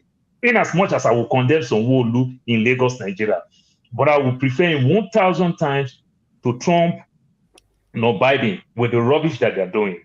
You understand? But system in place just makes a difference. So I don't need all this, my Yoruba man, my Igbo man, my this one good man. Put system in place seamlessly, let things work. Like they'll say in my my call, autopilot, so that the captain can sleep, so that the captain can stay inside his cockpit and still look the fine girls when they carry for flight. You understand? Yes, now. Okay. Paul, anyway, the floor is yours. Okay, man. Thank you. I have to go. All right, thank you. I'll be in the Paul. background watching. I Thank you. appreciate Easy, your Paul. time. I don't even know where the discussion is going again. but but the thing I'm gonna say, right? So we might be discussing religion today. That's just the topic. But I think the tribe thing is even stronger than the religion in Nigeria. Anyway, I can understand when you say you don't know where it's going. So that means you are lost. You've been in a trance since. No, not that I'm completely lost. It's just that we diverted the topic. It kind of. No, I ask a question. You're a Yoruba man. You like you want electricity. Sorry, wherever you are from. I don't know. I say don't initiate me for Yoruba. Wait now. I apportion tribe to everyone and religion. And I highlighted few things: electricity, good roads, water, blah, blah, blah. And it's what every one of us want. And this thing is enough to unite us. Do you agree on that? 100%. That's I know you asked that question. So, to be honest, me, what they hear? If not Chinese man, Chinese, we fix the problem in Nigeria. Give us light. Give us whatever we need. Steer the country in the right direction. I go worship him. I will so much follow him. Careful how you use your language, bro. Bro. I know. Okay. The way my mind work, right? Like, if it's a single tribe, all our ministers are from a single tribe. Whatever they believe in, I think most people do. Even when you see us push it towards our tribe, I think most people do. Like, Nigeria just wants solutions, If we have solutions, some of the discussion we are having today, we will not be having them if the country was working. All what I think everybody, even if you believe in your tribe so much, trust me, all most people want is let the country start working. If the country was working, nobody is going to talk about Muslim ticket. But today, they are politicians. Muslim ticket is garbage. If the country was working, nobody is going to care about Christian ticket. If they can do the job, nobody is going to even have the discussion.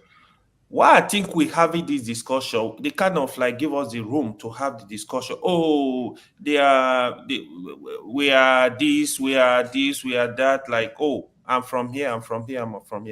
That's why we're having the discussion. But for me, the summary of the whole thing, we just want the light. We want the jobs. We want the country generally to work, infrastructure, basic amenities. If this stuff start working, even the Tinubu, you see everybody, majority of people and just bash it today. If Tinubu can rewrite his name, trust me, in the next 2 years, if Tinubu can start fixing the country, building the real infrastructure people want, improvement in electricity, if the mind of the people will change, you will see people will start telling, oh, more, let's vote for this man for second tenure. This is the whole truth. Every part of the country is feeling the impact of this government. Trust me, Nigerians will keep behind Tinubu. Even we that are criticizing Tinubu today, that is just all we want. But if we are not getting that, that is why people will keep shouting. Even the Obi they are praising today. If Obi is in power today, is not doing well, people will still turn against him. This is Nigeria. Thank you. It's not that because they push it for Peter Obi is gonna come and just do what he like. No, it's not gonna have that. So we just want this to work. If this start working, everybody will relax and just do it their own thing. Thank you. Thank you. Simba, the floor is yours. Okay, if I knew all this information, I think I have to just qualify the reason why I said no. I didn't say no to electricity. I said no to how it's going to be implemented.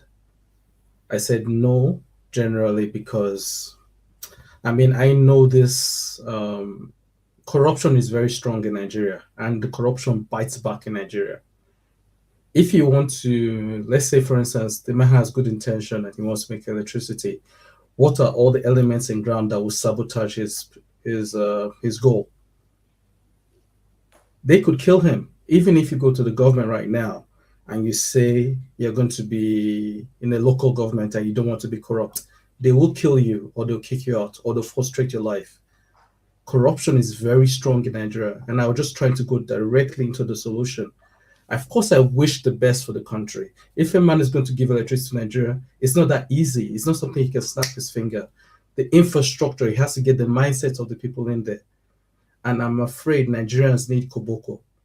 They don't, it's just generally how they are. They don't, corruption fights back. What's in it for me? If you want, let's say it's going to cost him 5 million to install electricity in one place. Probably by the time he finishes bribing the people, it will be going to 50 million. Simba, so sorry for interjecting you. Wrong. Simba, sorry for interjecting you. So you are the Minister of Power and whatever it is. So what do you call that position again? The Minister of Power and Mines, if I'm correct. Would you do the same thing you just highlighted now? The question is, how did I get into that position? No, let's just argue. For the purpose of argument, you got into that position by merit. Would you do the same thing you just said now? That's the best scenario you're talking about. And of course, if I got into there with merit, then I can fight differently. But I would need to have like 5 pit bulls protecting me in my back. So you have to be realistic. You are Minister of Power and Mines. You are Minister of Power and Mines. So you have the power to appoint people, and you have the power to do anything. Don't let me use the word anything. You have the power to appoint. So you can appoint those 5 pit bulls to back you up. Would that be correct? Yes. That would be correct. If I have the power to take people to prison. So that means it is possible to achieve. It is possible to do, but you need to know the scenario where you are in. But you just said it's possible to do. So what's the scenario there again? The scenario is your 5 bulls around you. Yeah, you need pit bulls around you. You need to have the authority to take people to prison, regardless of who they know. Is that possible in Nigeria at the moment? I'm just asking a general question.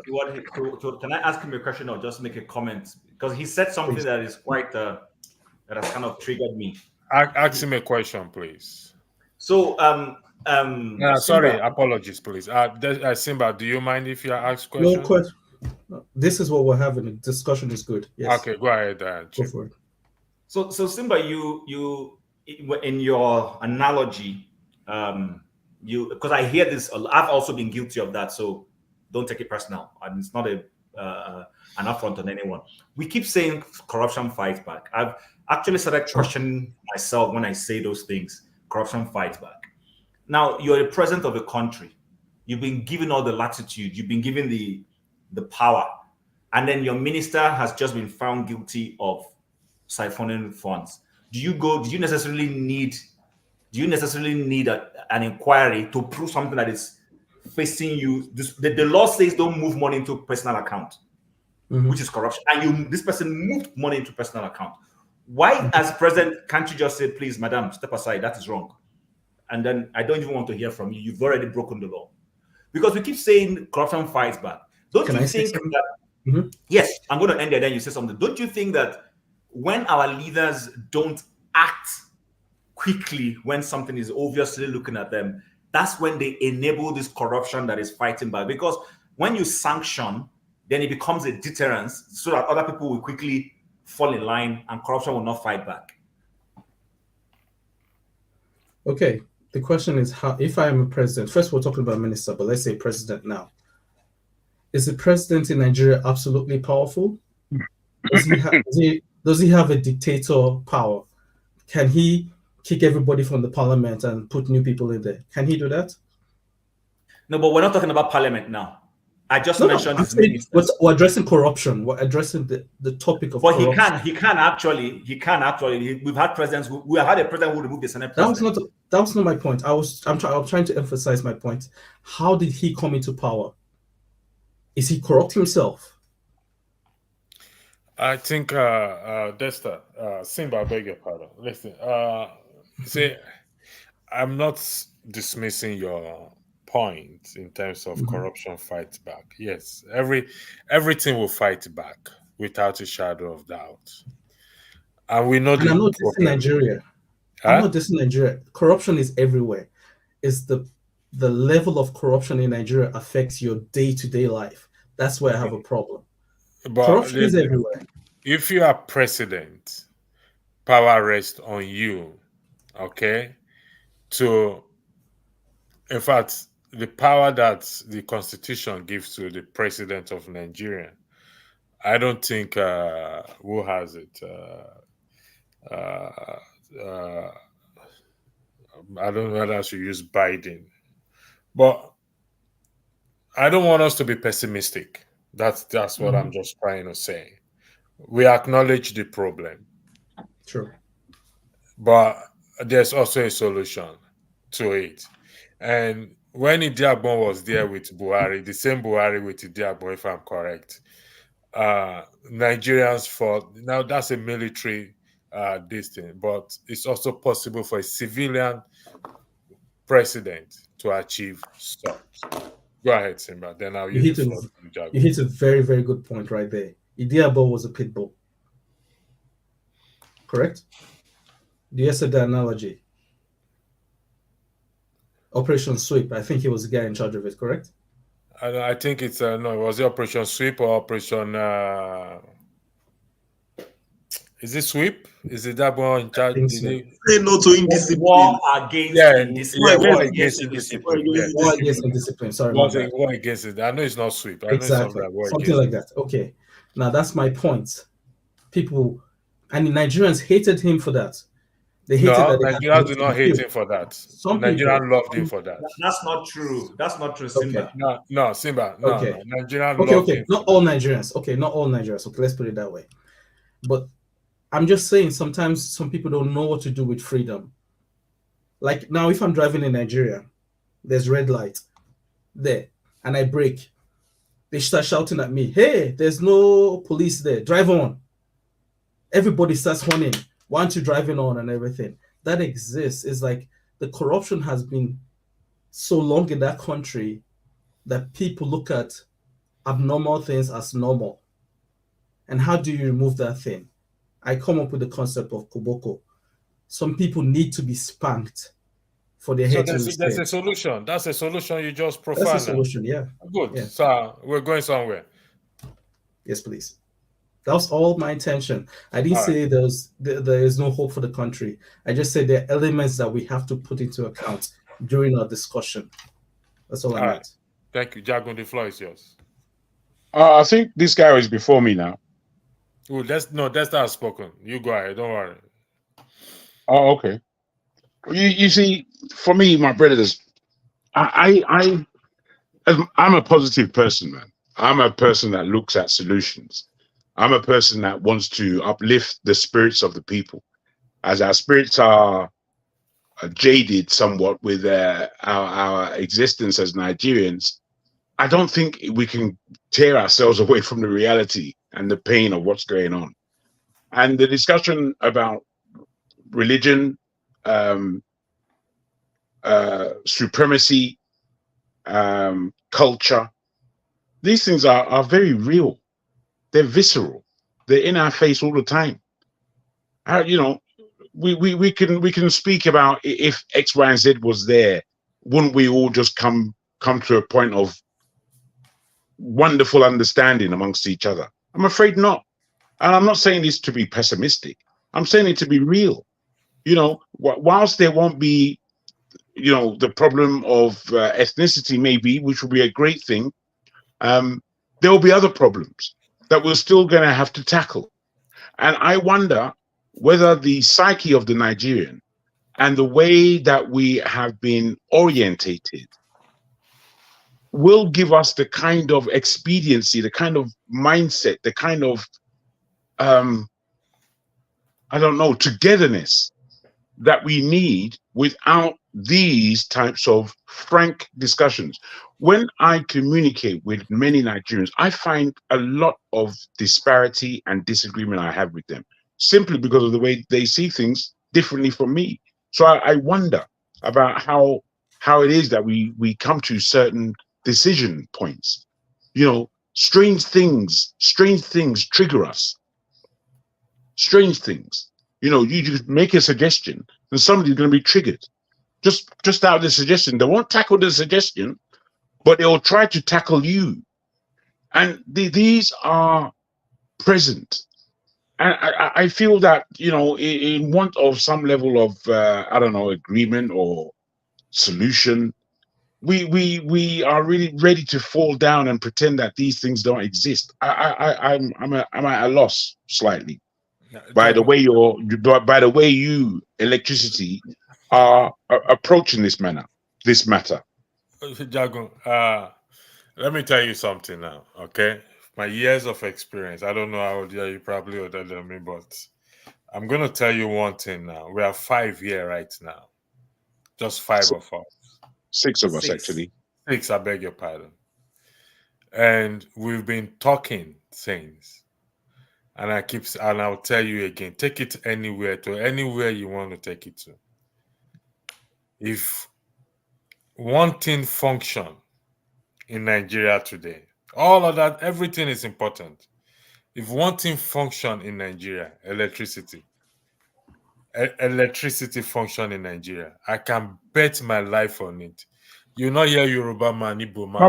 My brother, you're talking. Let me finish. Hold on 1 second. You're not saying anything to me, bro. Hold on 1 second, please. Mm-hmm. If you don't mind. We will not be talking Yoruba man, Igbo man, Hausa man, Ijo man, this and that. No. Because everybody will become engaged, will become busy. Even where there is no electricity at this very moment, Nigerians keeps themselves busy one way or the other. Look at the way Nigerians have taken, even though some things are rubbish that they post on social media, we are very, how do you call this word? We are, is it enterprising or no? There's one word I'm trying to use, man. I can't remember the word. Nigerians don't depend. Very enterprising. I think that's what you want to say. Yeah, very enterprising. Nigerians don't depend on the government for their daily bread as it is. They are creative. So if that electricity can function constantly, you and I probably will, like who said it? Somebody said it here. You and I will not sit down and be coming to do. Let me come back to you. Let me come back to electricity. Now, the word "if" is the big thing. It's not a big thing. It's not big. My brother. Please, I'm going to give it to you. I yield the floor to you. The word "if" is a big thing. In that, electricity is not rocket science. For goodness sake. We have been there for 66 years. Jagun, wait, bro, you said you're not going to disturb me. You're disturbing me. Listen, I have my reason. Don't stop me. Let me land so you understand me. Let me land. Yeah? What I'm trying to put to you, my friend, is that all these flavorsome ways of elocuting this issue and saying words like "if" and "ha," brother, we're in a position where that "if" is 60 years old, my friend. So what are you talking about? Do you not realize that the reason why there is not electricity in Nigeria is because there are a group of people stopping electricity from happening? This is the issue. So this being the issue, we understand that there is a large group of people whose psyche is telling them that to hell with Nigerians, because we're making money in this particular way, they are not going to get what they actually need. These are the issues. If. What does if mean, for goodness sake? You tell me about your... My brother, let's be serious. Jago, I think you and electricity are saying different. What electricity say is true. What you are saying might be true. Electricity is saying, and I'm clear on what you're saying. If we can solve problem of electricity, it's gonna solve a lot of problem within Nigeria. I'm clear on what he's saying, and I can even agree with him. The only thing is that this if that we are talking is still very much with us. Can I jump in now? Is it okay? Okay. I just wanted to. Yeah. Okay. So Jagu and electricity. Okay. So this is what I'm understanding. Sorry, do me a favor. Take me out of the equation. Address Jagun, please. No. I'm addressing everybody, all six of us. No, I don't want to be. Okay, hold on. That's fine. That's fine. But this is where I'm going with. This is where I'm going with my contribution right now. Electricity, you said something earlier, which I think Jago misunderstood, and that is, we're talking about views. Now, it's just like you and forefathers. Forefathers says it is security, take it to the moon. Nigeria doesn't have security, nothing happens. Some of us say electricity, some say other things. Now, what I'm trying to say is this. We need to hear each other without necessarily, getting worked up. Now, I live in Canada here. This week alone, something broke out in the political system of Canada. During the COVID period, there was an emergency law that is there in the constitution, but they don't use it very frequently. And there was these truckers who were fighting, saying that the vaccines were becoming an impediment for them to do their job as truckers. They were being forced to get a shot, and some of them said they should be allowed not to. And so there was a demonstration, and those truckers caused call it nuisance to society. And then the Prime Minister and his Minister of Justice applied a law called the emergency law. Now, post that law, people have gone to court over that matter. And just, I think yesterday, the court ruled that the Prime Minister used that law wrongly. Now, in the course of all those confusions, people were disagreeing, quarreling. Do you understand? So what am I trying to say? Sometimes we Nigerians, we get too hard on ourselves. We say, we fight over matters. We think, like I rightly heard you, Jago, you said that why you disagree with some people don't agree. And I keep telling you, it's I didn't hear what you said. Just so that little bit, please.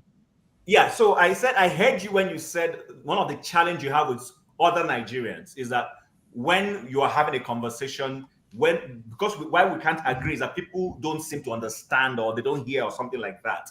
You understand, right? So, and I'm saying to you, actually, the problem is on both sides. People need to, when I disagree with you, get to a point to say, okay, that's your view, but that's fine. And we let the matter rest and move on. But as Nigerians, sometimes we get hard on ourselves. These Canadians are fighting here every day. Trust me. I'm seeing people on social media throwing jabs at each other. And we think that it's only us who sometimes disagree. That's not correct. The Americans are busy fighting over Trump, whether Trump should be removed from the ballot or not. Those who are saying he shouldn't are being called supremacists. Those who say he should are being seen as people who, are against democracy.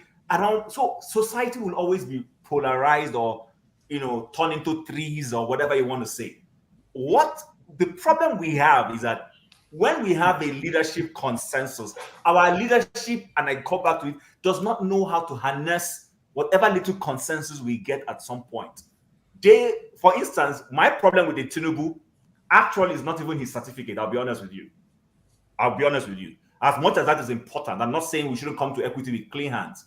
My problem with him is in the fact that he stole an election. One, I keep saying it. And two, he played a religious and a tribal card in getting to where he got to. He played one. So those are the issues I have with him. Because I believe personally, if the constitution enables him to run, he should have run. Nobody should stop him. But for the fact that he tried to play those things and then people are turning the tables around and trying to say no, that's where I have a problem. And so Nigerians are not peculiar in disagreements. Nigerians are not No. peculiar in I don't think we're necessarily arguing, but I think we do come to things from different points. I'm a man, which is good, which isn't bad at all. But I'm a man. I like to be able to come to the point where decisions are made, and therefore we're moving forward. The complexity that we seem to be in is that we have stayed, and we don't seem to really take it on board, that we have stayed in the same place or worse for the length of time from our independence.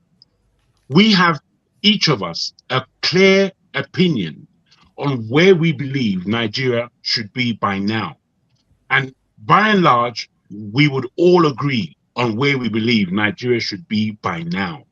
But Nigeria is in a position of almost nowhereness. Jago, and you know why, Jago? You know why? Oh yeah, man. So good. So we claim we're running a democracy. We claim we're running a federal system, but we're running a unitary system. Today, I got information that the Supreme Court, or sorry, not the Supreme Court, that the National Assembly has tweaked the Constitution and has now extricated the local government from the control of the states.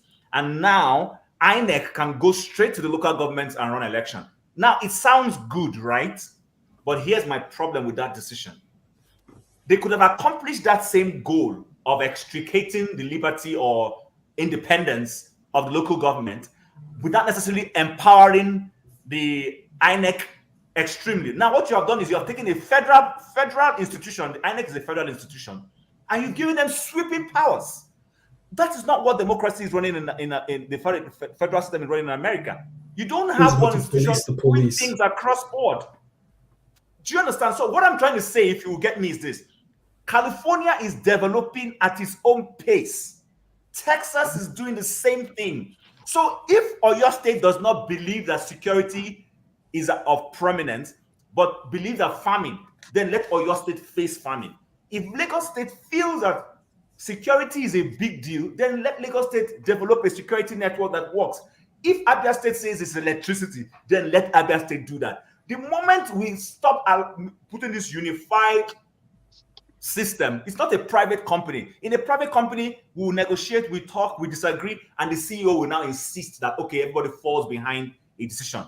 Yeah. Tinubu cannot do that. And that is what we are running in Nigeria, and we shouldn't pretend that we are not.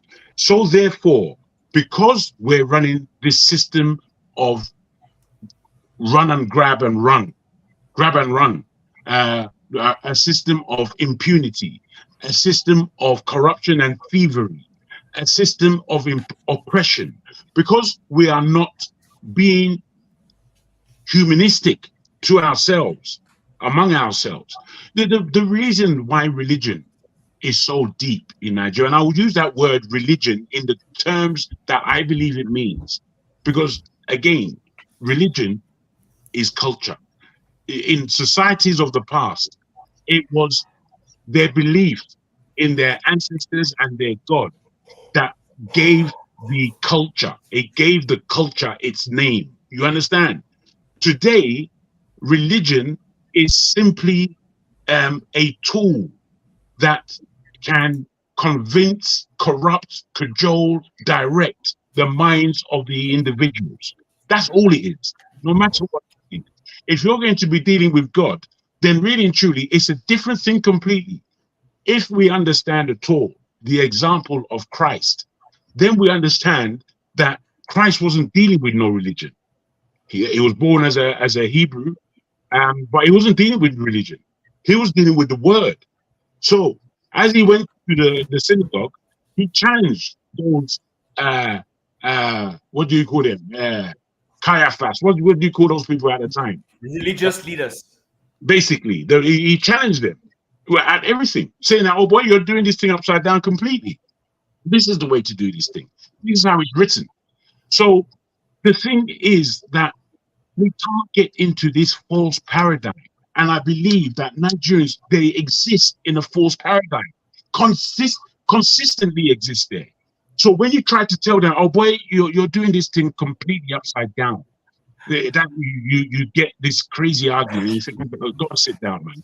You know, Jago, someone is accusing you on the comment section. Says you guys have a luxury lifestyle. Your wives can sponsor you to gist online for 10 hours a day. Please help me find that wife. is that me that they're gisting? I don't. That's all of us, bro. Me, I don't have one. I have 4 wives, I get or more. Gentlemen, I'm gonna say this. I'll yield the floor to you guys to be talking. I'm in the background. Let's No, I'm going to have to go. When are we leaving? I need to go do No, something. let my man speak. Listen to you. I think Forefather is coming in. Let the guy speak. You reference Jesus Christ going into the temple and pursuing those when he said the father's house is a house of prayer, not dens for thieves. And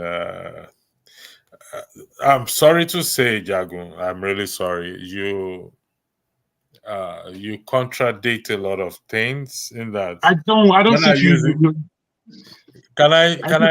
You said that the last time, and it was because you didn't understand the whole of what I said. You're picking one slide. Jagun, listen to me. Go for it, bro. Go for it. Call my name. Let it finish, Jagun. Let it finish. Jagun, blast me, brother. I'm not blasting you. You are blasting me because I didn't call your name once. I spoke to your reasoning, not your being. If you call my name, it's okay. We are here to have a discussion. If you don't want me to go for it, bro. You see, when you reference Jesus Christ and all this, it makes me to wonder because Christ in his time, wanted the good of the people, and he spoke to the leaders and even the people as well to do right by each other. And some of them did right by each other. You know, you heard of Nicodemus who climbed, is it Zacchaeus or Nicodemus? Zacchaeus who climbed on the tree to say, okay, he took people's money and he did restitution and he refunded it back threefold. And so these things are achievable. Where I stand is position I stand in. Sometimes we come across as if the problem is so deep.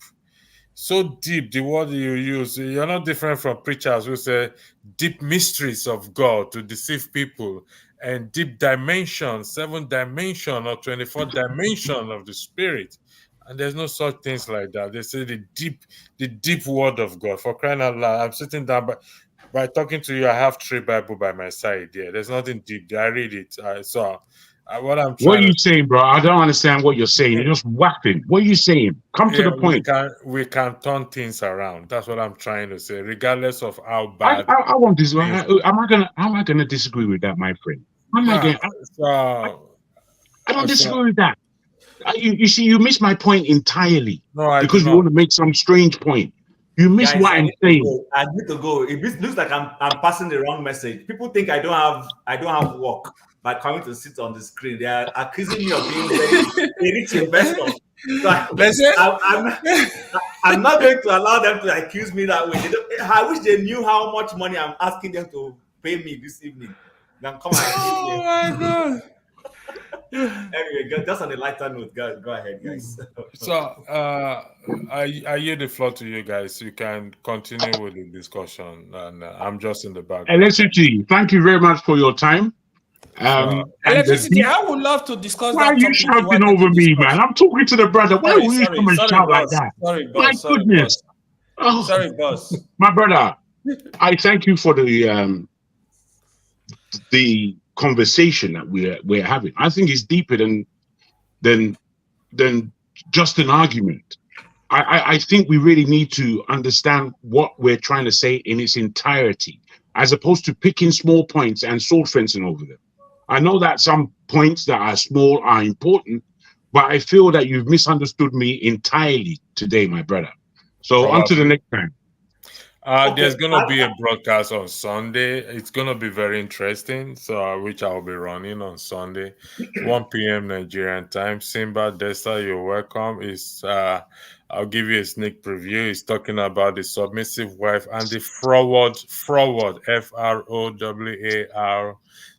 and the forward husband like Jagun. So On Sunday? Oh my God. On Sunday. On Sunday, the submissive wife and the forward husband. We have Femi Falana on Sunday for you. No, you know the Femi earlier than Falana is that. around But 5 p.m. I won't join you. I think let me just say early. this. I think we deviated a lot. Yes. It's not necessarily bad. I'm not gonna because when we started this, there were some core things Really deep. that the original conversation would have helped us to accomplish. But I agree. we dovetailed into other areas. Fair enough. It is what it is when people have conversations. So, but I will end by saying, guys, I want to have conversations. I want to have conversations with people who differ. I want us to be able to, even if we want to hold on to our viewpoint, not necessarily see that the other person is attacking you. That's the next growth level for us as people. Let's have conversations where we don't necessarily have to get emotive, but disagree. And then when we leave here, I do that a lot. You guys will trust me, I live here a lot. I go and I reflect on a couple of things. There are times when I come and say, okay, you know what? I didn't seem to agree with what Dexter was saying, but with one or two things that I'm seeing post my conversation with him, he might be right. And if I see Dexter the right next time, I probably will say, oh, you know what? By the way, my disagreement with you, I yield on one or two things.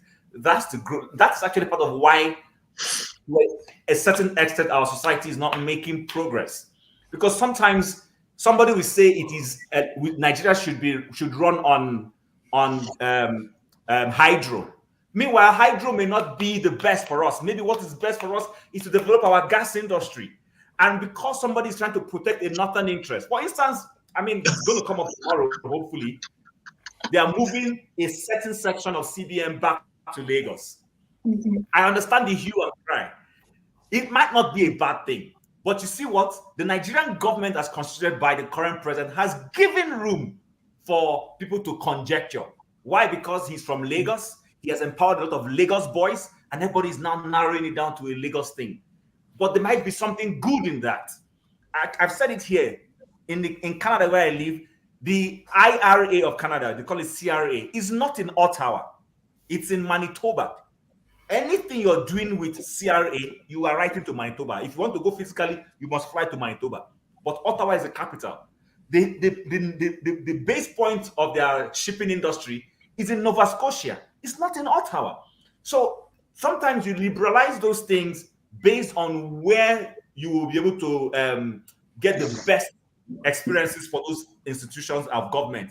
Unfortunately, we've taken everything and we have thrown it in Lagos.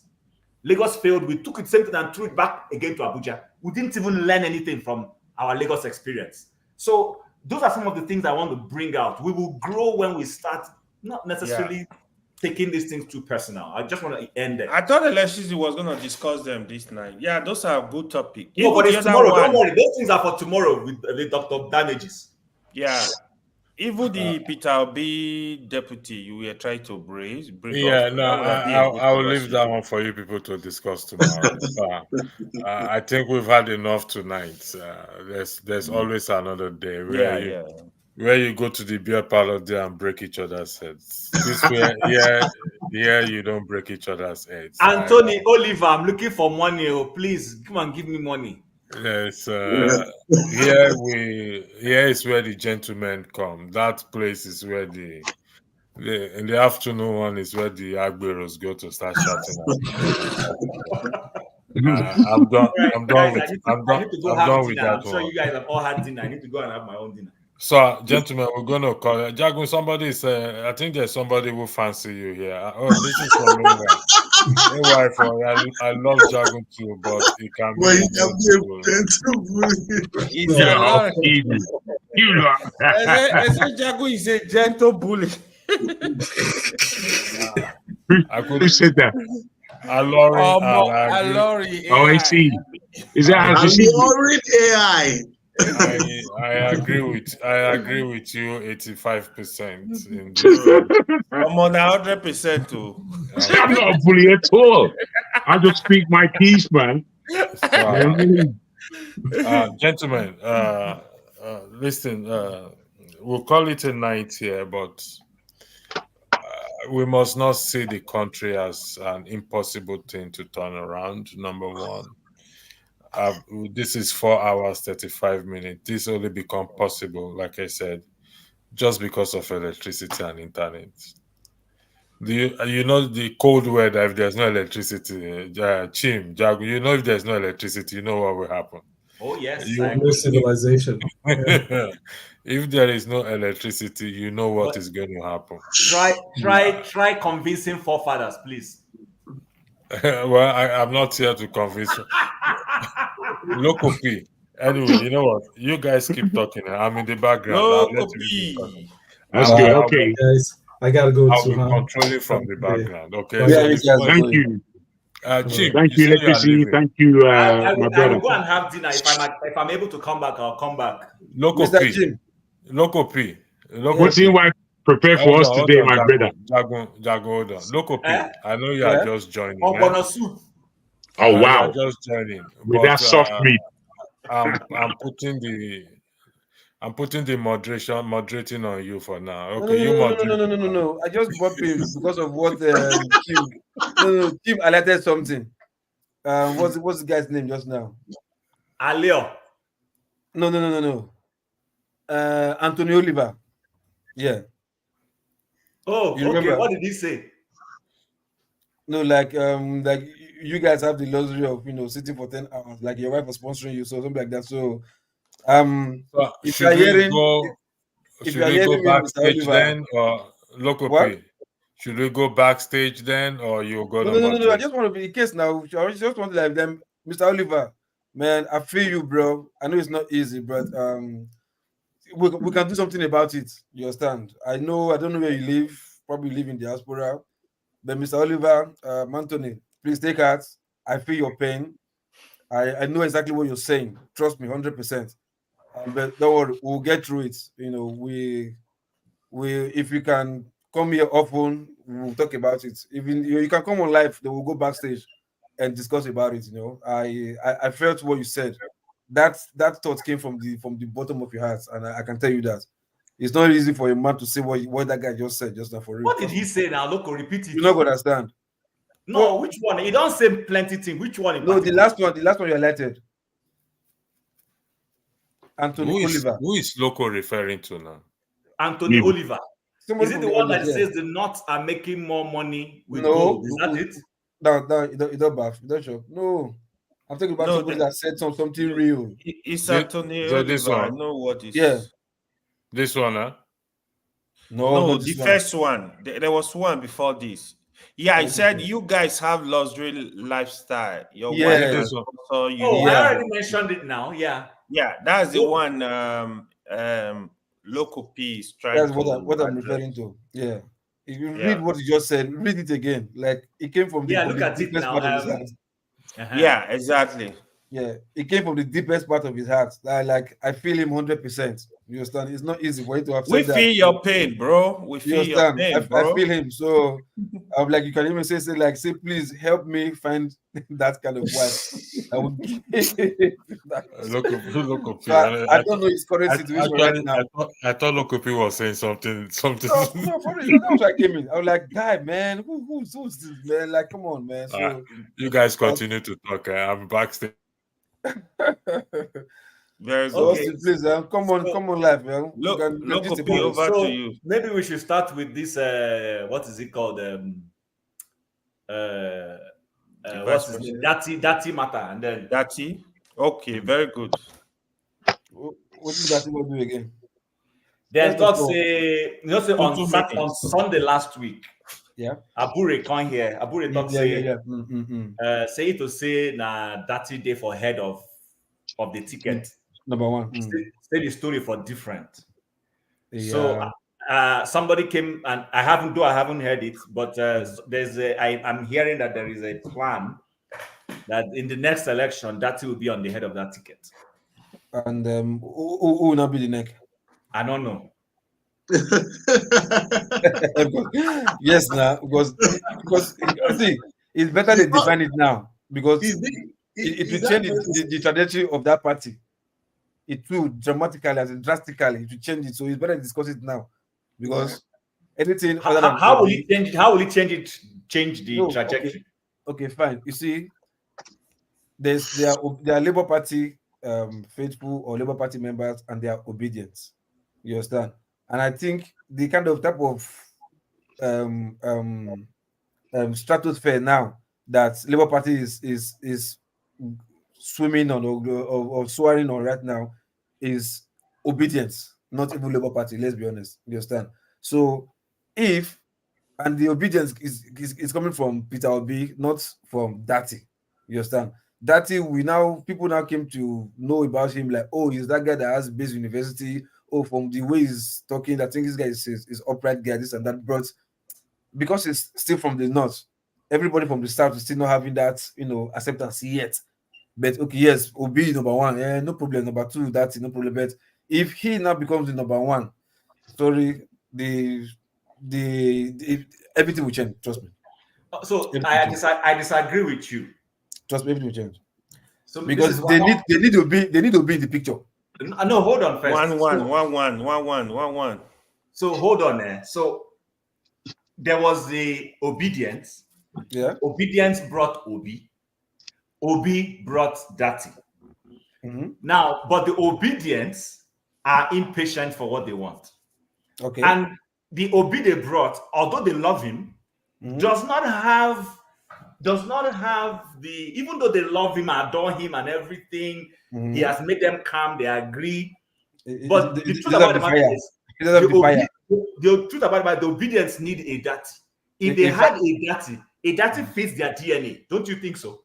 Yeah, something like that fire that can like, man, enough of all this bullshit, like something like that. Yeah, he has the fire in him. But like I said, you can't deny the Peter B factor. You can't deny that. You just can't. You can't. I'm not denying it though. I'm just saying. If I'm just saying, I mean, have you related with the obedience? As in diehard. Have you on social media? Have you dealt with them? Have you discussed with them? No, I haven't. Okay. I discussed with even today. Even though there are some of them I agree with, and I understand them, but there are two particular ones. There is one who is fighting an ethnic war now. If you go on Twitter, I won't call his name for you. I don't want to mention his name. If you see the way, and this guy, I don't know whether he's good at hacking people's accounts, but if you say anything, be sure that if you are not somebody who, maybe you say something about ethnicity or you call somebody out on the moral ground, be sure to be that morally straight. Because if you're not, this guy will find everything about you. You go find girlfriend on WhatsApp where you don't go toast, and he will put it out there to see someone that is talking about morality. He's done it to a lot of people, and those people quickly went off. There's another one. What I want to tell you, these guys are brutal. Their pain is that their principal, and they respect the principal of being Obi. They do. He's told them to be calm, and they were calm. But I can bet you, if the man was a type that is telling them put fire, they would burn everything down. Yeah. That's how those guys are. But so that's why I'm saying, right? Burning everything down, does it? What's no. I'm not telling you what those kind of people who they are. Have you seen their fight with Shoyinka? Have you seen their fight with Professor Shoyinka? I saw it. I was surprised. when I saw Step the troller. Secret court picture. I was like, Step the troller. I like Jesus Christ, man. People are very. Jim, the best panelist. Hi, Steph. How are you, man? Obi is a charming person. Obi is a charming person, which that is not. You understand? So, like I said, the dynamics will change. Trust me. So, Loco B, now I'll let you go discuss this topic. So let me say my honest opinion on this issue. First of all, I don't think the eternity called Labour Party. To be honest, it's just obedience. That's one. The second thing, if that T is on that ticket, it's not gonna fly. It's not gonna fly. To be honest, 2037. To be honest, will it fly if Obi blesses it and endorses it? it's not gonna fly. No, Let me tell you. Even Peter Obi in 2027 is gonna struggle. To be honest with you, for these people to defeat APC House down in 2027, the hard truth. No, we're not there yet. Hold on, AY. We're not there yet. We're just talking about the dynamics. So let me tell you why it will not fly. You see, politics is every election is different. You got to look at the issue, look at the dynamics. First of all, that is not known in the North. Northerners, I don't see they will give support to that. They don't have that level of cautiousness that is in the South in terms of politics. That is one. That was also the struggle of Peter Obi in the North. Even most of us will not agree. To be honest, if Kwankwaso was vice to Obi... So, AY, can you qualify this North, please? So when I mean North, right? Yes. So there is one thing we don't know in the South. No, AY, sorry, don't be offended, please. I don't mean to cut you short. I know, I get your point. So qualifying the North, are you talking about the core North? Does that include play two? I'm actually referring more to the core North. Okay, please. The core North, where you see Northwest, there is a lot of vote coming from the Northwest. So just imagine if Kwankwaso was on that ticket, there would have been way more pressure because of the popularity. In the South, anybody can come up, like people believe in you. You are not even rich. You are son of nobody. They will vote for you. In the North, it's kind of different. So that is not having that popularity. It is an issue, to be honest. But even when Dati collect the ticket, Peter B is telling them, vote for this person. Mind you, the Southerners, a lot of people have their mind. Exactly. They are deliberately supported Peter Obi. Not that they think Peter Obi cannot do it. They are supporting him. No, they feel Peter Obi is capable. He's going to make a change. That was why they voted him. I was telling somebody recently that said, oh, if Peter Obi come into Edo, right, he's going to be able to change the politics of Edo. I say, no, Peter Obi will not. It's just like Edo people, right? If you are thinking Peter Obi will come to Edo and tell them vote for Labour Party, he's going to think again. It's not going to work. He's on his own. That is exactly what I'm trying to say here. He's on his own. People love Peter Obi, they respect him, but when it comes to places like Edo, they are very, very aware because, man, they've seen the good, the bad, and the ugly.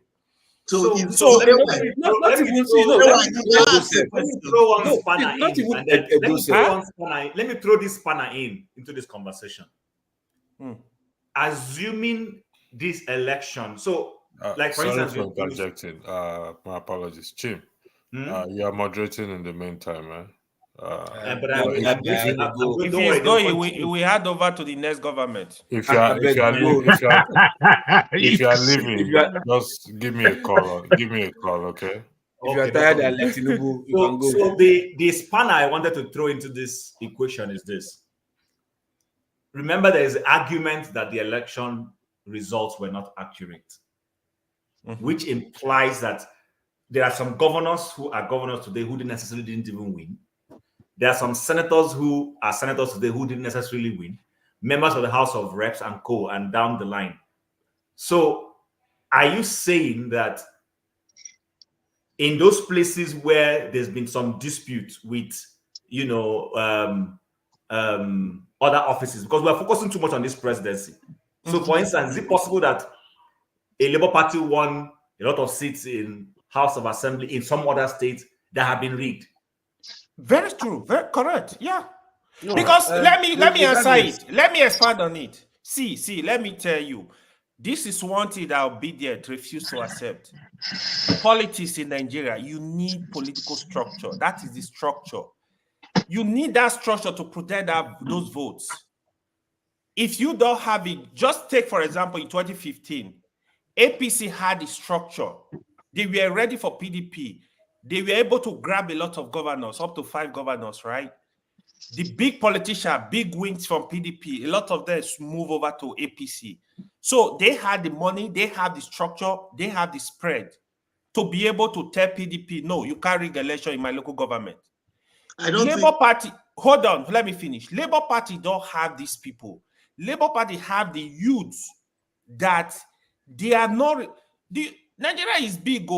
It's just like going to a village in River State to protect votes. You need the people. You need those people that will say, if they have that structure, you think where Wike will get away with all he did in Rivers, they will stop him.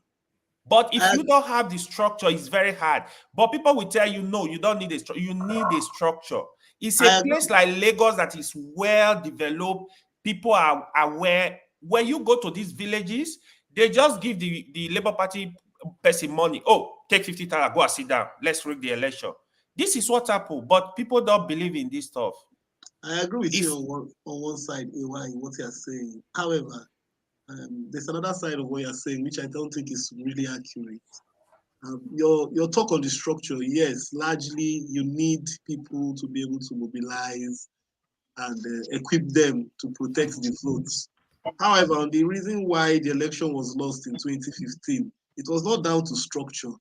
It was not down to the fact that in 2015, yes, that was not the reason. Why do you think? You keep on thinking that the reason is because you had a president who, at that point in time, was not desperate to be president and was not ready to do whatever it takes. Exactly. It was a fake guy. Yes. Dead guy. He was not ready to do whatever it takes. Dead guy. Yes. He was not ready to do whatever it takes to remain in power. Because the truth is this. I have no shoe. If he wanted to remain in power, he would have done whatever it takes. Look at what happened in this election. Let me land. In this election that just happened, the APC did whatever it takes for them to remain in power. Even in 2019, they did whatever it takes. It's not because this is the fallacy that they make Nigerians believe in 2015, that is because there was structure and all that. No, that was not the reason. The reason is because somebody said, okay, look, I'll allow a level playing ground. I'm not desperate. If I don't win, then let it be. That was the reason. So let me ask you this question. So you believe 2015 election was not rigged? 2015 election was rigged. 2015 was rigged. It was rigged. But what you say, hold on. If Jonathan want to be Nigerian politician, I get it. Dessa, you are also partially right, but the truth is we must put out there. APC in 2015 was a very sophisticated party. Let me explain how. Tinubu was controlling up to 5 states in the Southwest. Buhari was getting 10 million votes consistently for the past 3 elections.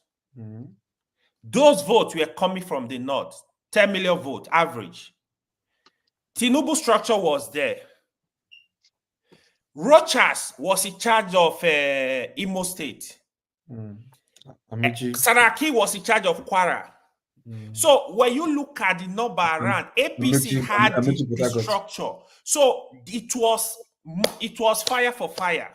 They had the money. They had the people. Have you looked at the election? See, hold on. Did you look at the electoral map? Let me finish this. Good luck, yes. Good luck could have used more power to say, anyhow, I will rig this election. But during the election, see what happened, right? Mind you, a lot of Nigeria were also against good luck. They wanted any other person, but not good luck. They wanted a change. As a change. Nigeria also wanted a change. That make it more easier. Even during election day, right? results from local government from state were posted on Sahara Reporter morning till night. They were popping out results. They had their strong room that was so strong. That was the same question we asked Labour Party chairman. What was happening in your strong room? Do you have all the results from all the states? APC had all the results from all the local government. They could have go to court and drag that case in court and win that case. So it was a bit different. What you're saying, you're looking at it. You're looking at it. It's different. Let me see. I'm I follow this thing. Look at what happened to Peter Obi in the Southeast. A lot of leaders in the Southeast, we are not support Peter Obi. It was the populace, the people, we want this man. That was why, because they overwhelmed those leaders. They could not rig election in the Southeast, PDP and APC. They kicked them out. But in other places, because Peter Obi was from there, in other places, for example, in Edo State, the governor, Peter Obi would have, he won Edo, but he was supposed to have way more vote in Edo. Because Peter Obi won Edo, they were not putting eyes in those states. They think like, oh, yeah, we won the state. But Peter Obi was supposed to do way better. The governors was going to police unit, telling people to destroy bylaw buses because of the frustration. We know about all this. What you're saying, AY. I'm not disputing what you're saying. You know, if Peter Obi won massively in Plateau State, the votes were cut down. He won massively in Rivers too. Lagos. In Rivers too. Yes, even in Oyo State recently, somebody was telling a DSS guy was telling me recently that even in Oyo State, you won't believe the numbers he was doing. He was doing very good numbers. I personally believe Peter Obi was supposed, if the election go free and fair in the South, Peter Obi was supposed to win at least 5 of the states. At least. He would have 5 won, of the states. It's not even in the South. Let's say 1 out. Even in the middle belt. Even in the middle belt. Yeah, so the middle belt, he would have won. But so my point here is this: using institution of states to win election, it was what Jonathan did not do. I'm not saying you are not right. You are right. You're right at what you're saying. But when you now make it look like in 2015, they made Nigerians believe that okay, if you can protect your vote, no, it's not true. That's not true. But if the person at the top decides that he must use institution of state to hold on to power, then I'm sorry. Whatever you do, all they can do is destroy the material. You can't rule out incumbency power. That's the truth. Anywhere, even in America, you can't rule out incumbency power. It's there. It's a tough one. I mean, even before you defeat an incumbent president, you gotta work very hard. Even Liberia election recently that George Weah lost, they have to do what's it called? Do another. It was a runoff. It's a lot to defeat an incumbent president. If that is good or it's not good, it's a lot of work. It's not easy. All right, gentlemen. But it's not because of what you said that it's not easy. The Nigerian own case is just a different kettle of fish. Nigeria is I get it. All right, we'll call it a night here. So have a lovely night. Local B, you want to stay on the? Yeah, we are on the backstage. I'll put you on the backstage. Okay. When you say call it a night, like ending the life, or no, we'll go backstage. Okay.